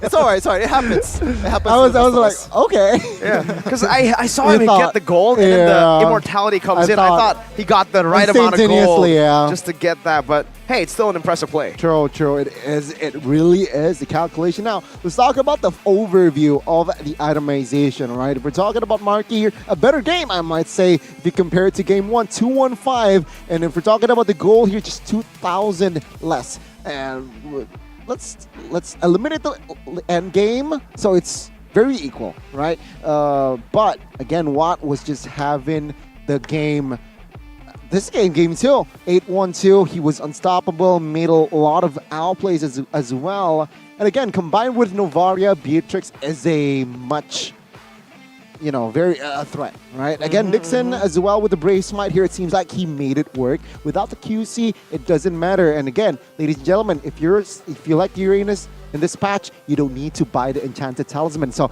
that gives you extra space to buy another defensive item perhaps, or build towards that Oracle more swiftly. Again, overview of the talents here. We touched on, the Brave Smite Dixon. And we also touched on the Leo Murphy as well here. Just firmness, tenacity, and as well as that Brave Smite. Leo Murphy seeks that, I'm just going to build tank, help Uranus find engages and providing cover for my jungler, mid, and as well as gold, as he has collected 62% TP teamfight participation. But then again, seems like in game 2 where Marky popped off, Luke didn't really pop off, 0% TP. So again, a very sad day for Geek Fam. What do you think, Shepard? I'm sorry, man. Like, Niall, the itemization, let's be real here. Marky uses tenacity, uses Wind of Nature, uses steel leg plates, and also a warrior boots. He's harder to kill than your Fido jungle. I think that is just really bad for you. Because you're in the front line, you're supposed to deal damage on an enemy's face. You're not the main DPS of the team. I think you have to be, quote-unquote, humble yourself and build like a Bristwood breastplate, or even just hurry up the immortality. I think that's the best play here. What is the point of going full damage when you cannot deal the damage? Outside of my views, my personal views on how nerds and chads play the game, I agree. In the highest level of MLBB, you need to set that ego down. You need to be a bit more humble and, kind of adapt every single game. You can't just go full damage like that. And Niall, I think, has yet to learn that. Or maybe it was a creative choice by the whole team. They wanted Niall to be the damage dealer, and they wanted Marky to go for the tanky items. You know what? That's a very interesting take, right? Especially Niall was killed off earlier. Yeah, 0-3. 0-3, and First Blood was towards his Bane as well. So the decision to still be greedy, very, very questionable. But then again, keys to success would happen. The team fight composition. We mentioned it pre-game that Dewa United really likes to draft for team fight. Their comp was just a lot of AoEs, and it worked in this current match. It worked both games, right? We touched on the Yves in game 1 was very much a factor in game 2. Similar story. What happened though was just retribution from the side of Ray in game 2 that made the difference. That Lord Steel, the domino effect after that, it was unstoppable for the side of Dewa United. Really struggled. Geek Fam after that Lord Steel, it was just very hard for them to, how I say this, table turn. Yes. Okay, so to turn the tables, table the turn. Look how the turntables. Look how the table turns. Look how the turns of tables. Yes. Okay, I want to correct earlier, Mirko. I'm not saying ego or anything for Niall, but you know what? If you're the sign of an ego, you're not using Telkom Cell because the benefits is way too much. Watching your favorite team play, you must feel like wanting to play too, right? So make sure you all look cool using your favorite heroes and skins. And don't forget to check your data quota before you're playing, so you don't run out of it in the middle of the game. Well, you're in luck too, because Dunia Games has a promo for you. Every purchase of MLBB vouchers or items using Telkom Cell will give you an extra savings, an additional 3 gigs of data quota. And hurry up and buy at duniagames.co.id or just download the Dunia Games app. Per purchase, 3 gigabytes per purchase. That's so much value, dude. That's a smart investment. And while you're already investing smart with Telkom Cell, getting your proper packages, I think Sheffin here is a better offer. Well, not better, but a different kind of offer. A different way to invest. So invest in UBS Gold X MPL ID Season 12 with prices starting from 500,000 rupiahs. And get a free MLBB skin available at ubslifestyle.com and UBS Lifestyle e-commerce, and also Blibli UBS Lifestyle. That's a huge V, dude. Huge value. Dude. Very good value indeed. Check it out, UBS Gold. And you know what, Sheffin? I think you have more to offer. Keep them coming. What do you want to invest on? You already have the gold. You already have good data. Exactly. Your looks. How do you have such dashing hair, You see Sheffin? hairs- You got see that hairs Prince like this? Charming look going Ooh, on. Prince Charming. I like the compliment there, Mirko. Don't let your match become a mess because of wet and itchy dandruff. Move on to Head and Shoulders Gatot Kaca Edition and be 100% confident. And wet and itchy dandruff will be Right here, wiped Sheffin. out, not like Geekfam earlier. You see how good this is? Open your hand. Open your hand, Sheffin. Oh, You need to no, feel please. it. You have Wait, to you're doing it enjoy for real? Oh, it. there you go. There you go. You gotta, now you can smell it and Now- you can feel it, Sheffin. Smell it. Smell it. It smells like Yes. lemon, that fragrance. There it's you go. absolutely beautiful. I don't know why, Fresh Connie. lemon scent. I want to shake your hand right now. I'll shake your hand. I'm a Chad. I'm That's a- how we. I mind. This is how we do it. This is how we share Head and Shoulders. Oh, okay. I like the feeling though, but right now. Okay. What am I supposed to do with this? Well, Sheffin, it's called absolutely stunning. That's what it was. is Okay, very stunned stunning. you. So I already have my Head and Shoulders here. You can see here. So I'm gonna use it after this with a break. So we have a time to, Chill. better our hair with Head and Shoulders. Absolutely. Yeah. So stay tuned on the stream for the next matches after this.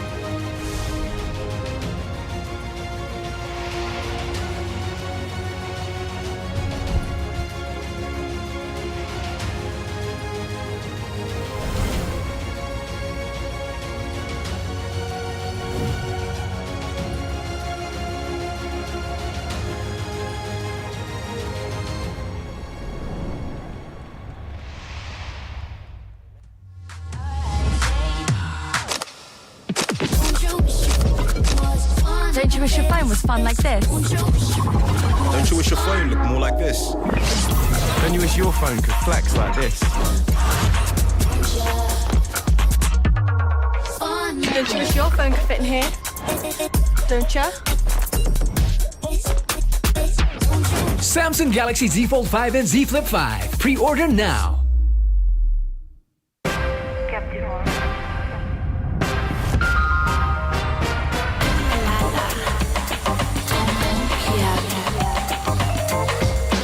Samsung Galaxy Z Fold 5 and Z Flip 5. Pre-order now.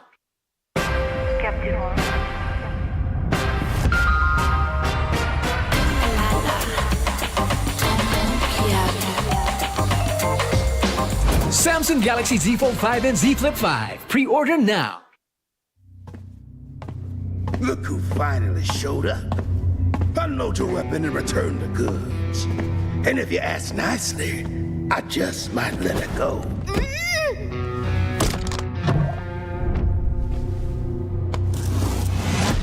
Who said I was returning it? You little... We had a deal! I just came here to test my new toys. They ain't even loaded. Staring down the barrel and you're still daydreaming about being an inventor? Huh?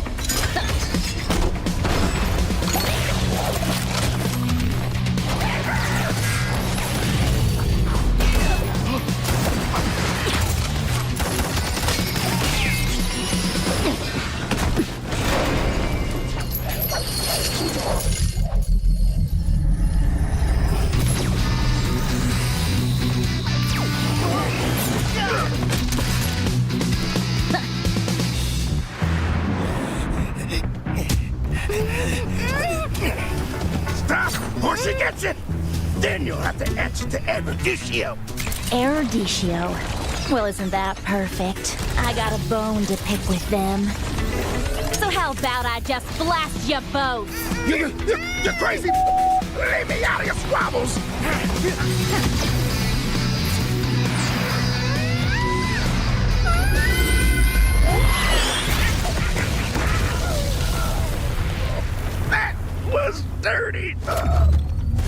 Haven't you heard? I do things my way. I really don't like being used as bait, you know. Anyway, let's return that to Erudicio. Oh, I have something special in store for them down the road. So I'll take this as payment.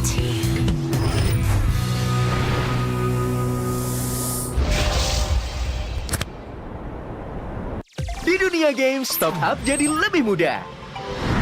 Pilih game, masukkan game ID. Pilih Diamond. Masukkan kode promo, dan pilih metode pembayaran. Masukkan kode OTP dan konfirmasi pembelian. Selamat, kamu dapat tambahan kuota. Kumpulkan DG Point setiap top up. Tukar dengan merchandise dan voucher game menarik. Nikmati juga promo setiap harinya. Upgrade gameplaymu sekarang.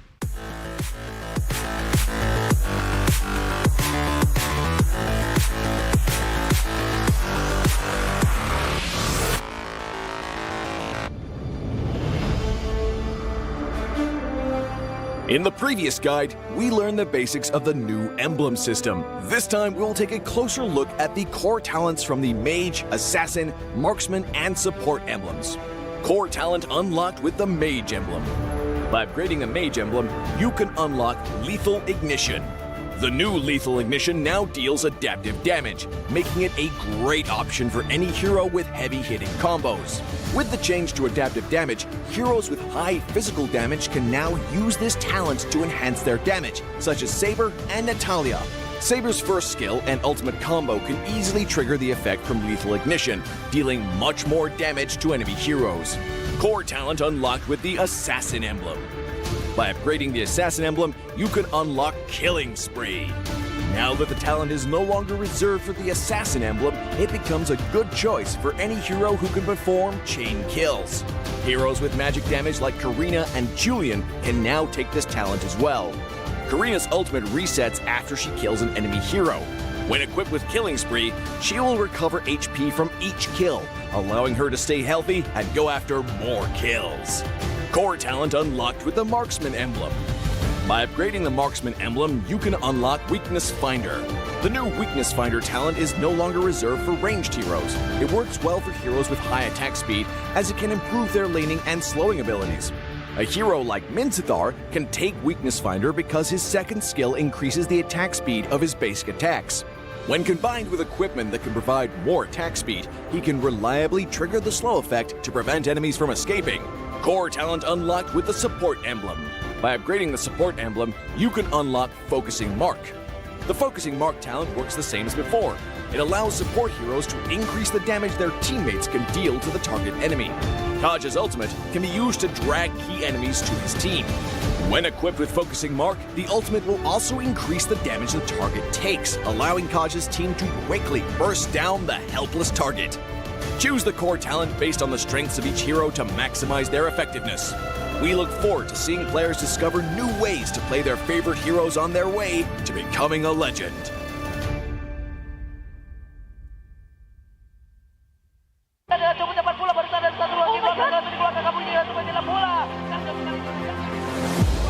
Waktunya para casters juga mengaktifkan Inspire di mana kali ini buat Indomie membuat EVOS langsung coba di sounding out. Kita best to rest dari Onyx 10.000 gold di pertama dari milik Onyx. Dan mengambil sebentar lagi tapi melepaskan Onyx belum ada yang masuk. Mereka tahu dan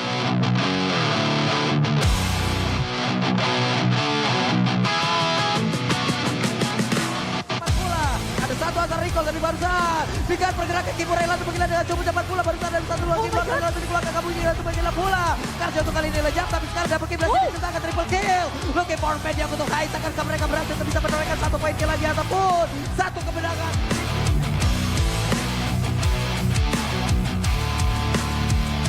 Aktifkan Inspire di mana sekarang di main Jasmine. Rasinya tak dapat memori keluarkan di portal udah mulai pecah tapi sekarang dia langsung aja mulai lompat lagi dengan satu element saja juga Tyron tidak connect tapi Rasinya tidak mendapatkan apapun karena pada berbeda ada satu keamanan langsung dikeluarkan pelatihnya bersama untuk mundur dan juga selamat dari yang tersebut tapi Sally Boy mencoba untuk bisa mundur ke bagian belakang panjang saja paling karena beberapa player dan juga Sally Boy masih bersatu di area tersebut. WON Paijan lejap bercampur hilang tapi Sally Boy dan itu menjadi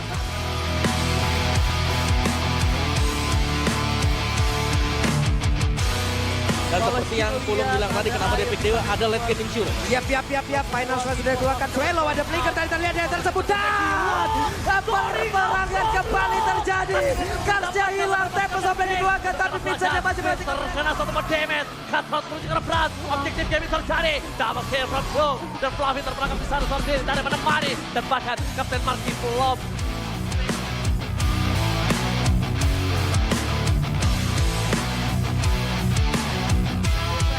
Karena best to red dari Onyx. 10.000 gold difference akan menjadi milik Onyx. Tapi di depan sana mereka tidak bisa mendefense bersama dengan seorang Fight. Kyrie, Tikti buka bermain. Tikti buka bermain, kita damage-nya. Kyrie langsung menghilangkan Dino. Di depan sana. Onyx benar-benar memporak-porandakan.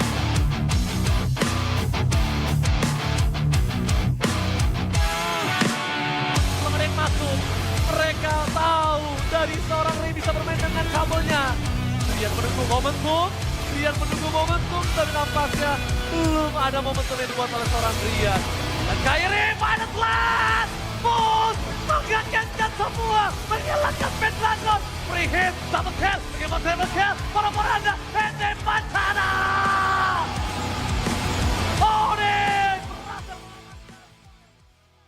Tahu nggak, Awesome Generation itu punya rule sendiri, kayak aku. Dalam kondisi apapun, nggak ada lagi halangan. Malah ngebuktiin potensiku. See, that's my rules with Galaxy A Series 5G. Kalau kamu? Hanya perlu melihat ke dalam dirimu. Dan kamu akan mengerti betapa berharganya nilaimu. Percaya pada dirimu. Bukan dengan tergesa-gesa, namun dengan caramu yang beda. Tunjukkan kilau kisahmu sendiri. Dan ciptakan emas dalam setiap karyamu. Trust in gold.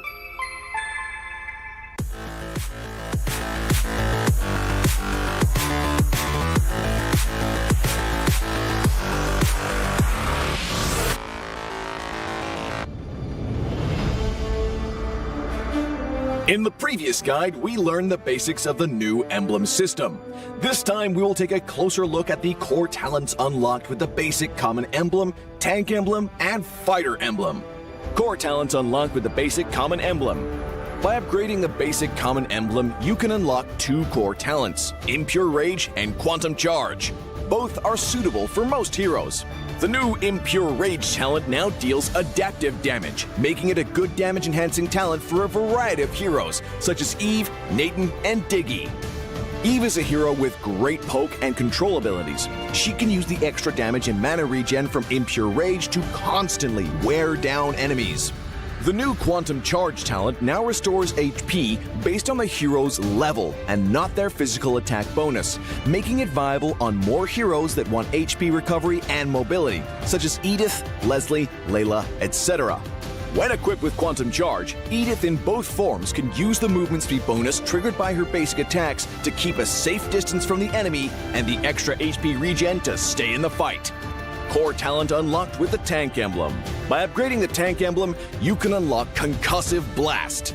Concussive Blast works the same as before, providing an extra source of AoE damage for high HP heroes, such as Johnson, Baja, and Hilda.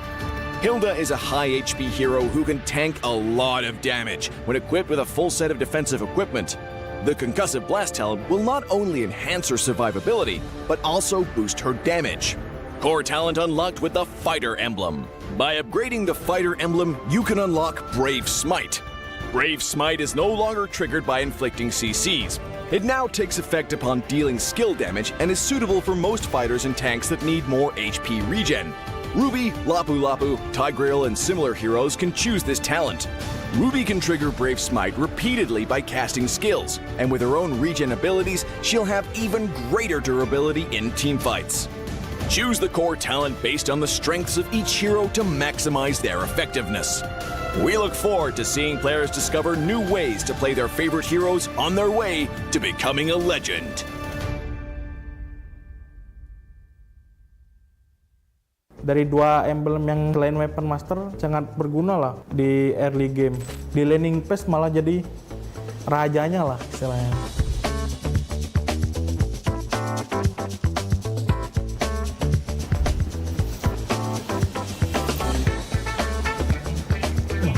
kedapet di lampu. Oke. Halo, gua Kadera. Selamat datang di Project Next. Butuh tutor main Godland setelah update patch emblem. Nggak akan ada yang lebih bagus dari episode ini, karena gua akan bahas dua hal penting dari patch ini untuk para Godlaner. Yang pertama, kombinasi-kombinasi terbaik talent utama untuk Godlaner. Dan hero Godlaner apa yang akan meta di patch kali ini. Nah, sekarang kita coba ke kombinasi pertama ya. Di sini gua make hero Beatrix. Rekomendasi dari gua yaitu yang pertama make Rapture, terus yang kedua Weapon Master, dan yang terakhir Weakness Finder. Oke, itu jadi kita langsung coba di in game nya. Kan tadi kan pilihan emblem kita ada Rapture sama Weakness Finder. Nah, kalian nggak usah takut buat apa ya, ngepok gitu, karena kalau kita ngehit musuh nih, mereka dapat slow sama mereka nggak bisa ngepok balik gitu. Jadi kayak kalian di lane nggak bakal sering kepok. Terus yang Weapon Master itu kan nunggu dari item kan. Jadi dari dua emblem yang selain Weapon Master sangat berguna lah di early game buat survive. Nah gitu guys. Kita coba ke kombinasi talent yang berikutnya ya. Di sini gue pakai hero 1-1. Rekomendasi dari gue yang pertama Swift, terus yang kedua Virgin Hunter, terus yang ketiga Weakness Finder. Oke, jadi emblem yang pertama kita kan ambil Swift kan tadi. Nah, di awal kita kayak udah berasa ada item tambahan satu. Kayak knife nih. Kan nambah 10% attack speed kan. Tapi tanpa kita harus beli knife-nya langsung, kita udah berasa kayak attack speed kita lumayan berasa lah gitu. Terus lagi buat 1-1 ya, dengan adanya Weakness Finder, kalian malah jadi lebih gampang kebuka. Nah, setiap kalian ngelempar skill 1, terus di combo sama pasif Weakness Finder, musuhnya kayak nggak bisa lari. Kena slow, terus kena 3 kali stuck skill satunya, dia bisa nge-stun, jadi kemungkinan otomatis terbukanya lebih besar gitu. Virgin Hunter karena kita bisa jadi lebih cepet jadiin item kita. Swift Crossbow di wave 2 mungkin udah bisa kebeli ya, karena ada emblem yang ini. Jadi kayak kalian di laning phase malah jadi rajanya lah istilahnya. Oke, next kita coba ke kombinasi talent yang terakhir ya. Di sini kita make Godland bertipe Magic, yaitu Harit. Kalian bisa ngambil yang Inspire. Terus yang selanjutnya Virgin Hunter. Terus yang terakhir Impurage. Kita udah di in game nih. Yang pertama kan Inspire yang ngebantu kalian nambah cooldown reduction. Jadi kalau sudah semisal kalian max emblem, terus kalian nambahin Inspire itu, kalian nggak perlu butuh yang namanya cooldown reduction lagi di item kalian. Jadi kayak beliin aja item yang paling mahal, Blood Wings contohnya kayak gitu. Kita jelasin lagi di Impurage. Semisal nih kalian pakai Magic side lane, itu pasti kemungkinan jungler kalian assassin. Masa kalian mau egois, blue buff-nya diambil, nggak mau dikasih ke jungler assassin kan? Nggak mungkin kan? Nah, di Impurage ini kalian ngeakalin mana kalian. Di Impurage kalian bakal nerima balik 2% mana ya max kalian. Kayak contoh, gue pakai skill nih, terus ngehit atau nggak ngehit, pokoknya pakai skill bisa ngebalikin 2% max mana kalian. Tapi ada cooldown 5 detik. Ayo coba update Project Next hari ini ya. Tapi kalau menurut lo tips dari gua kurang relevan karena lo pemain role lain, tenang aja. Karena di next episode-nya akan dibahas mengenai kombinasi talent dan hero-hero meta di role lain. Dan jangan lupa share videonya ya. Gua Kadera, sampai jumpa di Land of Dawn.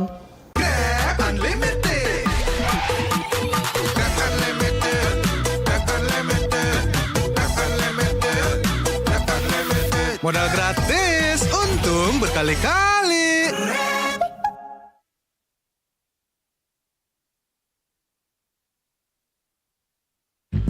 12 12-nya kemana? 12-nya ada di Blibli 12 tahun anniversary. Beli apa aja ada gratis ongkir 12 kali, cashback 12 kali, dan flash sale Rp12. Ayo belanja di Blibli sekarang.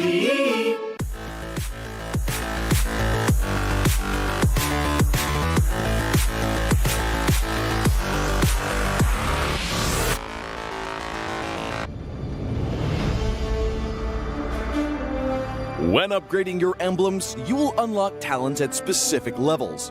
Different emblems will unlock different talents. You can choose an emblem by role and use the talents it unlocks directly as your default setup, or you can freely mix and match different emblems and talents to create a custom emblem setup. We're going to show you how to create your emblem setup for your heroes. Emblems. First, let's take a look at the revamped emblem system. There are now 7 emblems in the game, 1 basic common emblem and 6 role emblems. Different emblems can provide different attribute bonuses. It is recommended to use the emblem that matches a hero's role. Standard talents, Tier 1.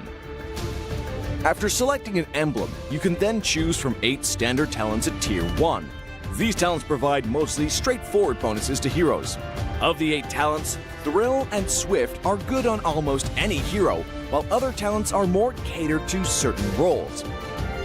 Standard talents, Tier 2. At Tier 2, you will also have 8 standard talents to choose from. The Tier 2 talents trigger or work under different circumstances. We still recommend choosing one that matches the role of your hero. But if you're an advanced player, you are free to choose any of the talents to fit your playstyle. For example, if you're playing the core hero on your team and want to focus on gearing up fast, you can choose the Bargain Hunter talent regardless of how your hero deals damage.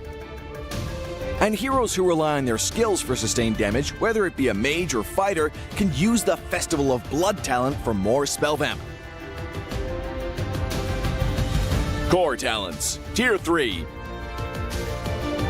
Finally, let's talk about the most important talents, the core talents. There are 8 core talents available in the game, and each provides a unique and powerful effect. We recommend choosing the core talent to match your hero's role and only use core talents from other emblems for advanced or unconventional tactics. The revamped Weakness Finder talent is no longer reserved for ranged heroes. This talent is now a viable option for any hero that relies on basic attacks and wants better laning and the ability to slow enemies. The Lethal Ignition talent now deals adaptive damage, making it a prime choice for any hero that has heavy-hitting combos. While the revamped emblem system still uses the existing talents, we have removed the restrictions between emblems and talents, opening up new possibilities for many heroes. We look forward to seeing players discover new ways to play their favorite heroes on their way to becoming a legend.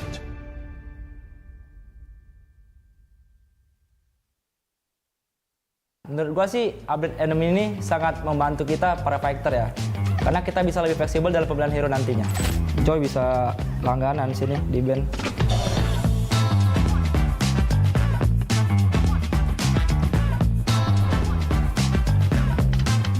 Hai, gua Sorizo. Selamat datang di Project Next. Explorer setelah update patch bukan lagi cuma sekedar jago adu otot. Karena kita juga harus memutar otak buat combination talent dengan emblem terbaiknya. Yuk tonton video ini agar lo bisa jadi explainer yang lebih hebat. Nah, sekarang kita coba kombinasi pertama nih.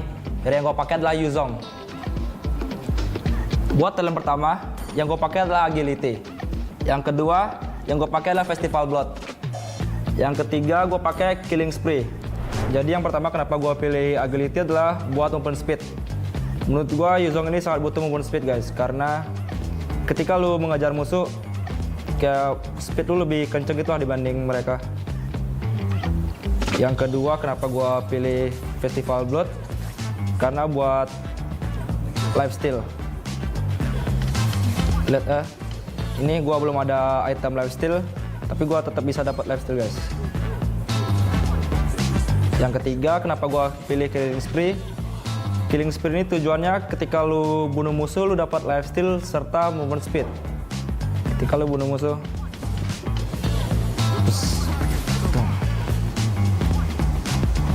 ya pokoknya keras banget guys. Dan kenapa gue seneng banget?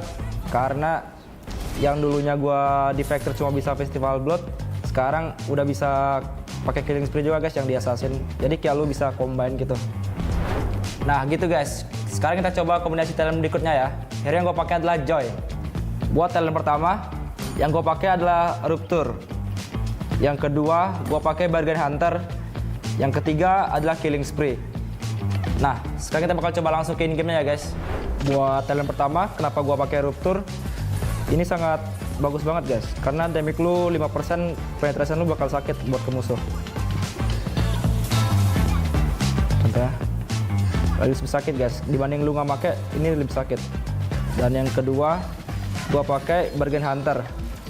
Fungsi dari Bargain Hunter ini adalah ketika lu harga item lu bakal jadi lebih murah guys. Dari yang harga 100% lu beli di harga 95%. Contohnya ini ya, Genius One.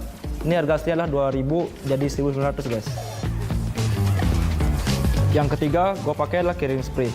Fungsi dari Killing Spree ini, ketika lu bunuh musuh, lu mendapatkan 8% max HP dari musuh dan 15% movement speed selama 3 detik. Ini bagus banget guys, ketika lu dalam team fight yang gede lu bisa survive. Ini sih OP banget sih guys. Ketika lu yang biasa cuma bisa pakai Bargain Hunter, sekarang lu bisa pakai bareng Killing Spree. Joy bisa langganan sini di band. Oke, next kita coba ke kombinasi talent yang berikutnya ya. Hero yang gue pakai nanti adalah hero Esmeralda. Itulah hero favorit gue juga. Yang pertama, talent yang gue pakai adalah Agility. Yang kedua, Bargain Hunter. Yang ketiga adalah Constructive Blast. Oke, kita langsung coba ke in-game ya guys. Yang pertama, talent Agility. Kenapa gue pakai Agility? Fungsinya tuh menambahkan 5% movement speed guys. Jadi ketika lu ngezoning atau nge-cover temen lu, itu sangat bagus guys. Lebih kenceng lah jalan lu. Dan dikomboin dengan skill 1 Esmeralda, lu lebih cepet lah buat lu kemana-mana gitu, move lu. Yang kedua, kenapa gua pakai Bargain Hunter? Esmeralda ini early-nya membutuhkan item yang lebih cepat guys. Jadi gua pakai Bargain Hunter biar lu bisa beli item lebih murah lah di awal. Yang ketiga, kenapa gua pakai Counter 11? Ini ketika lu basic attack ada kayak efek ledakan gitu yang mengandung magic damage. Jadi ketika lu clear wave jauh lebih cepat dibanding yang lain guys. Contohnya kayak gini. Nih, tuh. Lebih cepat guys jadinya. Dengan ada stats baru nih gue makin suka sih main Esmeralda. Nah, dari 3 kombinasi itu, kalau yang paling cocok ke gameplay gue sih Esmeralda ya, dengan talent Agility, Bargain Hunter, dan Constructive Blast. Nah, menurut gua sih update enemy ini sangat membantu kita para fighter ya. Karena kita bisa lebih fleksibel dalam pemilihan hero nantinya. Gimana nih para XP Laner? Udah siap main meta terbaru belum? Yuk langsung update ke Project Next dan cobain ya. Nah, buat kalian yang main role selain XP, tenang aja. Karena di next episodenya akan dibahas mengenai kombinasi talent dan hero meta di role lainnya. Jangan lupa share videonya ya. Gua Surizo, sampai jumpa di Land of Dawn.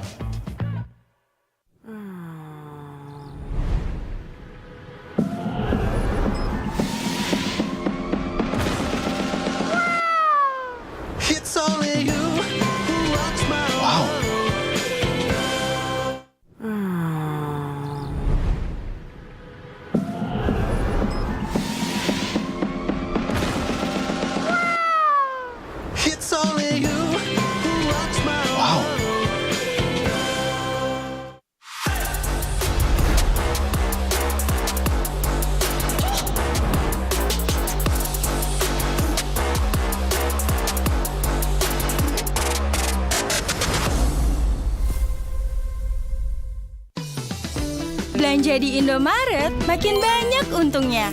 Kumpulkan cashback poin jadi untung terus. Makin sering belanja, makin banyak poin yang kamu dapatkan. Dapat diskon, jadi untung terus. Bayar belanjaanmu dengan poin yang kamu punya. Belanja jadi gratis, jadi untung terus. Dan untung terus dapat banyak promo. Jadi member Indomaret Poinku sekarang. Untungnya non-stop.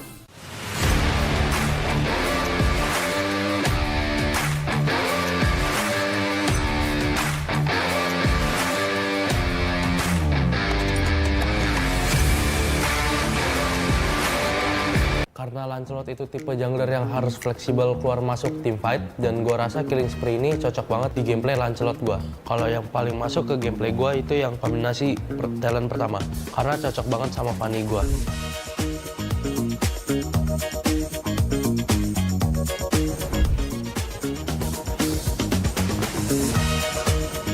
Hai, gue Super Ken. Selamat datang di Project Next. Kali ini gue mau ngasih beberapa rekomendasi kombinasi talent setelah update patch emblem nih. Dan gue yakin kalian bisa tiru ini biar rank kalian naik terus. Di sini gue akan bahas hal terpenting dari patch ini untuk pemain jungler nih. Nah, tonton sampai akhir ya guys. Nah, sekarang kita coba ke kombinasi pertama nih.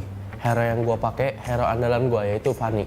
Emblem yang pertama di hero Fanny gue pakai Rapture. Emblem ini berfungsi untuk menambahkan physical penetration.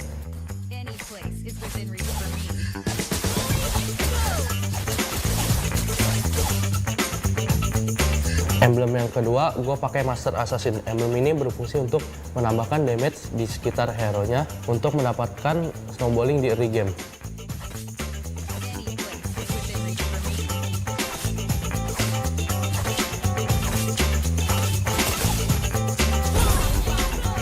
Emblem yang ketiga gue pakai Killing Spree. Emblem ini dapat memulihkan HP dan movement speed untuk bisa keluar dari team fight.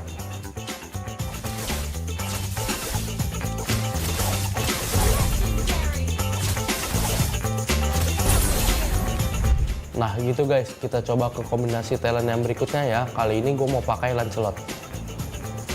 Kembali menggunakan Rapture sebagai talent pertama. Hal ini dimaksudkan untuk jungler typical damage dealer agar bisa dapat 5% damage penetration.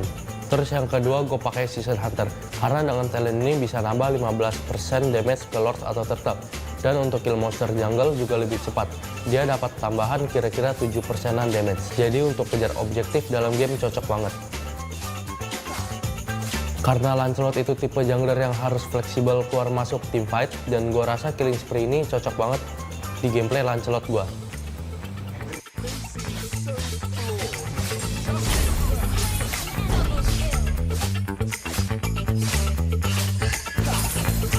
Oke, next kita coba ke kombinasi talent yang terakhir ya guys. Gue di sini pakai Fredrin. Untuk talent pertama bisa diisi oleh talent Agility yang memberikan extra movement speed 5% untuk bisa clearing minion jungle lebih cepat, dan mobilitas lebih cepat juga dalam setup objektif maupun ganking. Season Hunter akan memberikan benefit damage tambahan sebanyak 15% untuk objektif, baik itu Turtle maupun Lord. Untuk ke minion jungler, damage tambahan hanya berlaku setengahnya saja atau sekitar 7,5%.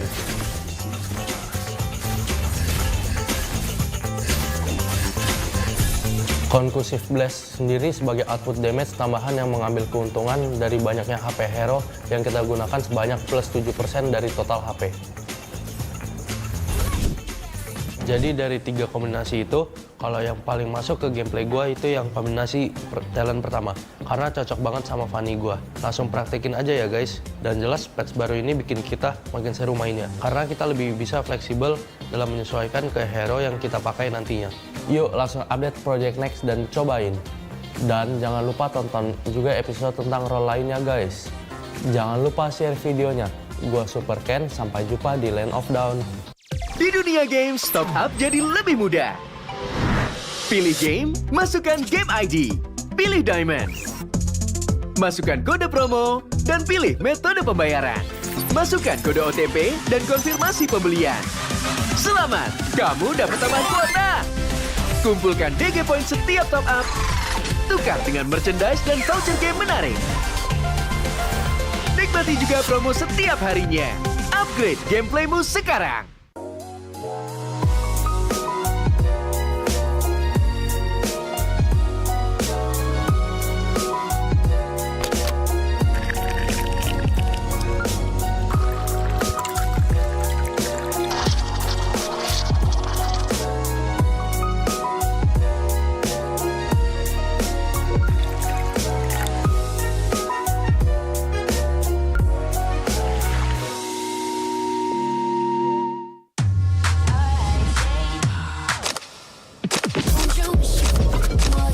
Don't you wish your phone was fun like this? Don't you wish your phone looked more like this? Don't you wish your phone could flex like this? Don't you wish your phone could fit in here? Don't ya? Samsung Galaxy Z Fold 5 and Z Flip 5. Pre-order now.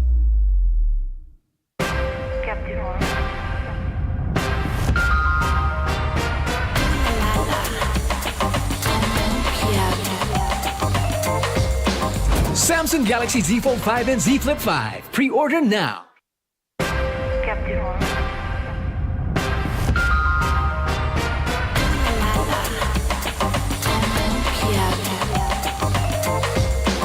Samsung Galaxy Z Fold 5 and Z Flip 5. Pre-order now. Look who finally showed up. Unload your weapon and return the goods. And if you ask nicely, I just might let it go.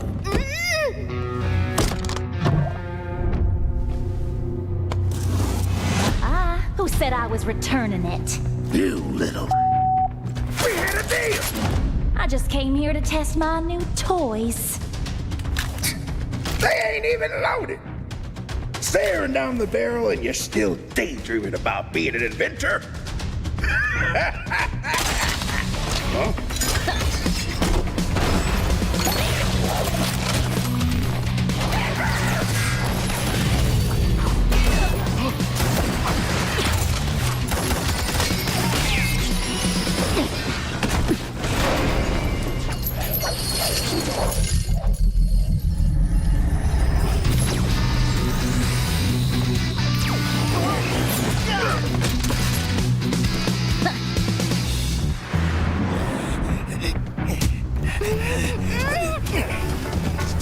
Or she gets it, then you'll have to answer to Eruditio.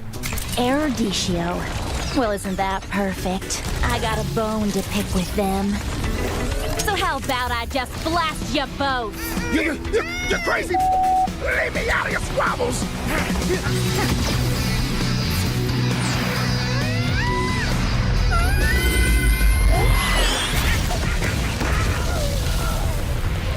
That was dirty! Haven't you heard? I do things my way. I really don't like being used as bait, you know. Anyway, let's return that to Eruditio. Oh, I have something special in store for them down the road. So I'll take this as payment.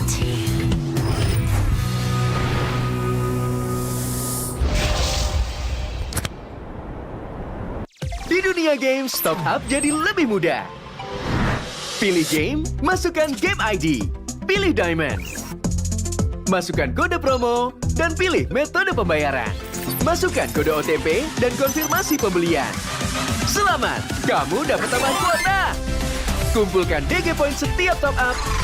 Tukar dengan merchandise dan voucher game menarik. Nikmati juga promo setiap harinya. Upgrade gameplaymu sekarang.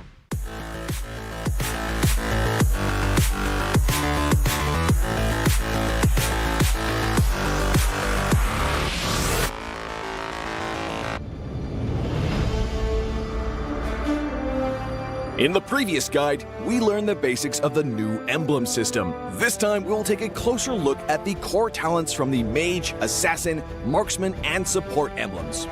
Core talent unlocked with the Mage emblem. By upgrading the Mage emblem, you can unlock Lethal Ignition. The new Lethal Ignition now deals adaptive damage, making it a great option for any hero with heavy-hitting combos. With the change to adaptive damage, heroes with high physical damage can now use this talent to enhance their damage, such as Saber and Natalia. Saber's first skill and ultimate combo can easily trigger the effect from Lethal Ignition, dealing much more damage to enemy heroes. Core talent unlocked with the Assassin emblem. By upgrading the Assassin emblem, you can unlock Killing Spree. Now that the talent is no longer reserved for the Assassin emblem, it becomes a good choice for any hero who can perform chain kills. Heroes with magic damage like Karina and Julian can now take this talent as well. Karina's ultimate resets after she kills an enemy hero. When equipped with Killing Spree, she will recover HP from each kill, allowing her to stay healthy and go after more kills. Core talent unlocked with the Marksman emblem. By upgrading the Marksman emblem, you can unlock Weakness Finder. The new Weakness Finder talent is no longer reserved for ranged heroes. It works well for heroes with high attack speed, as it can improve their laning and slowing abilities. A hero like Minzathar can take Weakness Finder because his second skill increases the attack speed of his basic attacks. When combined with equipment that can provide more attack speed, he can reliably trigger the slow effect to prevent enemies from escaping. Core talent unlocked with the Support emblem. By upgrading the Support emblem, you can unlock Focusing Mark. The Focusing Mark talent works the same as before. It allows support heroes to increase the damage their teammates can deal to the target enemy. Kaj's ultimate can be used to drag key enemies to his team. When equipped with Focusing Mark, the ultimate will also increase the damage the target takes, allowing Kaj's team to quickly burst down the helpless target. Choose the core talent based on the strengths of each hero to maximize their effectiveness. We look forward to seeing players discover new ways to play their favorite heroes on their way to becoming a legend.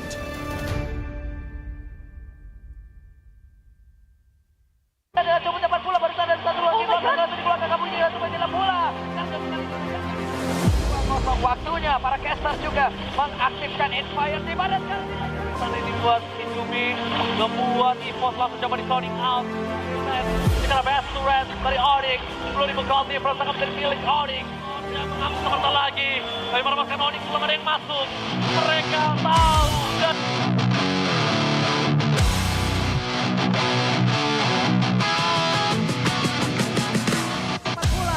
satu antar recall dari barusan. Dengan pergerakan Kimurela untuk menggila dengan cukup cepat pula barusan dan satu lagi belakang langsung dikeluarkan kabunnya untuk menggila bola. Karena untuk kali ini lejap tapi sekarang double kill berhasil diciptakan triple kill. Looking for pen yang untuk high takkan mereka berhasil untuk bisa menorehkan 1 poin kill lagi ataupun 1 kemenangan.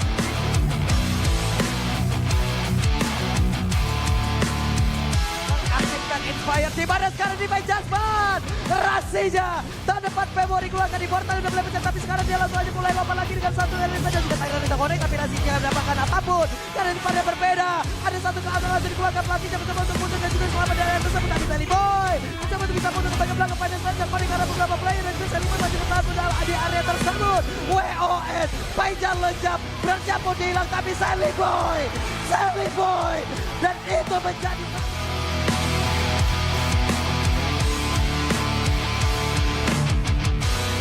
dan seperti yang Pulung bilang tadi, kenapa dia pick dewa, ada late getting sure. Yap.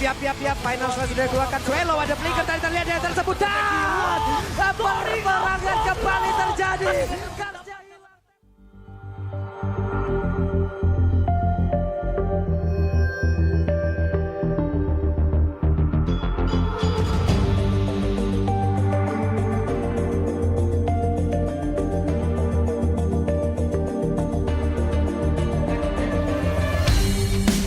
Kan berdiri dan terus berlari terus ke arah puncak tertinggi. Ku takkan berhenti hanya sampai di sini. Kemenangan abadi menanti. You know we won't miss if we unite our focus. And if you haven't noticed, we all live. Nyalakan apimu, hadapi semua tantangan, hadang semua serangan, jatuh bukan halangan. Bakar semangatmu, janganlah engkau menyerah. Kita akan buat sejarah. We all this, we won't miss. We all this, we won't miss. Saatnya beraksi, jalani ambisi. Aku kan menyawakan hari ini. You know we won't miss if we unite our focus. And if you haven't noticed, we all live. Nyalakan apimu, hadapi semua tantangan, hadang semua serangan, jatuh bukan halangan. Bakar semangatmu, janganlah engkau menyerah. Kita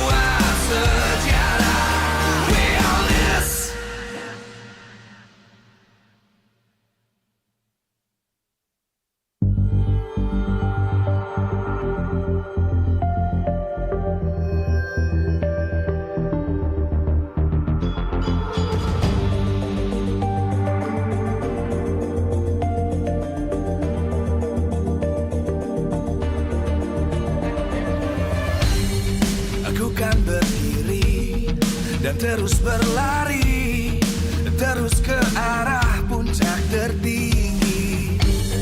Ku takkan berhenti, hanya sampai di sini. Kemenangan abadi menanti. You know we won't miss if we unite our focus. And if you haven't noticed, we'll nyalakan apimu, hadapi semua tantangan, hadang semua serangan, jatuh bukan halangan, bakar semangatmu, janganlah engkau menyerah, kita akan buat sejarah.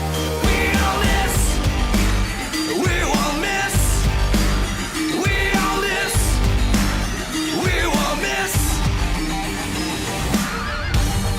Saatnya beraksi, jalani ambisi, aku kan menyawakan hari ini. You know we won't miss if we unite our focus. And if you haven't noticed, we'll nyalakan apimu, hadapi semua tantangan, hadang semua serangan, jatuh bukan halangan, bakar semangatmu, janganlah engkau menyerah, kita akan buat sejarah. We all this, we won't miss, we all this, we won't miss, we all this.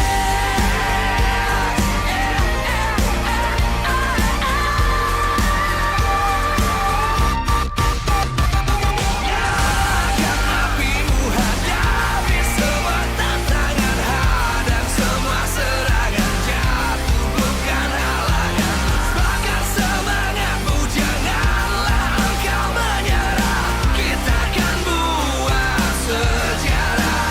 We all this.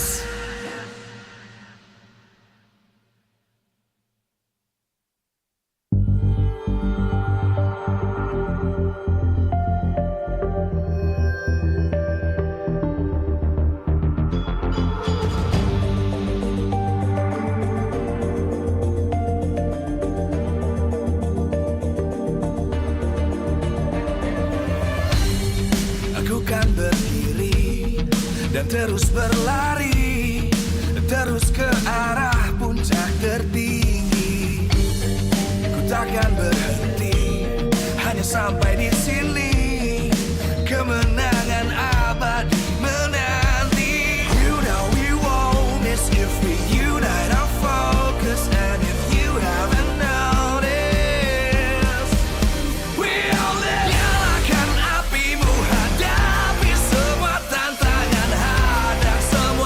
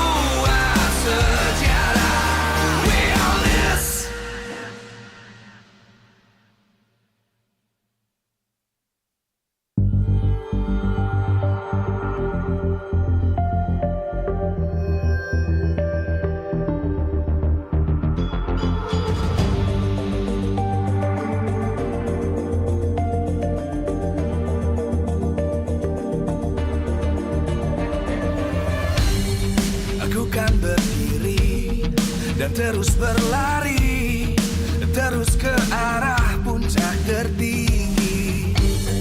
Ku takkan berhenti, hanya sampai di sini. Kemenangan abadi menanti. You know we won't miss if we unite our focus. And if you haven't noticed, we all live. Nyalakan apimu, hadapi semua tantangan, hadang semua serangan, jatuh bukan halangan. Bakar semangatmu, janganlah engkau menyerah. Kita akan buat sejarah. We all this, we won't miss. We all this, we won't miss. Saatnya beraksi, jalani ambisi. Aku kan menyawakan hari ini. You know we won't miss if we unite our focus. And if you haven't noticed, we all live. Nyalakan apimu, hadapi semua tantangan, hadang semua serangan, jatuh bukan halangan. Bakar semangatmu, janganlah engkau menyerah. Kita akan buat sejarah. We all this, we won't miss. We all this, we won't miss. We all this.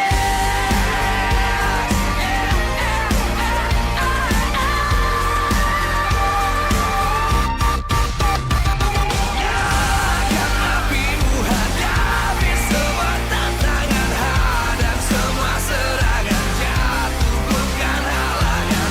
Bakar semangatmu, janganlah engkau menyerah. Kita akan buat sejarah.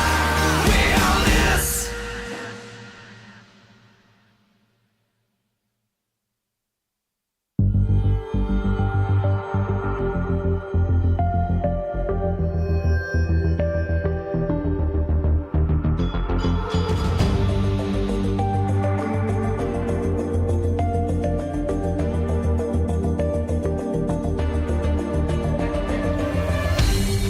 Aku kan berdiri dan terus berlari, terus ke arah puncak tertinggi.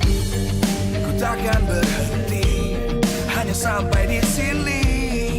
Kemenangan abadi menanti. You know we won't miss if we unite our focus. And if you haven't noticed, we all live. Nyalakan apimu, hadapi semua tantangan, hadang semua serangan, jatuh bukan halangan. Bakar semangatmu, janganlah engkau menyerah. Kita akan buat sejarah. We all this, we won't miss. We all this, we won't miss. Saatnya beraksi, jalani ambisi. Aku kan menyawakan hari ini. You know we won't miss if we unite our focus. And if you haven't noticed, we all live. Nyalakan apimu, hadapi semua tantangan, hadang semua serangan, jatuh bukan halangan. Bakar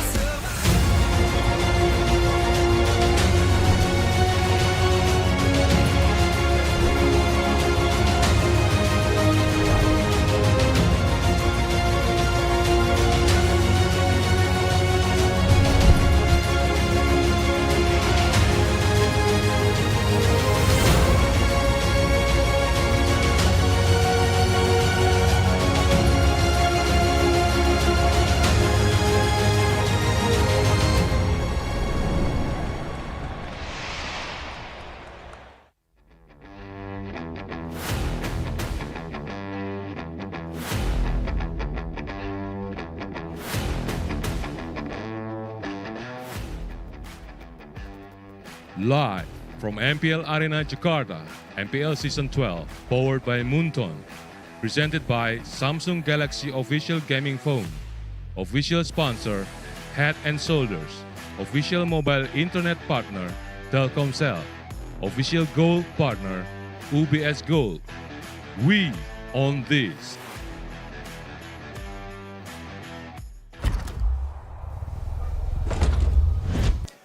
It was the perfect debut for Aran, fulfilling all the expectations around him. And the question is, will he be able to give Aura Fire a run to remember? This is Mirko, Shafin, and Gani for Onyx versus Aura Fire. But before that, we're gonna shout out our sponsors first. MPL Indonesia Season 12, powered by Munton, presented by Samsung Galaxy Official Gaming Phone, official sponsor Head and Shoulders, official mobile internet partner Telkomsel, official gold partner UBS Gold, partner in esports Blibli, Dunia Game, Grab, OVO, and YouTube. Official broadcast, Maxstream, Teferi Sports and Video. Our supplier, Indomaret, Minaski, and Samsung, and also supported by PBASE. Absolutely, and you know what? I'll give your pun game a 7 out of 10. That was pretty solid, right? The Aran you memes, but you can't deny it. Hashtag Aran effect has been running wild, even though he's only played one match, Gani. Oh, that's a very small sample size, but then again, his impact in that match was incalculable. So from Tier 3 to Dragon Savior, Yasby Esports was his first initial team. Take a look at the achievements, not bad at all. Then Aura Blaze picked it up, the MPL side of Aura, but he has yet to play in that team, so it seems like it's a projection from side of Aura. You know what? This kid, he's special. Let's save him for MPL, and there you go. Take a look at his positioning. Oh my god, he's so... Flicker, there we go. Yeah, he forced the Faramis to use the flicker, and he does not stop there. You know what? I have a chance to give my team space. I'm gonna push mid. Why the heck not?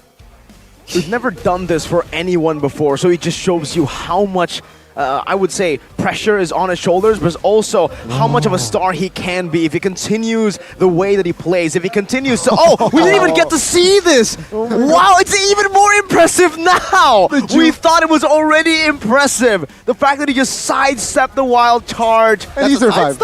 He sidestepped it. Is that a sidestep though? What do you mean? Like, I think that's more of an error on Finn, but nonetheless, still an impressive play from Aran, giving the space that the team needed. Even having the immortality intact, which is really, really impressive when 3 people are coming at you. And that's value, and this is why in this match, Mirko, Shepin, you guys at home, it's gonna be a highlight of the EXP. Again, Aran, he's a rookie, right? And even just one match.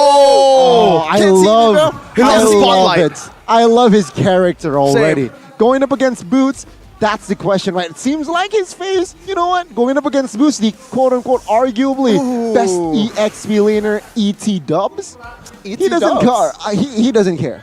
Okay, ET Dubs, that is definitely arguable, but I think there's just way too much pressure on his shoulder. It doesn't seem like so in his face. Well, it does seem like it, but you don't know what's going on in the heart, man. And you can see there the prime bench warmer of Aura Fire in Thomas or Samod. Oh, he's there. He's looking fresh though. Okay, I'm actually looking forward for his debut, but what's going on under the sheets? Under the sheets? That's a little bit sus. I gotta say. CW and Mars. Sussy. I see. Okay, raising the Onyx logo as well. This trio, I wonder if we're gonna see this trio come up the stage, Mars? right? Maybe Mars comes up on the stage, drafts Jungler? for the team. Drafts, nerd. He's never been a player. What do you mean? Like, who knows? Who knows? Maybe that's one of the rules of MPL. If it's surprising enough, you can also actually play. But yeah, first game against, I believe, what was the first game for Aura Fire? Against BTR. That's quote-unquote the second best Indonesian team. Maybe not right now, but in the previous weeks, that might be the case. But the second challenge here for Aran. You know, this is hard, man. It's hard, but I want to continue talking about Aran. But lineup, still same 5 yesterday. Why don't we just walk him in, introduce them. Ladies and gentlemen, the prophesized dragon, Aran, will walk with his team, Aura Fire. The Aaron effect, is it real or is it overhyped? Let's see here in this current match. It's going to be a tough battle. Again, going up against Boots and Onyx. But let's see his impact in this game. Again, going up against Onyx. Woo! With their fresh Albert is in the lineup in that gold lane. Welcome the defending, the reigning kings of MPL Indonesia, Onyx. The kings of Southeast Asia too, with an addition of a star player in Albert, will fill up the gold lane spots for this match. Man, it's gonna be crazy. It's gonna be heated as well. But let's talk about the EXP. I feel like what Aura needs to do here, they need to draft sustainable heroes, but who has a high mobility, right? So what are we looking here? We're talking about Uranus and Paquito is most likely, but let's see here. It's all up to the coaches as well. Let's see, Palevi, what will he bring to the table? As seems like Yeb is also on board with Adi. Yep, there it is. There's been some rumors that Yep is not feeling very good in this match. Apparently Adi is the one who's limping, even though Coach Yep is the one that's sick. But that doesn't change his performance in this match up against Saint Zalukas.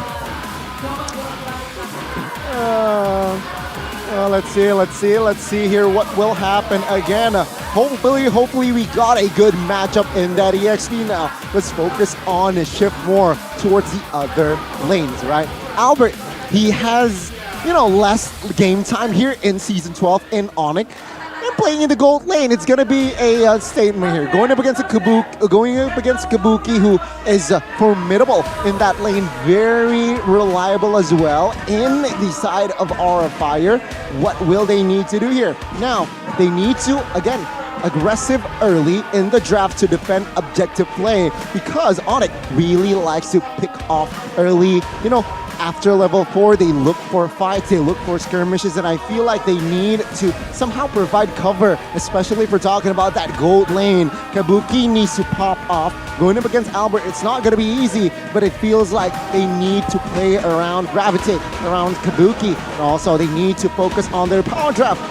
Get invaded by Onyx Flexible. They need to focus on themselves instead of the opponent. Sure, Onyx very tough, but now they have a good EXP, so I feel like they can make sure that side laners, the gold lane and the EXP, to shine more than ever. I like that focusing on your draft part, because against Onyx Esports, maybe 6 months ago, you can kind of hack a Kyrie with spanning it, winning all the assassins like Fanny, like Ling or Hayabusa, but in this case, it doesn't work at all because all the members are popping off in this case. Well, on the other side though, they need Onyx. They need to not be painted by who? By Aran. They need to somehow be aware here. Find perhaps draft around pickoff or burst heroes that can insta-burst Aran. And also, they need to make sure that they can punish Kabuki. It's going to be a very interesting draft coming from Yeb here, but also they need to execute pickoffs from Keyboy and Sans. This is the chemistry, I feel like the standard chemistry of mid and Rome, where I feel like without even communicating, they know they're on the same page, Keyboy and Sans. I think for Onyx, for the most part, you see their opponents and you see just how tense they are in the situation, how seriously they're taking it. And to see Onyx, they're always so chill, unnaturally chill. They're all composed. They are all in their element. It just feels like they've walked up to win. And even here, Yeb, that dynamic with him and the team. And after seeing a lot of different interviews as well from Onyx, it just seems like they have such a good environment around them to help them improve, to help them stay consistent. But here you go, ladies and gentlemen, for a lot of people watching back at home, the main event. Woo! Hello there. How are you doing? Who, Shepin? Which one? All of them. Whoa. Okay, Shepin. Don't be greedy now. Don't be greedy. But this is the Sonic fans, right? Talking about the fans here. They're just so crazy. Going up against Aura Fire, who has also a very crazy fan base. Take a look at that. Yeah. Oh, thank you, cameraman, for the second look. I would like a third look, please. Oh, whoa, we who's got that? Pascal in the building. There's a call with Pascal. Mr. Pascal, guest starring in MPL Indonesia. Usually he's a part of the caster desk, but only in his restream. Oh, yeah. Just puts himself next to the casters and on the caster desk. And Aura, they definitely do not want to lose out on the battle. This battle, the one you're seeing here. Potential that leads to achievement. Let's talk a little bit about that for Aran. We're talking about the achievements, right? Yasbi Sport first, MLB Borobudur League second in both Kings of Kings Community Series and second MLB Around Nation Championship Season 2 with Yasbi Esports. Third Hero Esports, second in Degewe Ibe Season 9 Special Ramadan. All these achievements are with Yasbi Esports. Wow, like if I were like Yasbi Esports is like management, I'd be really happy right now because I got free I cannot say this word. Advertisement now. Well, yeah, free advertisement, but I think as Yasbi, they would be like, damn, we lost a good player. Aura has them now, and we'll see what Aura Fire is able to do with this prodigy. Ooh, look at that. The respect already has been given for Aran. This is a rookie, by the way. 2 bans already for you.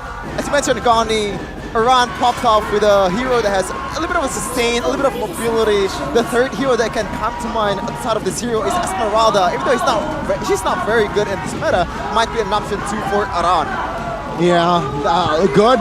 I mean, Yeb understood his assignment, right? You know what? Going up against Aran, he's a rookie. Let's just ban him out. So, again, asking a huge question here to Aran. What will your hashtag Aran effect will be in this current match? Aura Fire, first pick. What will they grab here? A lot of pryos. Valentina, Yves is still open, but no, they go for the Fredrin here, which allows them to flex, but it's more likely towards that jungler position.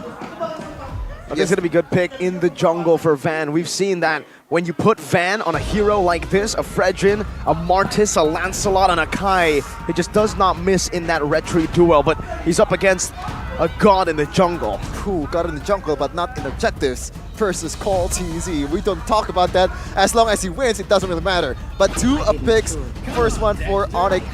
Right away, they're playing into their power in that Claude. Okay, I was gonna say like playing into the power of CW, but it's actually Albert. Albert is pretty good on that Claude, especially against Alter Ego Esports, making that miracle play. But on the other hand, Sans with Valentina is just as scary as Albert. Yeah, solid, right? I mean, with Valentina, it doesn't matter. RFI, if they pick up the Eve, I can too have that real-world manipulation. What? If you pick up the Farsa, I too have that Feather Airstrike. And with Claude, it seems like you're right. It's just most comfort hero for the side of Albert. Now, CW, don't make the fire flame too big, bro. That's a comment here from CW. So, Aura Fire, don't get overhyped, is basically what he's saying. But Aura Fire will pick up the Beatrix here. Similar first phase and the Eve. So, as expected here, very conventional, very textbook, but Kyrie Link will pop off. Why? Why? Because Aura Fire, they open the Mage and the mid. The Mage and the mid and the gold lane. This is the MSC Grand Finals formula from Yeb. Remember, always an assassin in the first phase after seeing a mid lane and a gold lane from the opposing team. At the time, it was Blacklist International. Now it's Aura Fire. And usually I don't really like Link pick without an Angela pick, but this is Kyrie we're talking about. And he doesn't need that.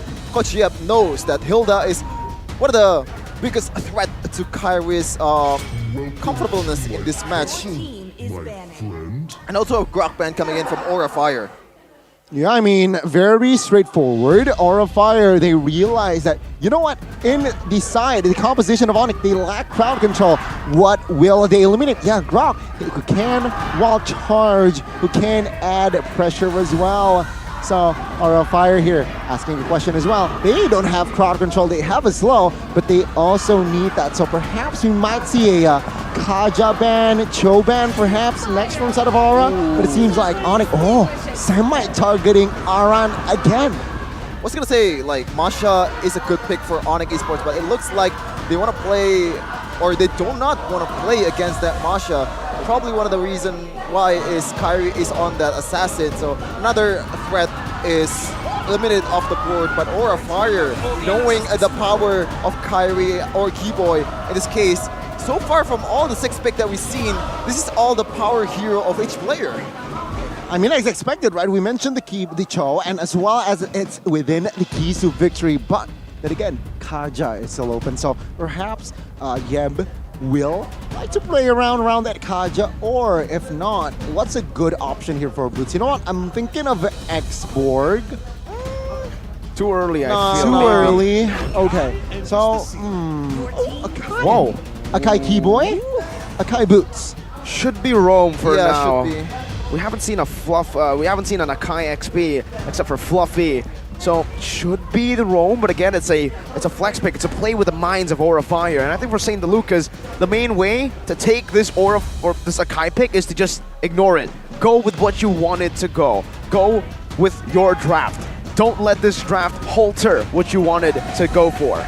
Gotta say though, I'm a really big fan of that Akai pick because it really punishes Van in front line. Also, denying that. Oh! It's Diablo! I told you! I said it in the previous match, man. Like in the previous day, they need to cheese it, and they are cheesing it.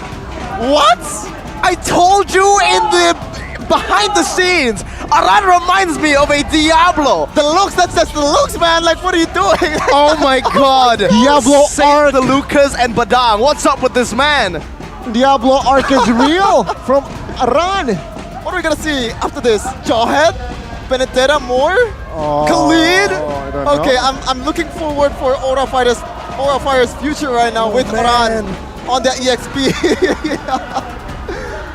I don't know what to do. I don't know what to predict. It's such a bold pick to go for. Will it work for Aran? I have no idea. What an absolutely phenomenal pick. This is how you get the fans going. This is how you get everyone to watch and stay tuned, put their eyes on the Lanadon, especially in that XP lane. Aran loves the spotlight. And put your eyes on the emblems after this as well. You gotta watch for the highest level Badang player, or maybe like the highest Badang in the league in Indonesia. It's gonna be Quantum Charge, Master Assassin, and that Swiftness. It's gonna be game 1.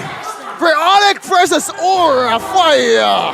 Let's see, indeed. He's going for the full damage build with that talent, it seems like. And it's going to be a very interesting, again, head-to-head going up against Boots, to build and opt for that sustainability here. With that Terizla, what it lacks is that mobility, right? So perhaps Aaron will exploit that. You know, we will go explore and be around the map more faster. But again, Keyboy on the Akai, this is the first time in MPL Season 12.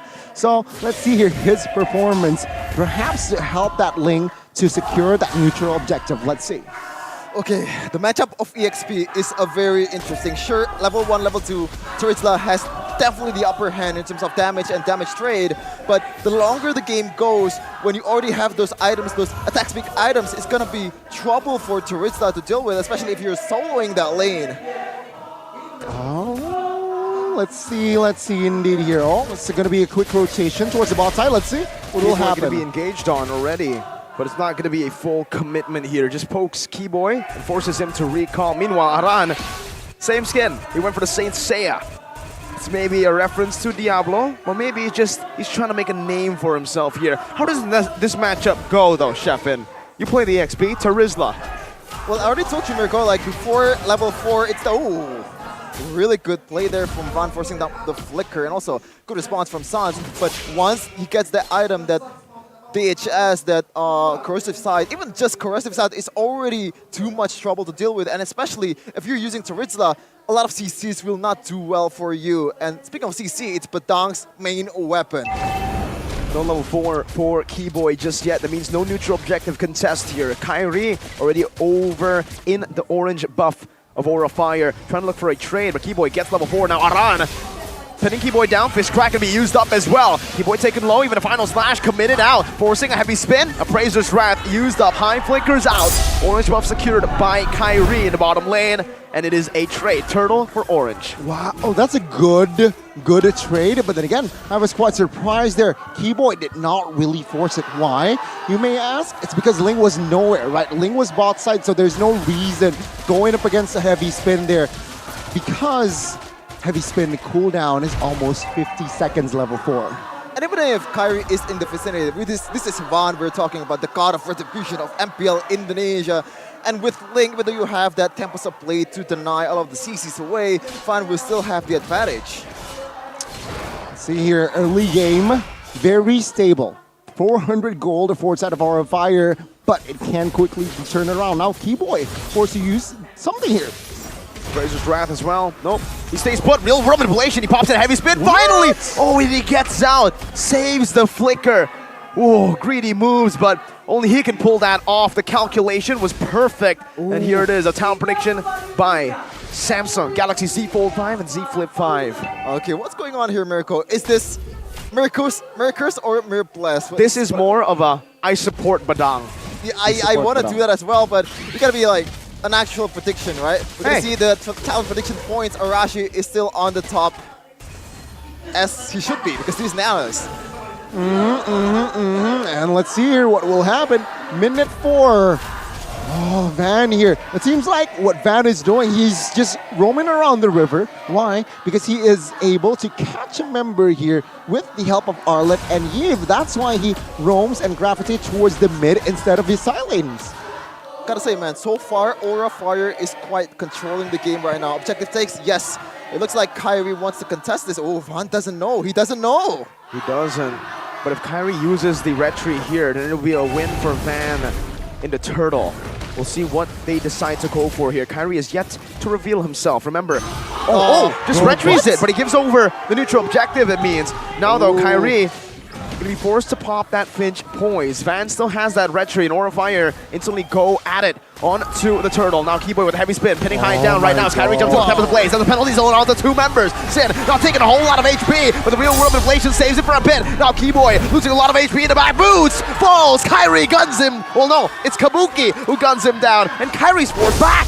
Well, gotta say, man, I like the plan from Onyx Esports, knowing that they don't have the retribution. They force the fight to their favor, but instead, Sans is not in the vicinity before the fight, and he's very late to the party, and that's why Onyx is losing in that fight. Yeah, it's a 1-for-1, but you're right, it's super mature there. Keyboy opened the fight a little bit too early, which caused a little bit Onyx, a little bit miscoordination, right? But then again, take a look at the bot side. Even Kabuki managed to take another dub in the bottom side. So the last time Badang was picked in MPL was Season 4. So total 2 times by EVOS Legends and Onyx. This has become a third Badang in the history of MPL ID. Oh my goodness. Penalty zone. Hold on, let's see if he can survive this one. Jumps into the fist crack. And now it will be his death, his demise up top. Kyrie picks the kill up. Now onto the turret they go. Trying to capitalize and trying to punish Aura even more. High has rotated in, going in for a few stuns. Able to connect now, has the final slash, but will not utilize it instantly. They hold on to it. Runner's apathy by Kabuki, not connecting. Kyrie just regenning back up. Okay, that's another weakness for Badang. He sure is strong on a 1v1 situation, but once it gets clumped up with a lot of CCs, a lot of damage coming at him, it's gonna be hard, but High in trouble. Boots might be looking for a kill here, Kyrie. No penalty zone, they gotta be careful. Oh, the penalty zone was cancelled. Kabuki able to sidestep. High, 1 HP gets out. Aura Fire, mechanically amazing sound. Oh my god, as I said earlier, CCs are the worst thing for Turitsla. If you want to execute that penalty zone, you have to be free of CC or the combo that with a flicker. You can't do that in this kind of situation against an Arlet, which is a pretty counter pick for this Turitsla. Well, that seems like Onyx a little bit gun-shy there on towards High, but very good read as well. If they got a little bit too hasty, perhaps Kyrie was caught as well. And will this be a perfect turtle for Aura? No! Kyrie denies it. Kyrie just takes it with retreat. Keyboy sacrifices his life for that. Now Van looking for an invade, goes for the taunt. Sans able to just dash out. But Van wants to continue this. Renders apathy, connecting only to Boots. Oh, penalty zone flicker onto Kabuki, forcing a flicker right now. The final slash, bringing High back into the turret range. But High flickers out. Both teams disengaging. Bottom lane. Oh, Aran is waiting. Sans is right there. Aran jumps in, stun. Fist crack! Oh, Sans! That's why he has the title, Gila Sans. Yeah, but then again, it's going to be a turret taken down in the bot side. Another dub for Aura. Let's see top side though responded back. So it's just a turret trade up to minute 7. But then again, Aura Fire, they managed to establish a, I don't want to say good lead in economy, but it's a healthy lead, 1,000 lead. Oh, it is a very healthy lead, Connie, especially versus Onyx in the mid-game. Keyboard looking for punishers, and will not be able. Oh, this might be bad. Oof. Oh, good. Well, again, we're talking about Akai here, very tough, right? I play Rome. Akai Rome doesn't really suit this meta, apart from taking neutral objective, and this is why he zeroes 1-0, but it's going to be another jungle invade here. Will it work? Will it succeed? Take a look at Kyrie's positioning, though. He's looking for a flank right now. Oh, Albert jumps in with a BMI. Sin forced to flick around. Kabuki with penetration, but he's going to be knocked up and taken out by Albert and Kyrie, the duo. Sans, though, falling to the hands of Sin in the mid lane. High loses his life. Albert guns him down. Sin falls as well. It's a penalty zone onto Van, who's now caught in the 1v3. Onyx slowly but surely regaining control of the game. Onyx playing to their keys of victories, completely ignoring Aran in the top lane, even though he had the turret, but he also got a turret in the bot lane, so it is a pure W over Onyx after those kills for them. And you know what I love, Kyrie? He says, you know what? I know Van is targeting my purple. I don't care. I want kills. I want gold by grabbing. I want to grab gold by grabbing kills, and that's what he did. He ignored that Van is on the purple. Let's see here. Van already delaying. This is wise. Okay, the backup is coming. Aran and Zin. But looking at the map, it's a stalemate, right? Very, very even in economy. What the heck? Take a look at the turrets. Also very even. 4-4-4. I'm looking at the hand cam right now, and there's a fist crack out of nowhere. High picks up a kill. Boots is down. Right now, 0, 3, and 2 for Boots. Kabuki holding on to that purple buff. Van hasn't spotted where Kyrie is just yet. He's lingering in the back. You can see the fast hands, the maneuvers from Kyrie as he watches. He stalks his prey. High still in the front lines right now. Van finally spots Kyrie, gets a taunt good. Oh, Keyboy with a good heavy spin, but it doesn't bring anyone back. Real world manipulation placed down perfectly from Sin to deny an initiation option from Onyx.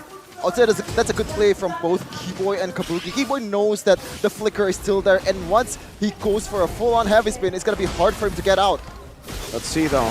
Again, High knows there's no heavy spin right now. Penalty zone! It's High! Just jumps in, secures it, but Boots falls now. Kabuki takes the kill. Sans with a final slash. Bringing him back right now. The Blazing Duet comes down, but Albert gets gunned down by Kabuki, who's able to outplay the situation. Buys him in nature. Keyboy knocks High up. Aura Fire have won the team fight. Onyx have gotten the neutral objective, but lost the fight. And take a look at this. Aura expanding, right? They take the tier 2 mid, the tier 1 mid, and they are looking for the tier 2. Can Keyboy and Sans defend this? I don't think so. I feel like they will sacrifice that mid turret.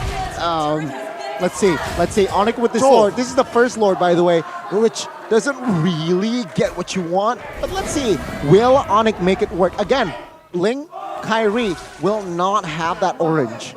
Okay, I like the confidence from Onyx Esports taking the fight at 4v5. Even though they don't have the number advantage, they still goes for it. But the thing is, Albert goes in, I think, a little bit too premature there, not knowing the damage is way too much. But Aran versus Kyrie. Let's see who wins this. As a stun right there. Aran flickers out, but Kyrie just follows. Goodness is right. Endless battle, solo kill. Kyrie trying to derail this hype train. Oh, very, very good, very sound mechanic. It's gonna be a trade here for turret wise, right? Tier 2, will it? No. Tier 1 only mid will fall. But Onyx, take a look at the economy. It has shifted to their favorite, just barely 1,000 gold though. So it's still even technically. But towards that late game, I really like the composition from the side of Onyx. So let's see here, 12 minutes in, it's technically still the mid game. Gotta say, man, Aura Fire played this really, really well, especially against Onyx. the best team in the world right now, but Keyboy with a lot of CCs, he has to get out there. That is the weakness of Akai. Yep.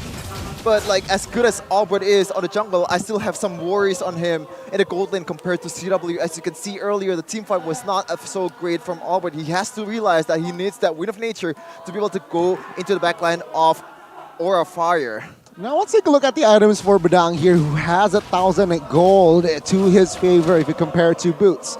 He builds full item, right? Full damage. C Halberd DHS. Why C Halberd, you may ask? Take a look at Keyboy and Boots. And let's not forget Sans, who has that lifesteal in a sense with that Valentina.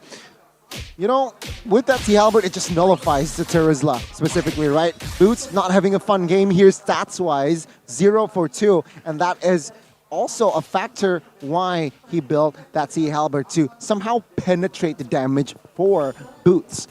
But then again, I do want to compare Kyrie. My God, nobody can really catch Ling. 401. Not right now. Doesn't seem like for the foreseeable future he can be caught either. He comes in at just that right time. He's able to see these openings that we don't usually see. And now Albert has built up that Wind of Nature, a big power spike for him. Now he can dive without being threatened. And even the Milfic Roar, more gun power for Kyrie.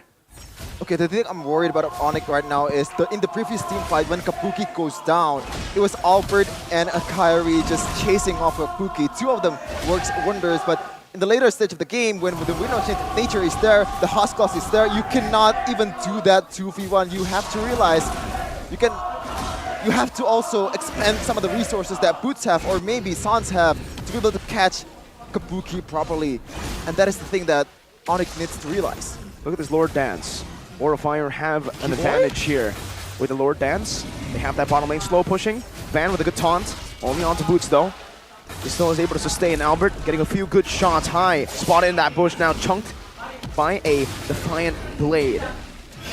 Final slash onto Keyboy, getting a bit more sustain. Van still holding onto the Lord. Keyboy now with the conceal as well. Aran jumping forward, finding the Blitzcrank onto Kyrie right now. It's going to be Van who finds the retreat. Aran has done enough, but he's going to fall. Now Kabuki in the backside. It's going to be Kyrie looking for the back, but Kabuki with an abused passion has zoned Onyx away. Wow. Beautiful disengage from Aura Fire.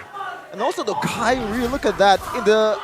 In the wall there, I think he could have gone for a Sin, but the discipline is there because he doesn't have that Tempest of Blade. But overall, Aura Fire, perfect team fight. And Van also godly retribution. Yeah, this time Onyx, they need to defend, but it seems like they do not care. They will take this mid-map, and Hai jumps in. Final slash onto Boots. Penalty zone still there. Kabuki going to be caught right now as he dashes out to safety. Has it with a nature, but no, gets Kyrie out. Damages him. Blackers forward, but he only finds Keyboy. Kyrie gets out. Albert BMI. Lord still marching down in the mid lane. Sans has been taken low in the previous skirmish. Aura Fire are looking for two waves, up top and in the mid lane. Bottom lane pushing for Onyx. Told you, man. A single link cannot do any damage towards a Kabuki with a Huskos and also Wind of Nature, but Keyboy in trouble. That's chunked a good charge. Renner's apathy connecting. Now the Lord eating up on that base turret. A few more shots from this Renner. One more shot from the Renner. Gets it down. Up top, Siege. Meanwhile, in the mid lane, a cut going on from Ling. Real world manipulation. Taking Albert low. Look at the back line. Keyboy with a heavy spin, but it's a good deny right now from a push from Aran. Down below, no split push. Keyboy falling to the hands of Aran. And Aura Fire have completely neutralized Onyx gold lead. That is not a Keyboy play, Connie. You know what, if you really think about it, right, he has the right intention. He wants to somehow collapse from the backside. It failed, so he doesn't care. It doesn't matter if Keyboy dies multiple times. It's the intention, right? And take a look at Kyrie. He was not baited even from the Keyboy play. He went for mid. He just cleared. And take a look at the tier 2 in mid side. Almost shrunk to a very low HP. But take a look at Aranda. Whoa, Heptacy's built. So if we're talking about initial damage, penetration as well, he is already there power spike wise. Let's see though, it's a very even game here, 17 minutes in. To add more depth to what you already said, Gani, it's, I think, again, also a great play by Keyboy if there was no displacement. This Badang is annoying for Keyboy because he gets displaced. That's why the heavy spin, it was at the right angle. Kabuki should have been pinned down on that wall. But again, that displacement pushed Keyboy out and therefore pushing Kabuki into Aura Fire instead of Onyx. You know the goal here, Sheffin, sorry, but Ling, 5,000 gold ahead? It's just 17 minutes in. Jeez. My God, he is just munching right now in the line of dawn. Lanes, jungles, everything that is able to be munched, he is there to catch. Kyrie says, welcome to my rice fields. So far, Onyx Esports, they're not taking the allegations of the return of Kyrie Esports properly right now. Kyrie is the lone member that hasn't died yet and 5 kills. A perfect game so far compared to the other Onyx members. Aran has always been, this is the bottom lane, and Aura Fire are utilizing this. Look at this, Aran's just going for the base. He's gonna go for the base turret. Sans is forced back, and Aura Fire are holding on to this. Kyrie finally revealing himself. Retreat battle, it's Kyrie! 50-50! But in the bottom lane, it's a base turret. So, value or no? It's even, but long term, it's value. All right, you can't respawn a base turret. So, a very good pressure from the side of Iran, but Kyrie, retribution battle doesn't really matter. Never a 50-50. Yeah, 70-30 it seems like. In terms of value, I think it really depends on how Onyx is going to use this wave, use this Lord to be able to get advantage, or maybe a few turrets from Aura Fire. But gotta say, man, I can see the similarities of Badang with other heroes that you said, Gani, with mobility, with also survivability. The difference is he's not very tanky, he's not very mobile, but he is very good at 1v1s, and that is why Badang is very fit to Iran's playstyle. But then again, if you compare it to Teruzla, it's a more mobile hero, right? So it's a good way, but it's not sustainable as what I'm trying to say. Let's see. Enhanced Lord here up top, going to be able to charge in down. Onyx with a good siege. Taunt from Van. Keyboy chunked low. Heavy spin bringing high back, but Vengeance gets him out of harm's way! Keyboy stuck in the real world manipulation with a final slash. Keyboy loses his life. And just like that, Onyx siege attempt has ended. 1 base turret and 1 tier 2 in the mid lane. Okay, so far I'm not convinced with Keyboy's Akai at all. 0-3-2 with Concussive Blast. So far the engages has been, I would say, you know, a very minimal calculations goes in when he's trying to engage. You have to realize it's not just you with your heavy spin, it's also them with CCs, with the displacement, with also the CC immune from the Vengeance of High as well. You gotta realize that. Yes, this is also why this is very hard to play a Kai as a roam in this current patch with a lot of I want to say a lot of elements, but you have crowd control, you have slow effect. Very hard for a Kai here to be effective. Almost there, but again, item-wise here, what's different? Nothing out of the ordinary. Irie has the Endless Battle, so he will deal a true damage, but the... Van get the purple? Got the purple? Or did Ling? Van. Oh. Wow. So that's a purple. So that's a purple as Ling. Yep. Now Kyrie doesn't have the purple. A big resource gone, and now look at who they are allocating the purple buff to, and even, they're not going to clear the little purple buff there. It's going to be a purple buff freeze for Aura Fire. I want to see the showdown between Aran and Kyrie, because so far Aran has been the one that split pushing the lane, and if Kyrie is the one that has a lot of mobilities in his hand, the 1v1 is going to be fire, man. Like, the story is great, and also who's going to be on top of Badang, or a hero that specializes in 1v1, or Kyrie with his micro prowess. They know where each other are. Kyrie has cancelled his recall twice now, thrice. He's looking for 1v1, but Badang will not let that happen. He's already rotating to the team. Wait. Okay, so he will commit to the clear. That's info. Oh, there's the catch. Final slash. High, still holding on. A good Render's apathy earlier to Albert. Now it's a knockup. Penetrate's going to be coming down onto Keyboy. Doesn't have the Immortality. Penalty zone onto 3. But now it's Boots who loses all of his HP. His Immortality has been popped. Kyrie's recall over. High picks up the kill. Now Van with a good taunt onto Keyboy. Kyrie is here. No purple buff still for the Ling. Bottom lane getting cleared out. Still a 4-4. 50-50 on the board. Kyrie, bro, it's a final slash. Oh, Kabuki gets the kill. Tempest of Blades versus Van, 1v1, and there's Retri and it's Van who wins it. Kabuki with the win of nature. He gets the immortality as well. Now he's able to dish out some more damage. Kyrie knocked up, taunted out. Sin finds a massive pickup. Kyrie! Holy! In a 2v1! To the mid side. It's a double kill. Aran now trying to clear the waves right now as Kyrie has bought the winner. Oh. Oh my god! Kai! With the rose gold! The middle! The god of the jungle! Oh, Aran recalls, he has it in the bag!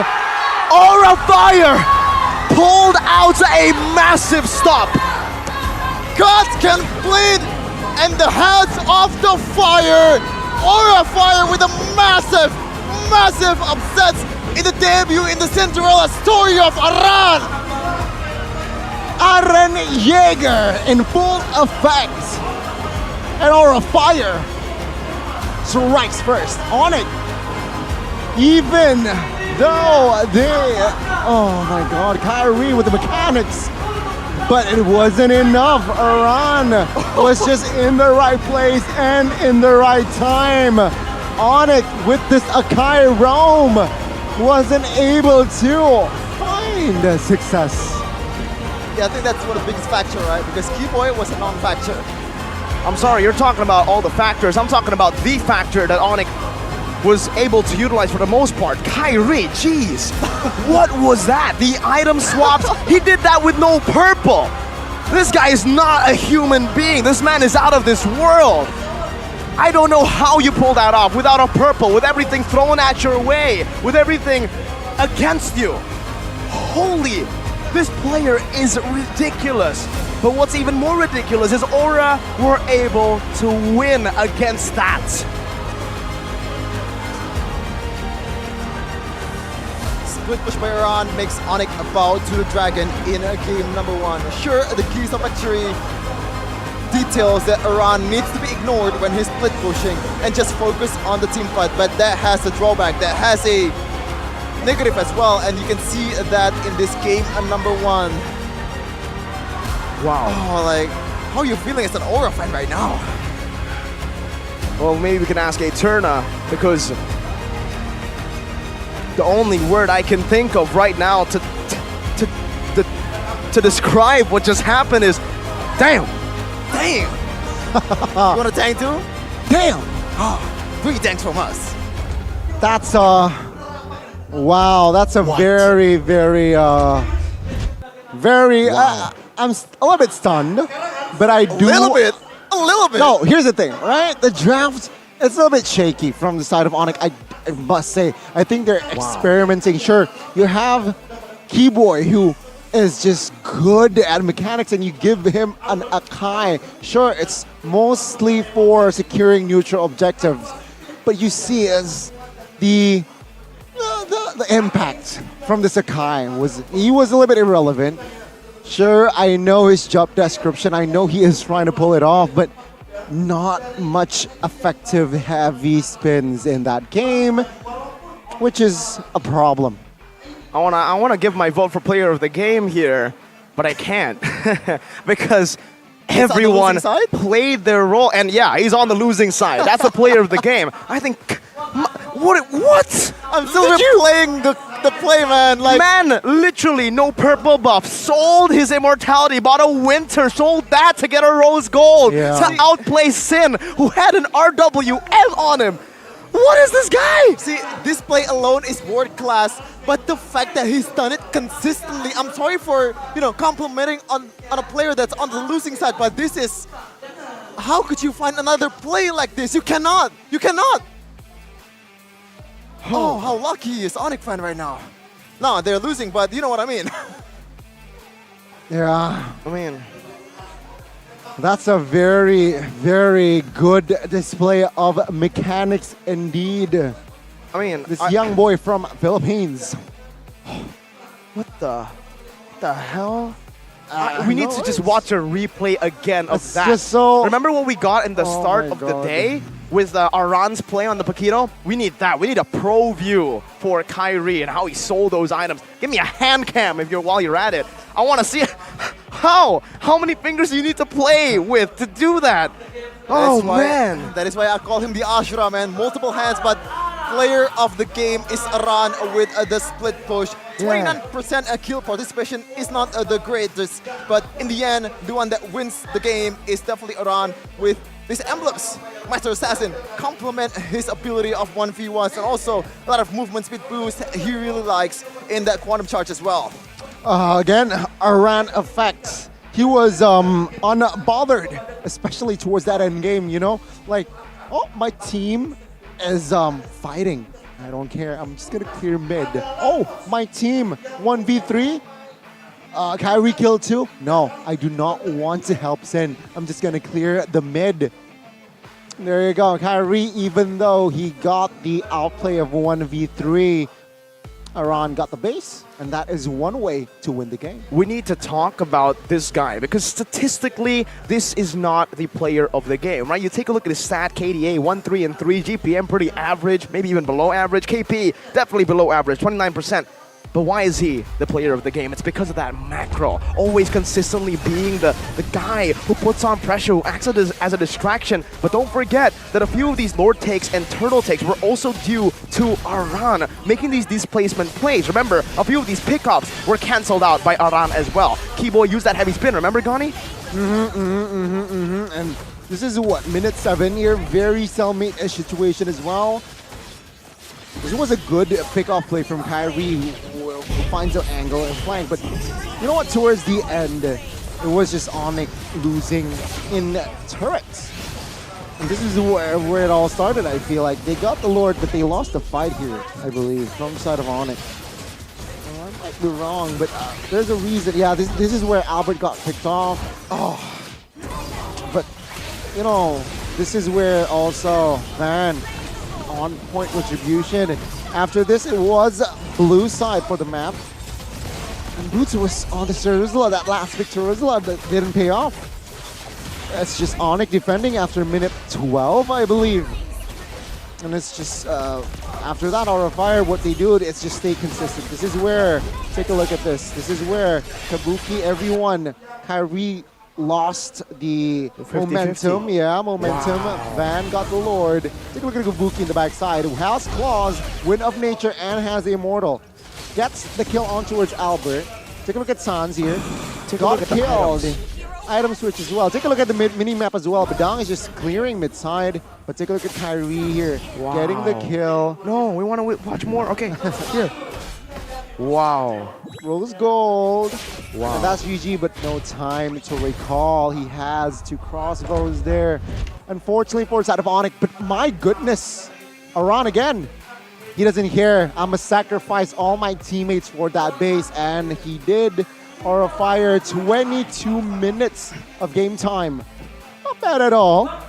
Oh man, talk about immediate impact from Aran. 3 games and 3 a player of the game, if I recall. Is this a better debut than Sans? I don't know. That's an opinion for you to take. But this is an offlaner. This is an EXP laner we're talking about. So you don't really have the best KDA to pair it up with. But with the items here, Heptasis, Sea Halberd, DHS, and Malefic, were no corrosive side though. That is definitely a choice that you can also replicate in your ranked games. But so far, this is not you know, a one-sided game at all. Even though Kyrie performing out of his mind, is Albert going to be replaced in the next match? Or I think they should. What's the plan for Onyx? I think they should stay committed here. I feel like, yeah, Albert on that Claude was a little bit irrelevant in that game towards the mid, towards that late where he was supposed to peak. But you know what? Just go with it. Just go with it. I feel, though, the draft is where they need to adjust, right? Don't pick up that Kai. Don't pick up the Valentina. I feel like Valentina also is a hero that kind of fall off now in that mid lane, I suppose, and not really popular, and has a low win rate as well. What, 20% in MPL? That shows that it's not really reliable in this current patch. But let's see here. A very good Inspire from Yiv from Sin. He wants that 5% cooldown reduction, so perhaps those real-world manipulation can be decreased 2-3 seconds, I suppose, especially towards the late game. It's going to be more efficient. can spam, almost spam, not spam, but you can almost spam that real world manipulation. So our Fire here displayed a good team fight, a lot of AoEs in their comp as well. They would replicate that in the second game. Taking a look at the post-game stat, Rich Guy still, who at one point was 5,000 gold ahead almost. A head-to-head jungler-wise, 817 GPM for Kyrie. But Kabuki dealt the most damage here on this Beatrix. This is also why in the draft, they prioritized this Beatrix because Kabuki really is comfortable on this Beatrix here. I think the Akai pick is definitely the one that needs to be noted for Onyx Esports. I think they could have gone for like an Atlas or something that can stop Kabuki's movement, you know? Because even Minotaur. In terms of like, I don't know about that, but it is an option. But in terms of like how you can micro your way out of the CCs from the roamer, I think Akai is an easier hero to deal with, especially Kabuki is it's definitely one of the highest mechanical player in MPL, probably second to Kyrie, because like the guy's just a maniac, man. The guy is not human.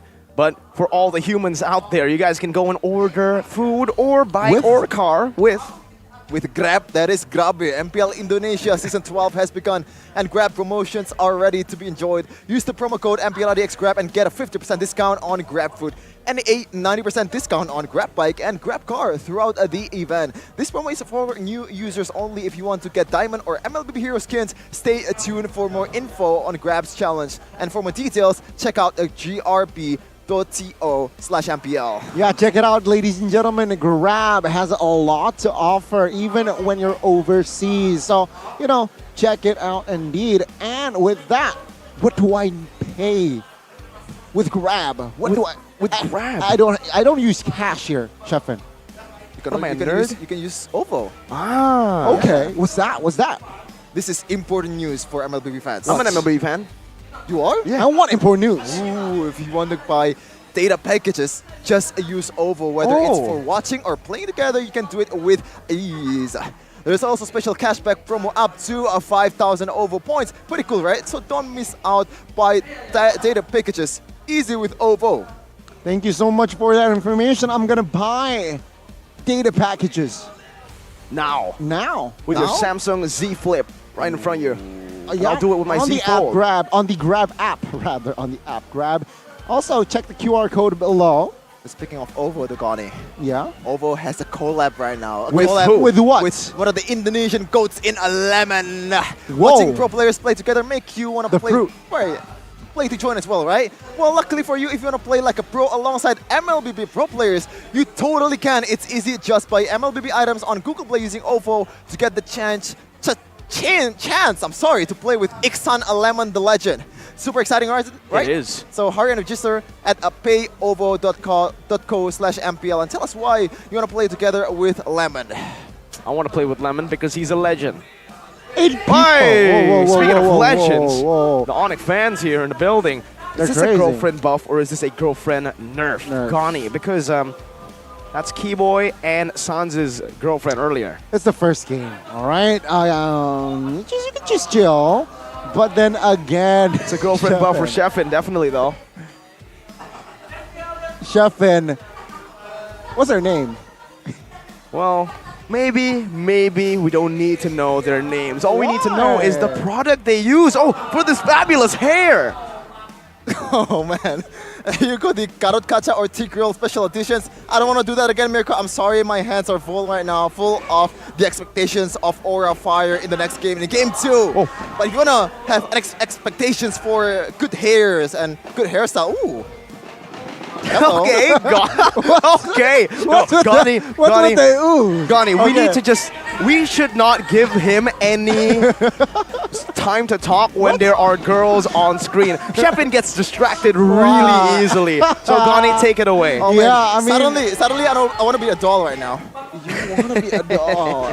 I wonder why, Chefin. I wonder why. But yeah, adjustments. Right on it. They need to adjust in their drafts to have Chefin, your heartbeat is getting a bit too high. I'm going to have to call them out. Chefin. Sit down. Chefin, sit down. Chefin, you're shut up. Oh, you're chatting. Okay. It's getting out of hand here. Everybody, chill, all right? Okay. Remember, the main event is the game, Chefin. It's in the game. Oh, my God. Chefin. By the way, anyways, W cameraman. We have the best cameraman in the world. Oh, for man. sure, for sure. Not a contest. Not a contest. I think MPL PH production knows that as well. Oh!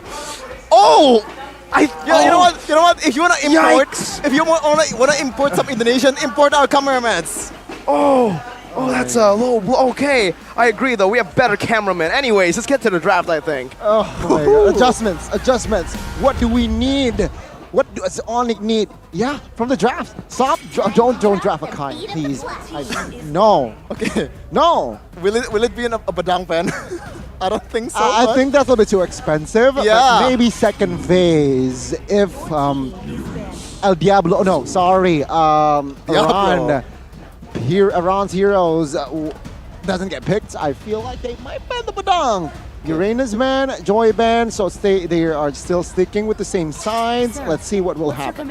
Okay, if you like put your hand in front of Aran's face and also look at Saint DeLuca's name there, you thought it would be Diablo. I'm doing it right now. I mean, Aran and Diablo does look alike. The hair. It's just the hair, man. It's just the hair. It's just the hair. And the Badang pick. No. No. And the Uranus pick?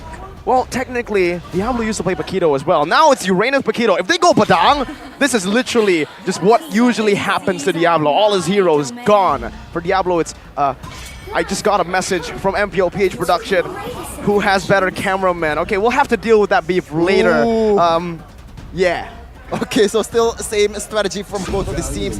Fanny, Joy, and Kadira, and also Angela, Paquito, and Uranus still respecting that Aran pick.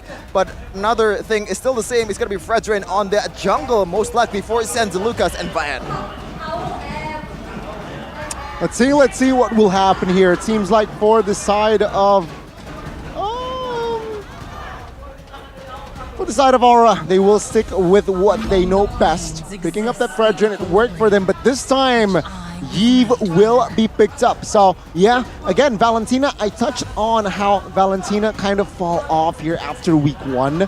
Very low win rate, very hard to use, but it seems like now with that Yves and Claude pick, they will somehow adjust their approach, right? With this Yves, just more comfort. High ground, check.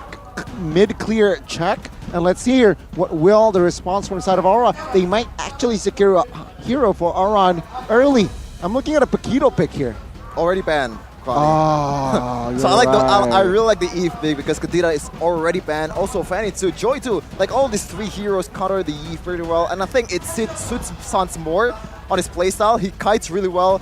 Like every time I see Sans with the Eve, I always had a throwback for game number 4 against Brand Esports. You know that, Mirko, like the incredible comeback from Sans. But in this case, though, a lot of range, a lot more range compared to Valentina. That's why I really like it more. And it gets a Fredrin too.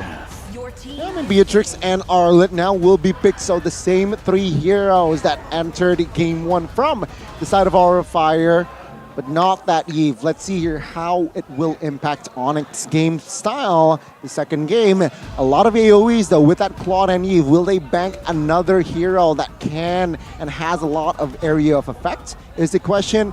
I'm looking at a hero that is, will they commit to another assassin here? Seeing just the Beatrix pick up though.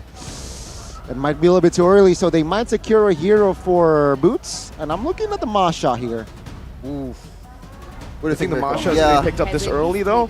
It's still a good flex, so nice call. Wow. But wow. Even despite the fact that the Arlet has been using the roam position, they still go for the Masha. Yeah. I believe it's just for the Beatrix mainly, yeah? It's for the Thunderclap, bro. Thunderclap. And the disarm. Can't basic attack now. No. Where your guns go, nerd? That's usually what Masha says to marksman. Yeah, I agree. And there you go. Second phase, here we go. Keyboys is hero. And Kyrie hero has yet to be picked. Aura here. What are they looking for? Nah, bend the link, bro. Bend the link, bro. It's just too much. Bit too much. If this was like in the first game, if it's not Kyrie, Onyx would be losing greatly. Okay. Valentina then will limit the mid laners here. What will Aura Fire do though? Will they limit healing like Sheffin said? Or will they limit Keyboy? And there you go. They will limit Keyboy here. Seems like you ban Kyrie's hero. Kyrie has a lot of heroes in his arsenal, so quite ineffective, I might say. See here, last man forward side of Onyx. They will commit to a Faramis ban here, so targeting towards Zen. I like that, I like that. There's not much options left on that mid lane area. Probably Farsa. If you're gonna go far, you can go for Lilia too. But so far, Onyx Esports, it's a bit different from the first game. There's just, the plan is much more clear in this case, but you'll see how it will fare in the second phase of the draft. But for Aura Fire, it's still, like you said, Mirko, that Arla is most likely going to go to the roaming area, but it's still not final, even though it's already countered by the Masha. But I still think it is a possibility if they want to go for like a lock hero like a Kaja for that Eve or for that Claude.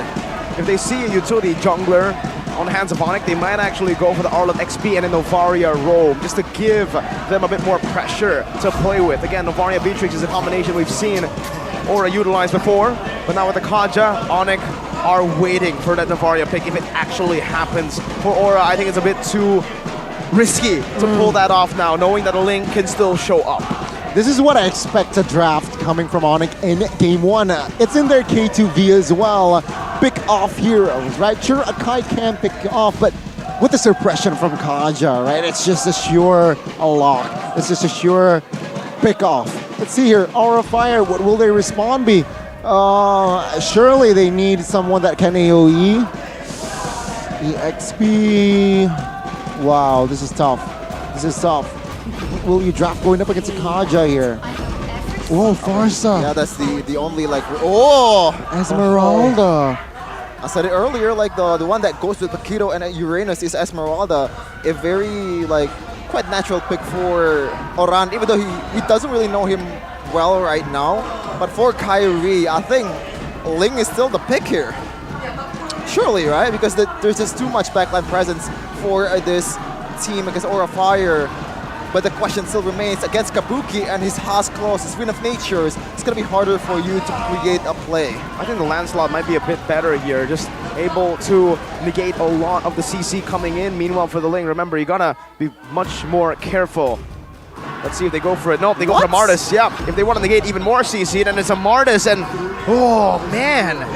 I mean, we have seen this before, Snapdragon.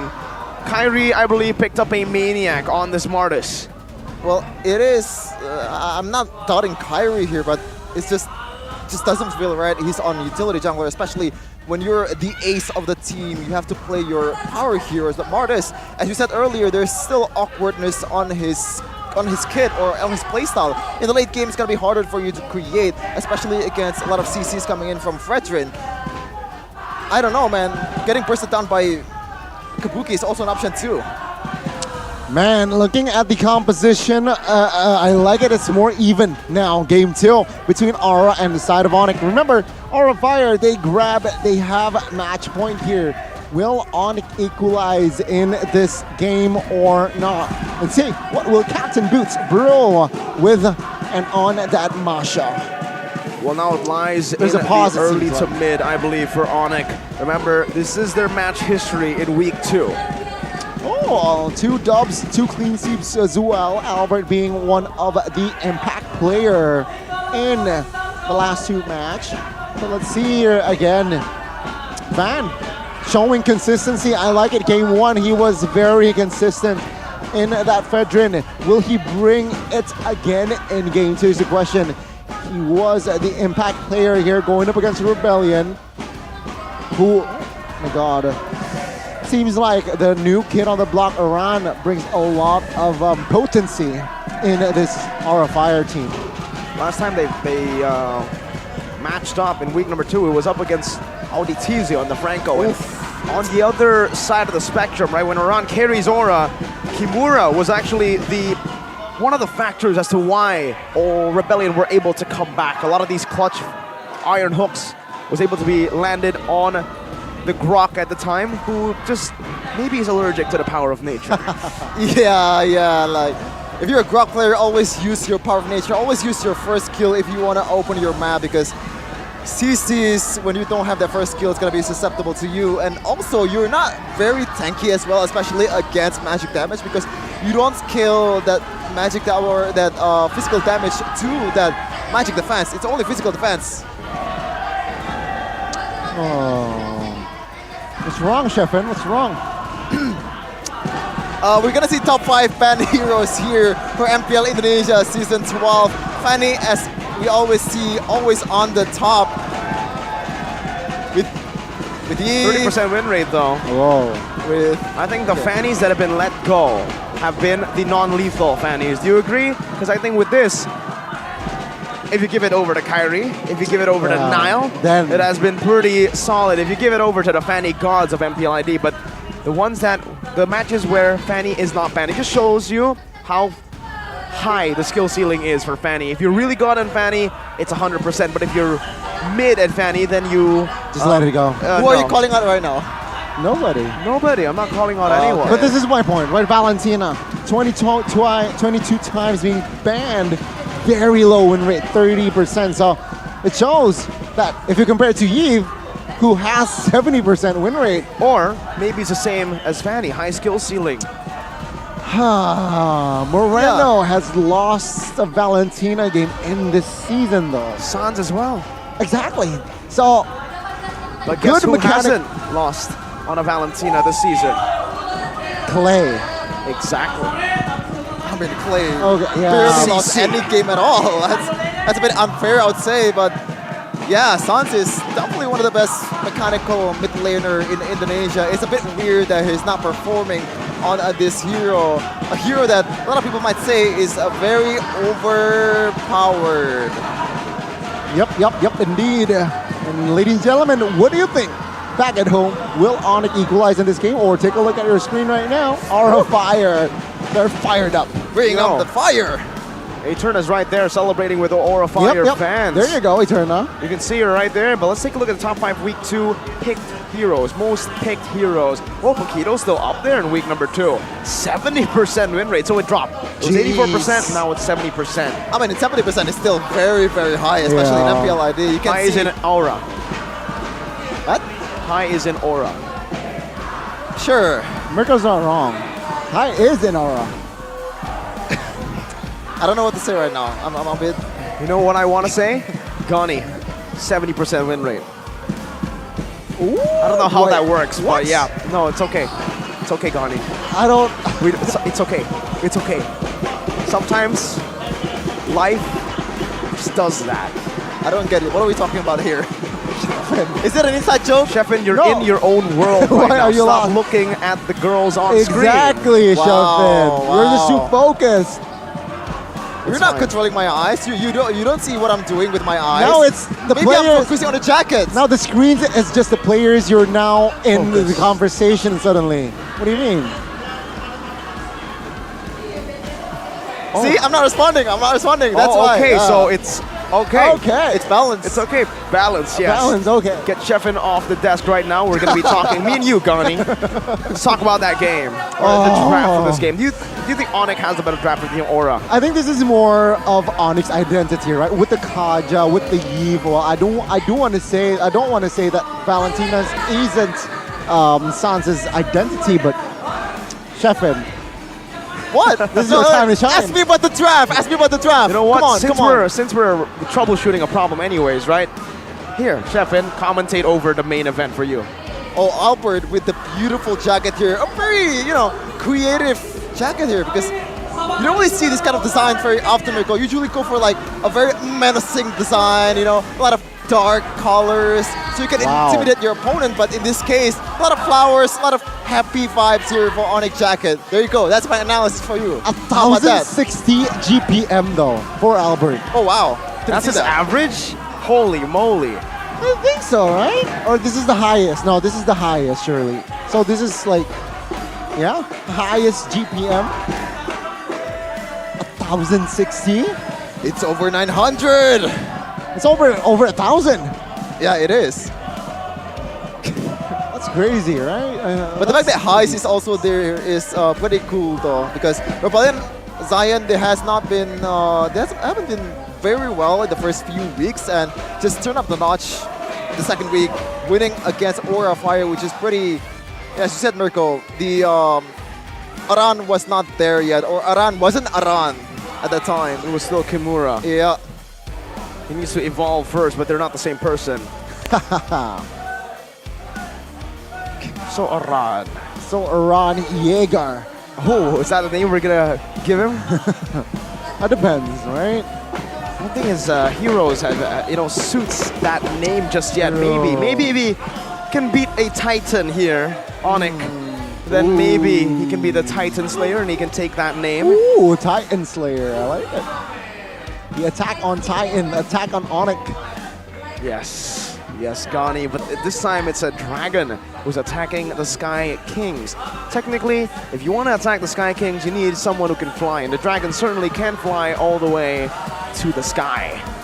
Well, we have seen a dragon against Onyx before, and also with the help of gods, but they still cannot close the deal against Onyx in that game 2, still losing 2-0. In this case around, it's only dragon, so what are we talking here? What's the message here? Of course, you send it over to me when a girl shows up on screen, Sheffin. What?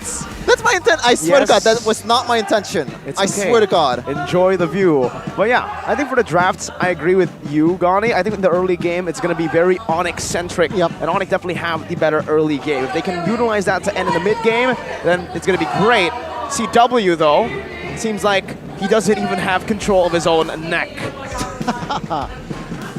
Like Sheffin during the break. Oh, Samo. Oh, it's Hack's team. Man, Samo. When he was in Onyx, he was sitting in the bench. Now he's in Aura, and he's sitting on the bench with a fellow friend, though. It's fine. Kimura is right there to keep him company with his power of nature allergy. It's already warm in Onyx as a bench warmer. He's even more warm in this case because he's in a fiery environment in Aura Fire. So I think he has some increase in temperature, but we'll see.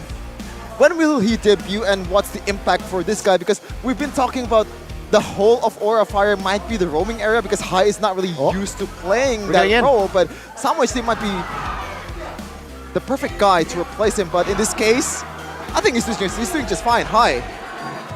Yeah, I think he is the surprise effects. But taking a look at Keyboy's talent there, PYT. Okay, game number 2 of Onyx versus Aura Fire. Let's get it, boys and girls, ladies and gentlemen. Will Onyx equalize or will Aura Fire sweep Onyx in this current match? Take a look at Hai here, already jumping in all the mid battle here between the mid laners and the roam. You love to see the trades. Aura Fire has to be careful because Keyboy was a non-factor in game number 1, and right now he's using one of his signature heroes in Kaja, already rotating towards Kabuki and might be forcing a flick. No, okay. Okay, so this Kaja here opted for that Quantum Charge. Why? He wants that extra movement speed and health regeneration as well, right? So I love it. Tank Emblem, PYT as well. Let's pull yourself together so it adds more pressure for that flicker and as well as conceal. Let's see though. Again, both teams just trading here. Again, Keyboy, Sans, Albert even, they will look for that level 4. Perhaps to just add more farm and as well as add more pressure towards the side of Aura Fire. Let's see here, the first hurdle here in 28 seconds. Good stun from Sin here. Kyrie already looking for that kill. It's a good hold from Van and Hai as well to get Sin that gold and XP. But again, comes down to this lane. Aran on the Esmeralda against Boots. Who actually wins in this matchup? Like, no one's gonna win. It's a dead lane. Yeah, it is. But in the late game, I would say Esmeralda has a bit more an edge because can't really, you know what, I take it back. Masha definitely has more DPS and has more survivability against the Esmeralda, but we're not talking about 1v1 here. We're talking about the use in a team fight, or maybe the use in non-team fights for Aran, but Kyrie getting chunked up really low by Aran. Doing a good job, Divine Judgment locking him down though. A good final slash to isolate. Aran is able to escape right now. Boots is scratching him down. But Van has gotten the space, and he secured the turtle and Appraiser's Wrath as well. Onyx lose out in the early game. Gani, this is a disaster. Not in Onyx game plan for sure, right? I mean, talking about the early game there, Aran managed to chunk Kyrie to health HP. That is what is Aura Fire. That is why they have the advantage. The Van will secure the turtle, no doubt, no problem. And Aran survived. Man, that's a dub. That's a huge dub. Even though he wasted the sprint, Hey, Boots also That's not a uses waste. sprint. That's not a waste at all. And I mean, get that turtle. But so far, Kyrie, in that team fight, he doesn't look like useful at all because this is Martis we're talking about. That's why I prefer Aura Fire's composition because Kyrie is not going to be as good as in Martis as he is on his assassins, I would say. Yeah, this is, I don't know, let's see here. I expected more pressure here with the Kanja, with the Eve, and perhaps this is what they're trying to do. Trying to look for the image, trying to pressure. But, ooh. Okay. I see. So, Fire. Really count on Aura Fire to end the quote-unquote streak of Onyx, the dominance of Onyx. But so far, Albert is just going to farm really well here. But Keyboy in trouble. Feather airstrike. Oh, wow. Wait, he's tapping everything. He's getting everything. Oof, what a sidestep. Now Albert runs away. BMI out to safety. Onyx with the response. A late one at that. But Van, Sin, and Hai are still holding on. Now stun onto Keyboy. It's a kill on Keyboy. Hai with first blood. Oh my god, that's a good trade for out of Aura Fire. Now Kabuki will collect the gold shield turret bot side. Good timing as well, and that will give a more advantage for out of Aura Fire. Take a look at the gold shift. Not gold shift, but gold addition, gold increase. It was at 900 10 seconds ago. Now it's 1.3. Turtle is up, and of course, Aura Fire, they have the advantage. I think so far we can deduce that Aran's favorite stat is that movement speed boost because he already built that brute force breastplate instead of those dominance eyes that usually used by Esmeralda. Wow. Of course, Adam very aggressive. Two-man falling Star Moon, and it ends up with Keyboy biting the dust. Aran with a kill. Sin flying away to safety. Now Boots losing a second HP bar. Only now on the 1 HP bar to the... What? Aura Fire are outclassing Onyx in the early game. Man, Aran, I gotta be honest, he's making things look easy here for the first 5 minutes. Yeah. Doing his job. The heck? Onyx, they got out-rotated, outclassed, and take a look at the top side. The first turret will fall in this game. Again, a minute ago, it was 1,000. Wow. Gold lead, and now it's 2,500 gold lead. So a very good increase in that department. Onyx, no play whatsoever, I gotta be honest. Yeah, it's not just easy, it's very easy, especially for Van, because there is no contest whatsoever from Kyrie, because there is no mobility that can help him to the total. And Aran, every time, man, the XP laner's job is to kind of end the fight before it even begins, and a lot of chunking, a lot of poke damage that he has before the fight really helps Onyx, but in terms of helping, Keyboy trying to help Onyx here. Doesn't have the flicker though, so it's kind of all for naught. Wow. Renner's Apathy connecting as well. Hai should be able to find this for the airstrike onto Keyboy. 4. Oh no, the last one dodged away from Van. Looking for that pick, but Keyboy is able to fly away. Van dashing forward once again. Sin, wow. Flying all the way back to get Kabuki pressure. And that's a turret for Aura again for free. Sin. If there's yin and yang, this is Sin and Sans. Kind of similar to, right? Because a lot of people, even some mid laner in MPL ID, kind of say that Sin might be the next Sans in the making because how aggressive he is. But in terms of aggressive, Aura Fire is looking to make something happen here. Hey. Let's see here. 6 minutes in, 3,000 gold lead established already. So what does it say, right? It says that Aura Fire, they're leading in, look at the map. 60% of the map is blue. And Onyx, they're struggling to find any play here. 0 kills with a composition that can pick off. Again. Oh, Kyrie might be picked off right here. Razor's Wrath taking him out. Boots with a thunderclap under the turret. Kabuki now taking all flickers out. And Boots gets baited in. Renner's Apathy. Hai picks up a kill. Van against 3. Escapes! No! Aran! What? Now running Sans down, slowing him and dealing damage. Sin is waiting for the right time. Aran with the recalls! On the recall, God! Aura, 4,000 gold lead, 4-0. What is the solution here for Aran? Like, every time he gets ignored, even Aura Fire is still losing the fight. Damn if you do, damn if you don't. Man, this is not good for Onyx. Aura Fire, they're really controlling here. 5,000 gold lead already established. And again, what does it say? Take a look at keyboard, cancelled. That's, I don't know. I think that's a lazy mistake. They're delayed now. And take a look at the siege on towards this tier 2. Aura Fire will definitely get it. No, okay, reinforcements coming. No, they will not commit to this. Okay, Van, slowed. Let's see.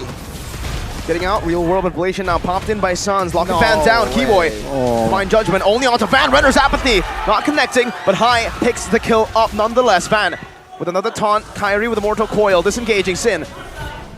Just giving vision, Van with another taunt, Kabuki finds a tier 2. And now it's a recalls.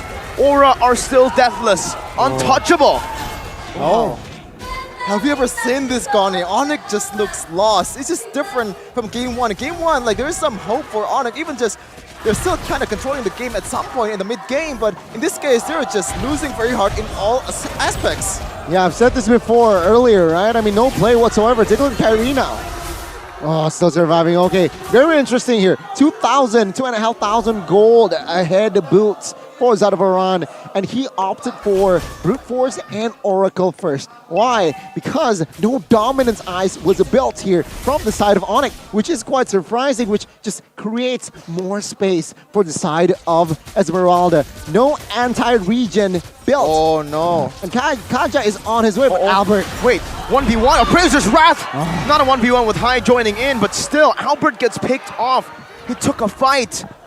And he lost it. Now up top, tier 2 falling again. A further airstrike to zone boots. Kabuki has bought a win of nature. That means now, not even the Masha can threaten Kabuki in the back. No, not at all. And this is why. Back to my point, right? No member from side of Onyx respects Iran. It seems like no dominance ice, no anti-regen item built.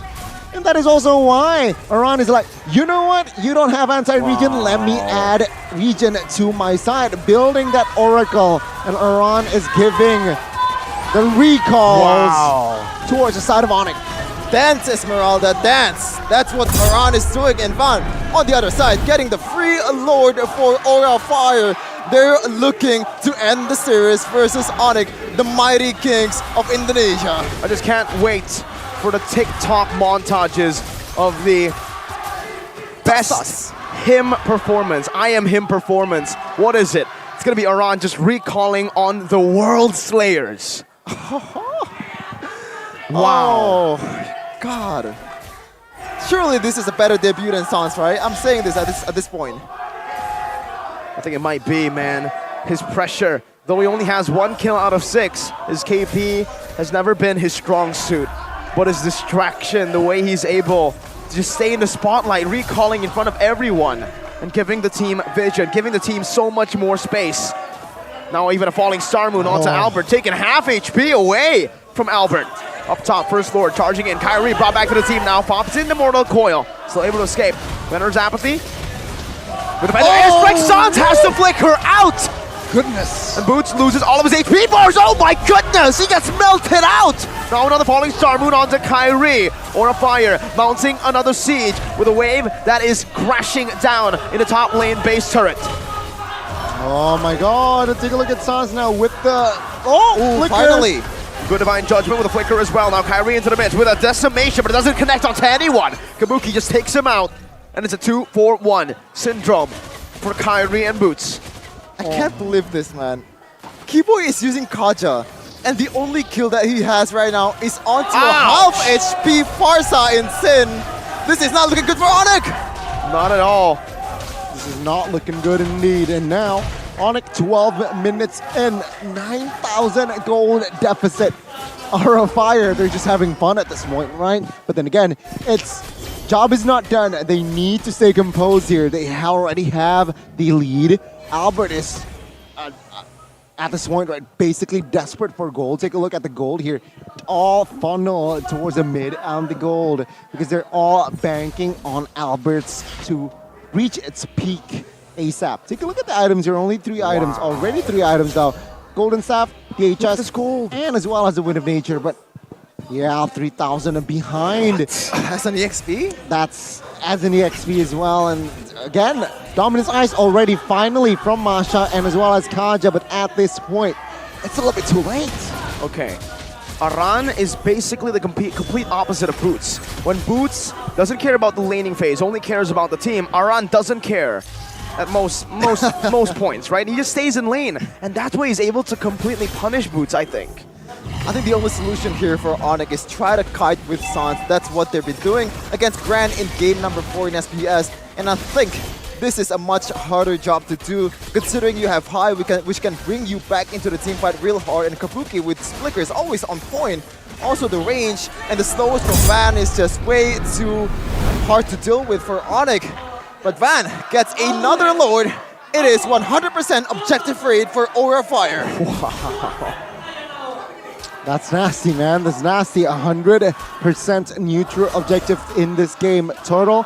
And Lord, it's not a it's not every day that you could see Onyx getting battered 10k gold. Let's see here, with this firepower, will Aura Fire be able to close the game out?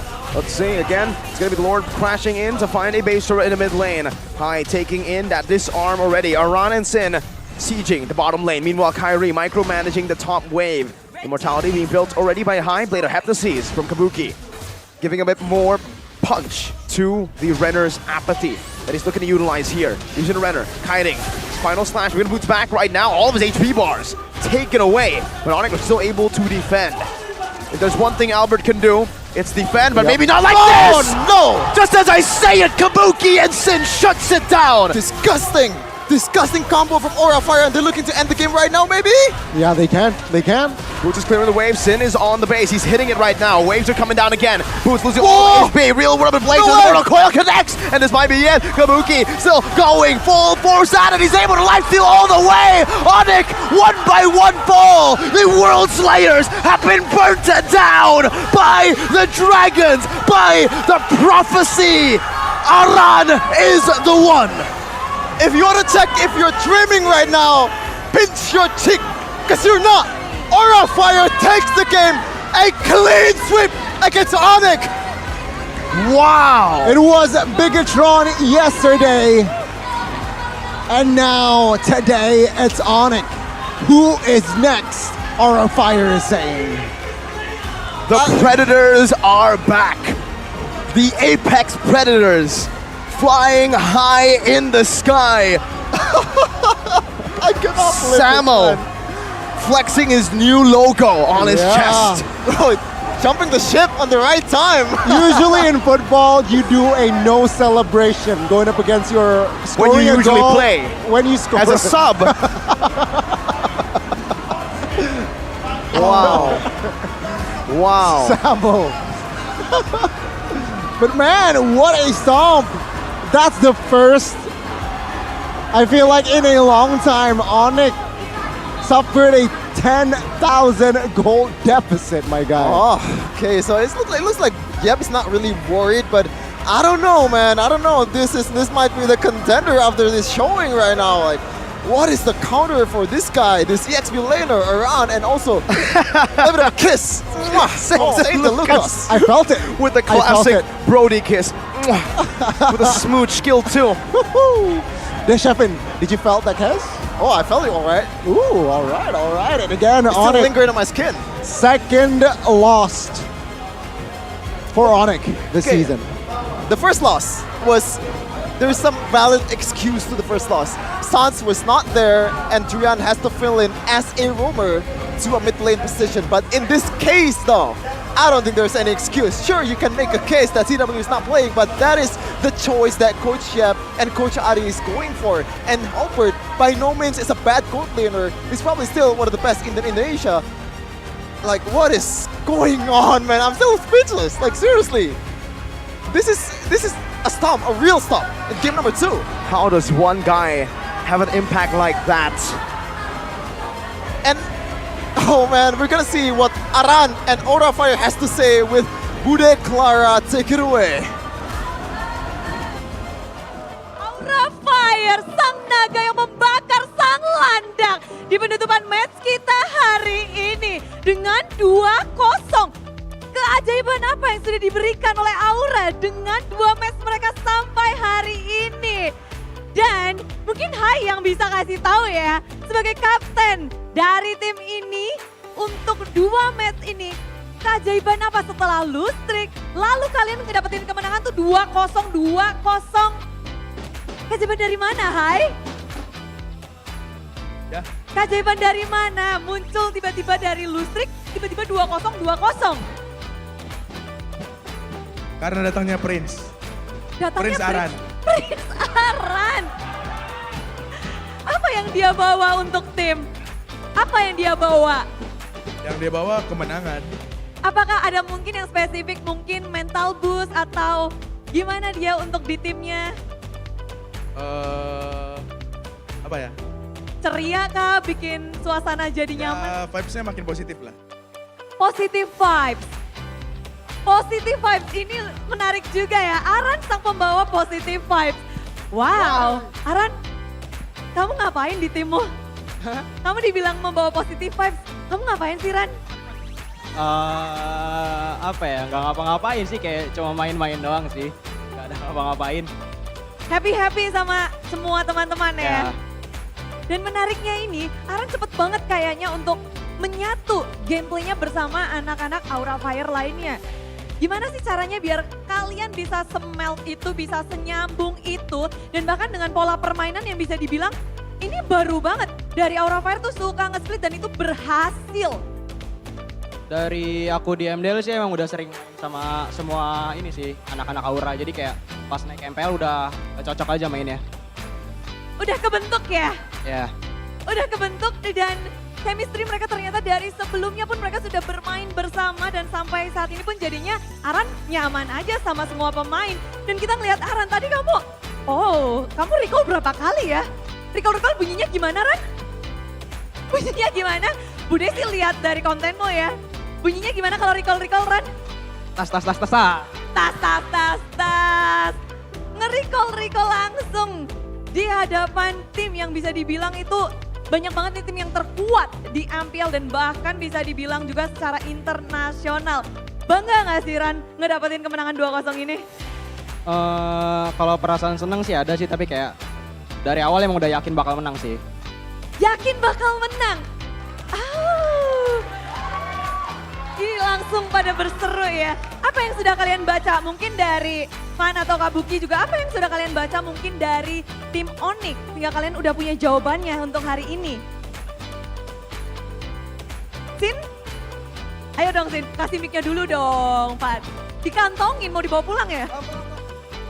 Gimana untuk hari ini, apa yang sudah kalian baca mungkin dari Onyx? Apakah kalian sudah memiliki jawaban untuk melawan Onyx? Coach gua jago. Coachnya jago. Dengan draft-draft yang lucu dan menarik ya, karena Badang dimunculkan juga. Siapa yang minta Badang? Lama banget loh, ini kali ketiga sepanjang sejarah MPL. Emang dari dulu suka main Badang sih, kayak udah hero power juga. Oh, memang suka. Aldusnya kapan dikeluarin? Bakal dikeluarin nggak di sini? Bisa jadi. Bisa jadi, apapun bisa. Dan kita kembali lagi ke Fan di mana kamu adu retri dengan bisa dibilang satu player yang dibilang retri god oleh semuanya. Dan bahkan perfect turtle di game kedua, apa kamu sudah bisa membaca dari game pertama terus game keduanya kamu udah bisa baca? Gimana ngelawan Kairi tadi? Gak gimana sih, pede aja. Pede aja, jadi kunci untuk perfect turtle di game kedua yang penting pede? Iya. Ada yang lain nggak? Nggak ada sih, percaya diri aja sama kemampuan sendiri. Percaya diri, itu yang dibutuhkan oleh semua pemain. Tapi kita akan melihat player of the match. Dengan 2-0 ini siapakah yang akan menjadi player of the match? Mari kita cek bersama-sama siapa. Inilah dia. Deng deng deng deng. Aran, semuanya langsung menyerukan Aran. Gayanya gimana Ran? Ran, jadi bad boy di MPL, jadi sebuah mental yang harus kuat ya tentu. Ya. Gimana kamu sekarang semuanya lagi menuju ke arah Aran nih. Kamu takut gak sih gameplaymu akan dibaca, kamu akan mungkin di lock terus untuk next matchnya? Kalau gameplay sih, walaupun dibaca pasti ada gameplay baru lagi yang bakal keluar. Akan ada gameplay, jadi nggak takut ya kalau kamu bakalan jadi samsak, bakal dikejar-kejar terus sama semua tim? Kan kita mainnya berlima, jadi kalau aku yang dikejar kayak empatnya kan bebas. Nggak apa-apa, aku yang dikejar, yang lainnya bebas. Nggak ada yang ditakutin kayaknya ya sama Aran. Begitu luar biasa. Dan bahkan kita bisa lihat mungkin minggu ini, minggu yang cukup panjang untuk Aura. Dari Sin sendiri, bahkan kita tahu dan juga Kabuki, belum dengar suaranya nih. Besok kalian akan melawan EVOS. Adakah yang kalian nantikan untuk pertarungan bersama EVOS? Apa tadi pertanyaan? Akan seperti apa pertarunganmu dengan EVOS? Apa yang paling kamu nantikan untuk pertarungan lawan EVOS? Yang kita nantikan melawan Fluffy. Kangen Fluffy. Ngelihat Fluffy di EVOS. Kabuki, gimana kamu ngeliat Fluffy di EVOS? Lihat di EVOS keren. Keren aja sih. Sama udah berkembang juga lah dari sebelumnya kayaknya. Keren dan berkembang ya. Tapi ada yang mau kamu sampaikan gak sih sama Fluffy yang lagi nonton?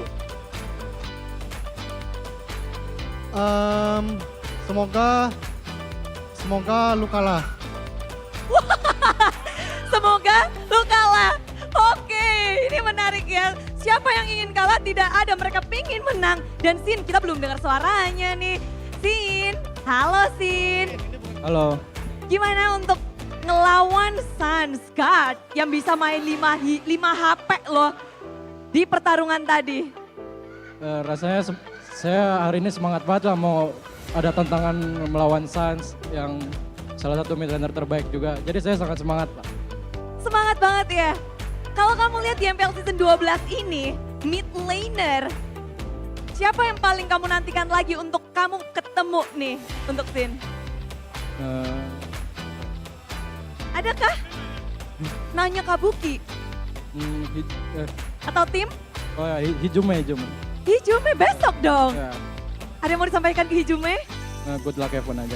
Good luck have fun aja. Dan ini adalah kemenangan kedua dengan sangat bersih. Mereka melawan tim-tim di papan atas klasemen. Dan tentu saja support dari Aura Fam, dari yang lagi di rumah atau mungkin Ayang juga lagi nonton di sini yang mungkin mau menyampaikan sesuatu. Ada yang mau menyampaikan sesuatu nggak nih? Untuk Aura Fam yang masih dukung kita terus sampai sekarang, kita akhirnya bisa bounce back, bisa menang 2 kali beruntun, makasih banyak. Ya. Tetap dukung kita terus. Tetap dukung kita terus. Dan Aran, semuanya pengen denger dari kamu nih. Ya, apa? Ada yang mau kamu mungkin sampaikan kepada orang yang spesial yang menjadikan mungkin dirimu sekarang ini? Nggak ada sih sebenarnya. Aura Fams deh. Thank you semuanya Aura Fams yang udah datang ke sini. Itu ada adik saya ikut nonton di situ. Oh, ada adek, halo. Keluarga mendukung ya. Ya. Dan untuk Fluffy, EVOS besok yang akan kamu temui? Apa? Akan seperti apakah pertemuanmu dengan Fluffy mantan Aura? Mungkin dia bisa membaca permainan kalian kah? Kalau permainan nggak bakal kebaca sih, soalnya kan pasti pas sejak dia keluar kan ada yang berubah pasti, nggak bakal kebaca. Sampaikan ke Fluffy. Fluffy, see you tomorrow. Fluffy besok siap-siap lawan gua. Serem banget, Aura Fire membakar MPL Arena dan congratulations sekali lagi untuk Aura Fire. Dan akan langsung dibedah tentunya permainan mereka yang begitu luar biasa bikin dakdikdukser kepada para caster. Break it down.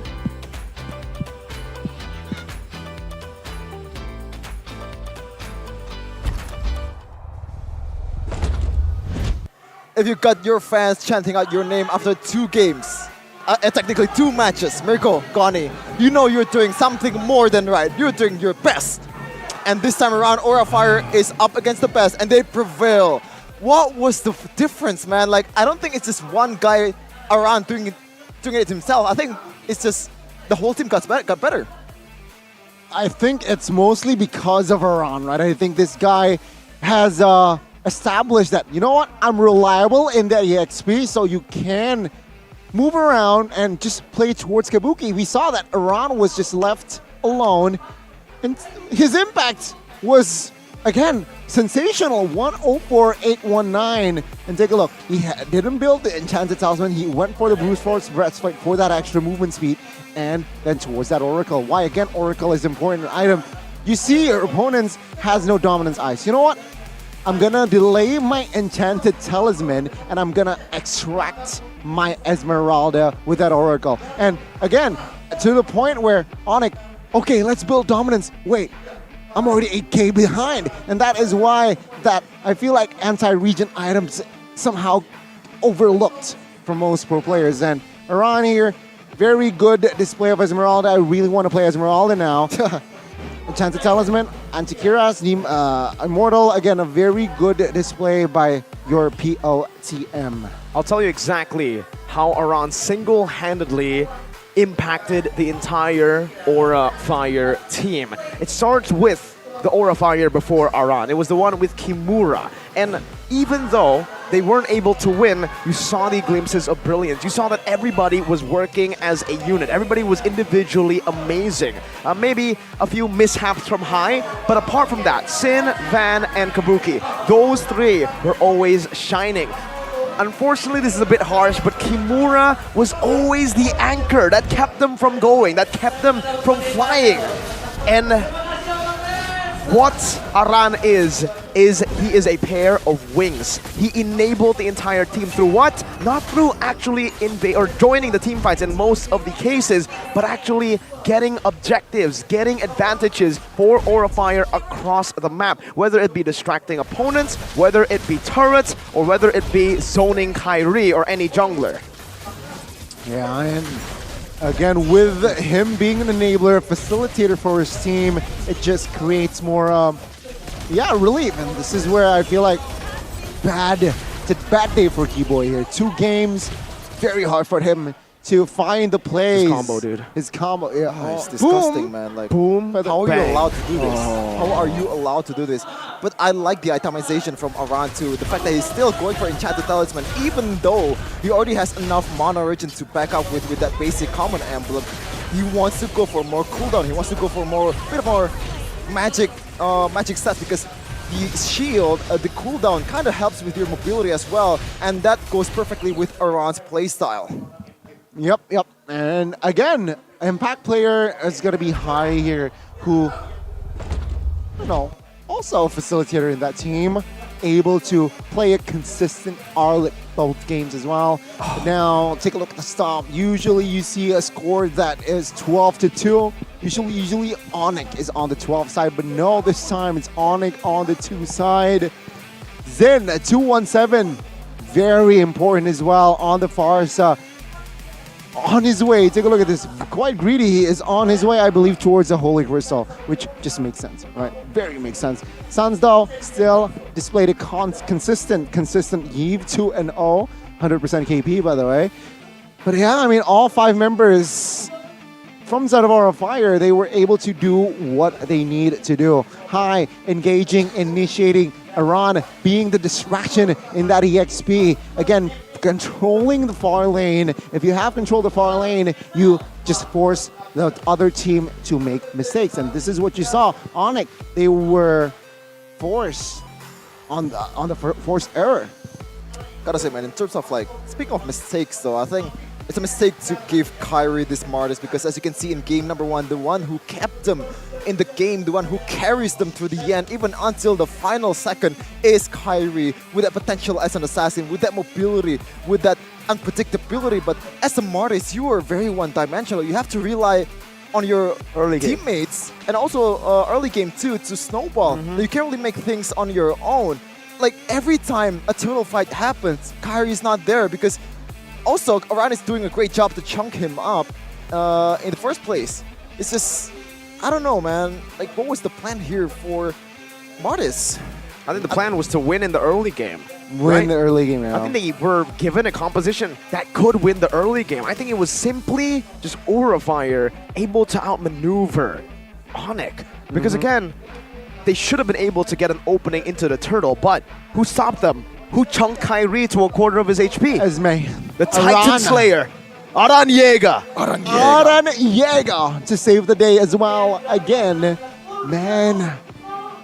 Rich Guy will fall to the hands of Beatrix here. Kabuki is showing a very consistent Beatrix both games as well. I feel like this might be the next approach from the enemy teams here. Try to perhaps ban Beatrix in that first phase.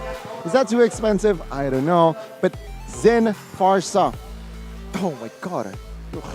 Yuck. Turret damage. Yuck. Like, has 80. Has this been done against Onyx? 80 turret damage? Are you kidding me? What? Not in a long time. Not in a long time. You have Masha. You have Albert too. Those two are pretty good at split push, I would say, and you only deal 80. That is, oh man. Oh man, I don't know. This is a very good example on why season 12 is getting more heated. Week 3.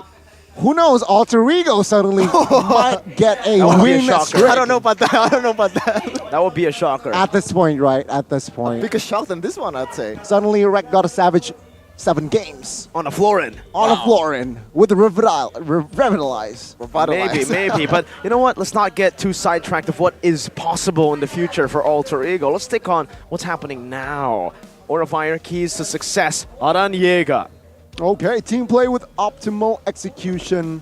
Of course, each individual job task. We mentioned that earlier as well, and of course, his Aaron screening and long lane. This is what I really love about Aaron. Is also evident in both games where he controlled the far lane very, very effectively, which again force Onyx or force your opponent to just create this force error, right? Either you lose a top side or you will force someone and send someone towards that far lane, which causes a 5v4 situation. And we saw that multiple. That's a basic fundamental in MOBA, which Aaron just got it down to a T. I gotta say, man, like I think this kind of strategy is a bit. It's not out of the box, right? Everyone can do it, but what's the difference with Aran? But before that, we gotta, talk about like some of the benefits that Indomaret Point Coup has. There's a lot of people experiencing Retri Indomart. If you don't know what Retri Indomart is, it's basically when you have a Retri, you're a jungler, and you cannot get your Retri correctly, getting beaten up by opponent's jungler. They didn't know that every time they shop in Indomart, they actually get points that could be used to get discounts, special member only gifts, and a free product. You love free things, correct, Mirko? Of course. Right, Connie? Of course. How to avoid a Retri Indomart? Just download the Indomaret Point Coup app and use it every time you shop anything in Indomaret. Special for our studio audiences, you also got Indomaret Point Coup booth because there is a free 37 diamond waiting for new members that register today. So that's why you need to start download and use the Indomaret Point Coup app to make you legendary. And while you are in Indomaret, there is also a cafe, a place where you can buy all of your favorite coffees, and not just coffee, by the way. There's a lot of non-coffee products as well. In Point a Coffee, it's a specialty coffee with a made-to-order concept that serves you fresh quality coffee, made with 100% Indonesian coffee and made by professional barista with international standard brewing machines. International all over the place, just like international winner Onyx Esports. This time there's also a special discount on the collaboration menu from Point Coffee with MPL ID Season 12. Put the code MAUCOPYPC on your Indomaret Point Co app and get a 30% discount on matcha latte. Matcha late or caramel macchiato and lemon tea. No cap. No cap. This might be the best coffee. IT dubs. Ooh, IT dubs. That's what when you know it's real. IT dubs is really good for Gane. This is like the term that, it's not normal for Gane. So get yourself the always on point test and make your day or your game be legendary. But we're gonna see the standings here for the current season. I expect some changes for Aura Fire, and there you go. Still just short of a playoff nod. Still 40% a match rate, 45% gamer, but they're still getting there after 2 wins in a row. Meanwhile, though, Geek Fam is still a very, very. You wanna say it, Connie? I don't wanna. I cannot explain this, man. Yeah, Geek Fam with their loss earlier as well will not solidify, but will decrease their position. But Aura Fire, after that win, still at 7th place. So not in the playoff contention just yet, but that forces Onyx to drop down a point standing with a 3-2 record here. So Onyx tomorrow, very important, going up against EVOS Legends after suffering a loss today. Will it affect them tomorrow? It all comes down to tomorrow. The battle for 2nd place for now. But both the grand finalists of Snapdragon Pro Series are 3-2.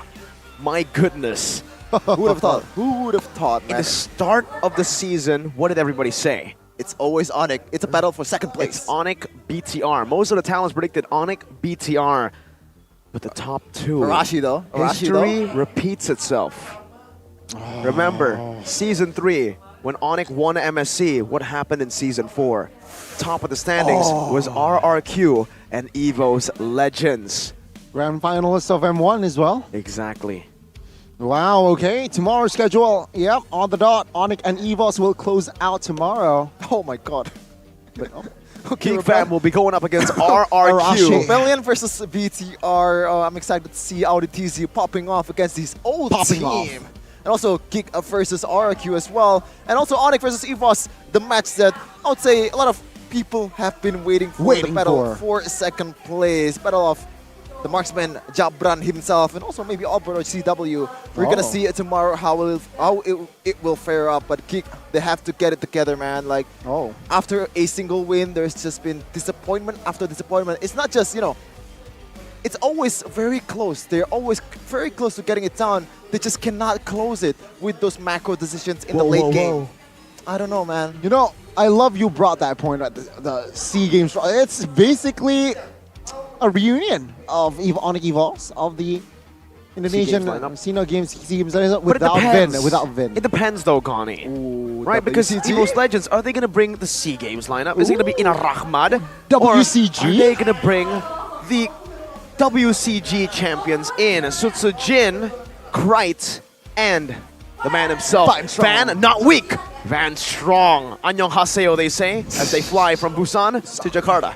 After tasting the local cuisine of orcas. Ooh, seafood is known in Korea, so yeah, you're right. They tasted orcas twice. Twice? Yeah.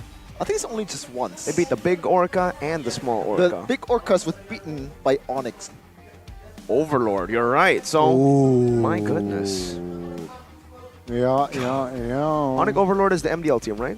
You are exactamente MPL team, I believe, right?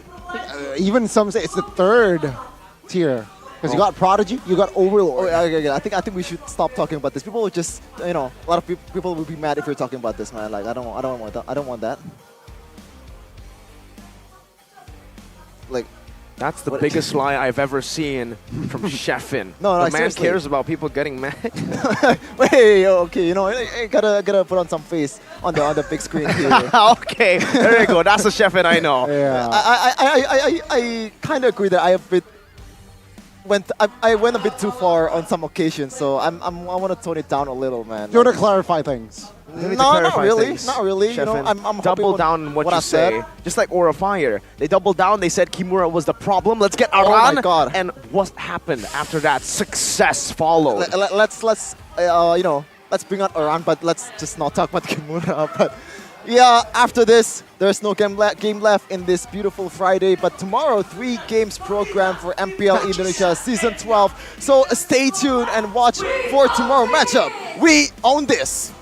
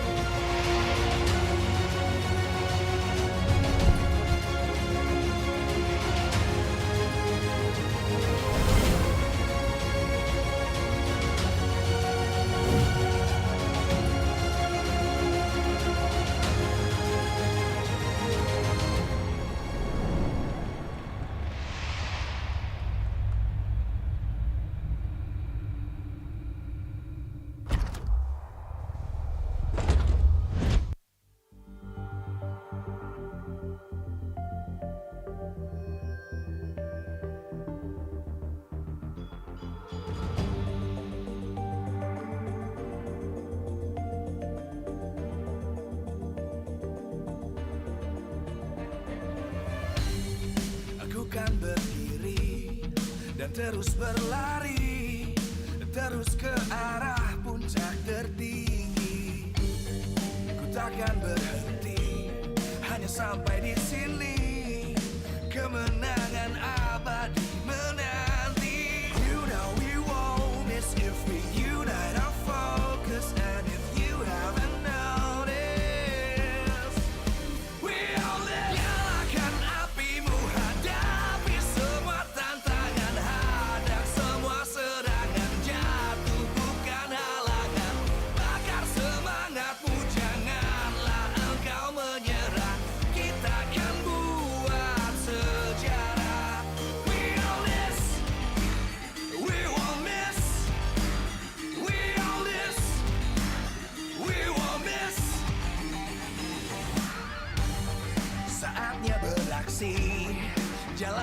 ambisi, aku kan menyawa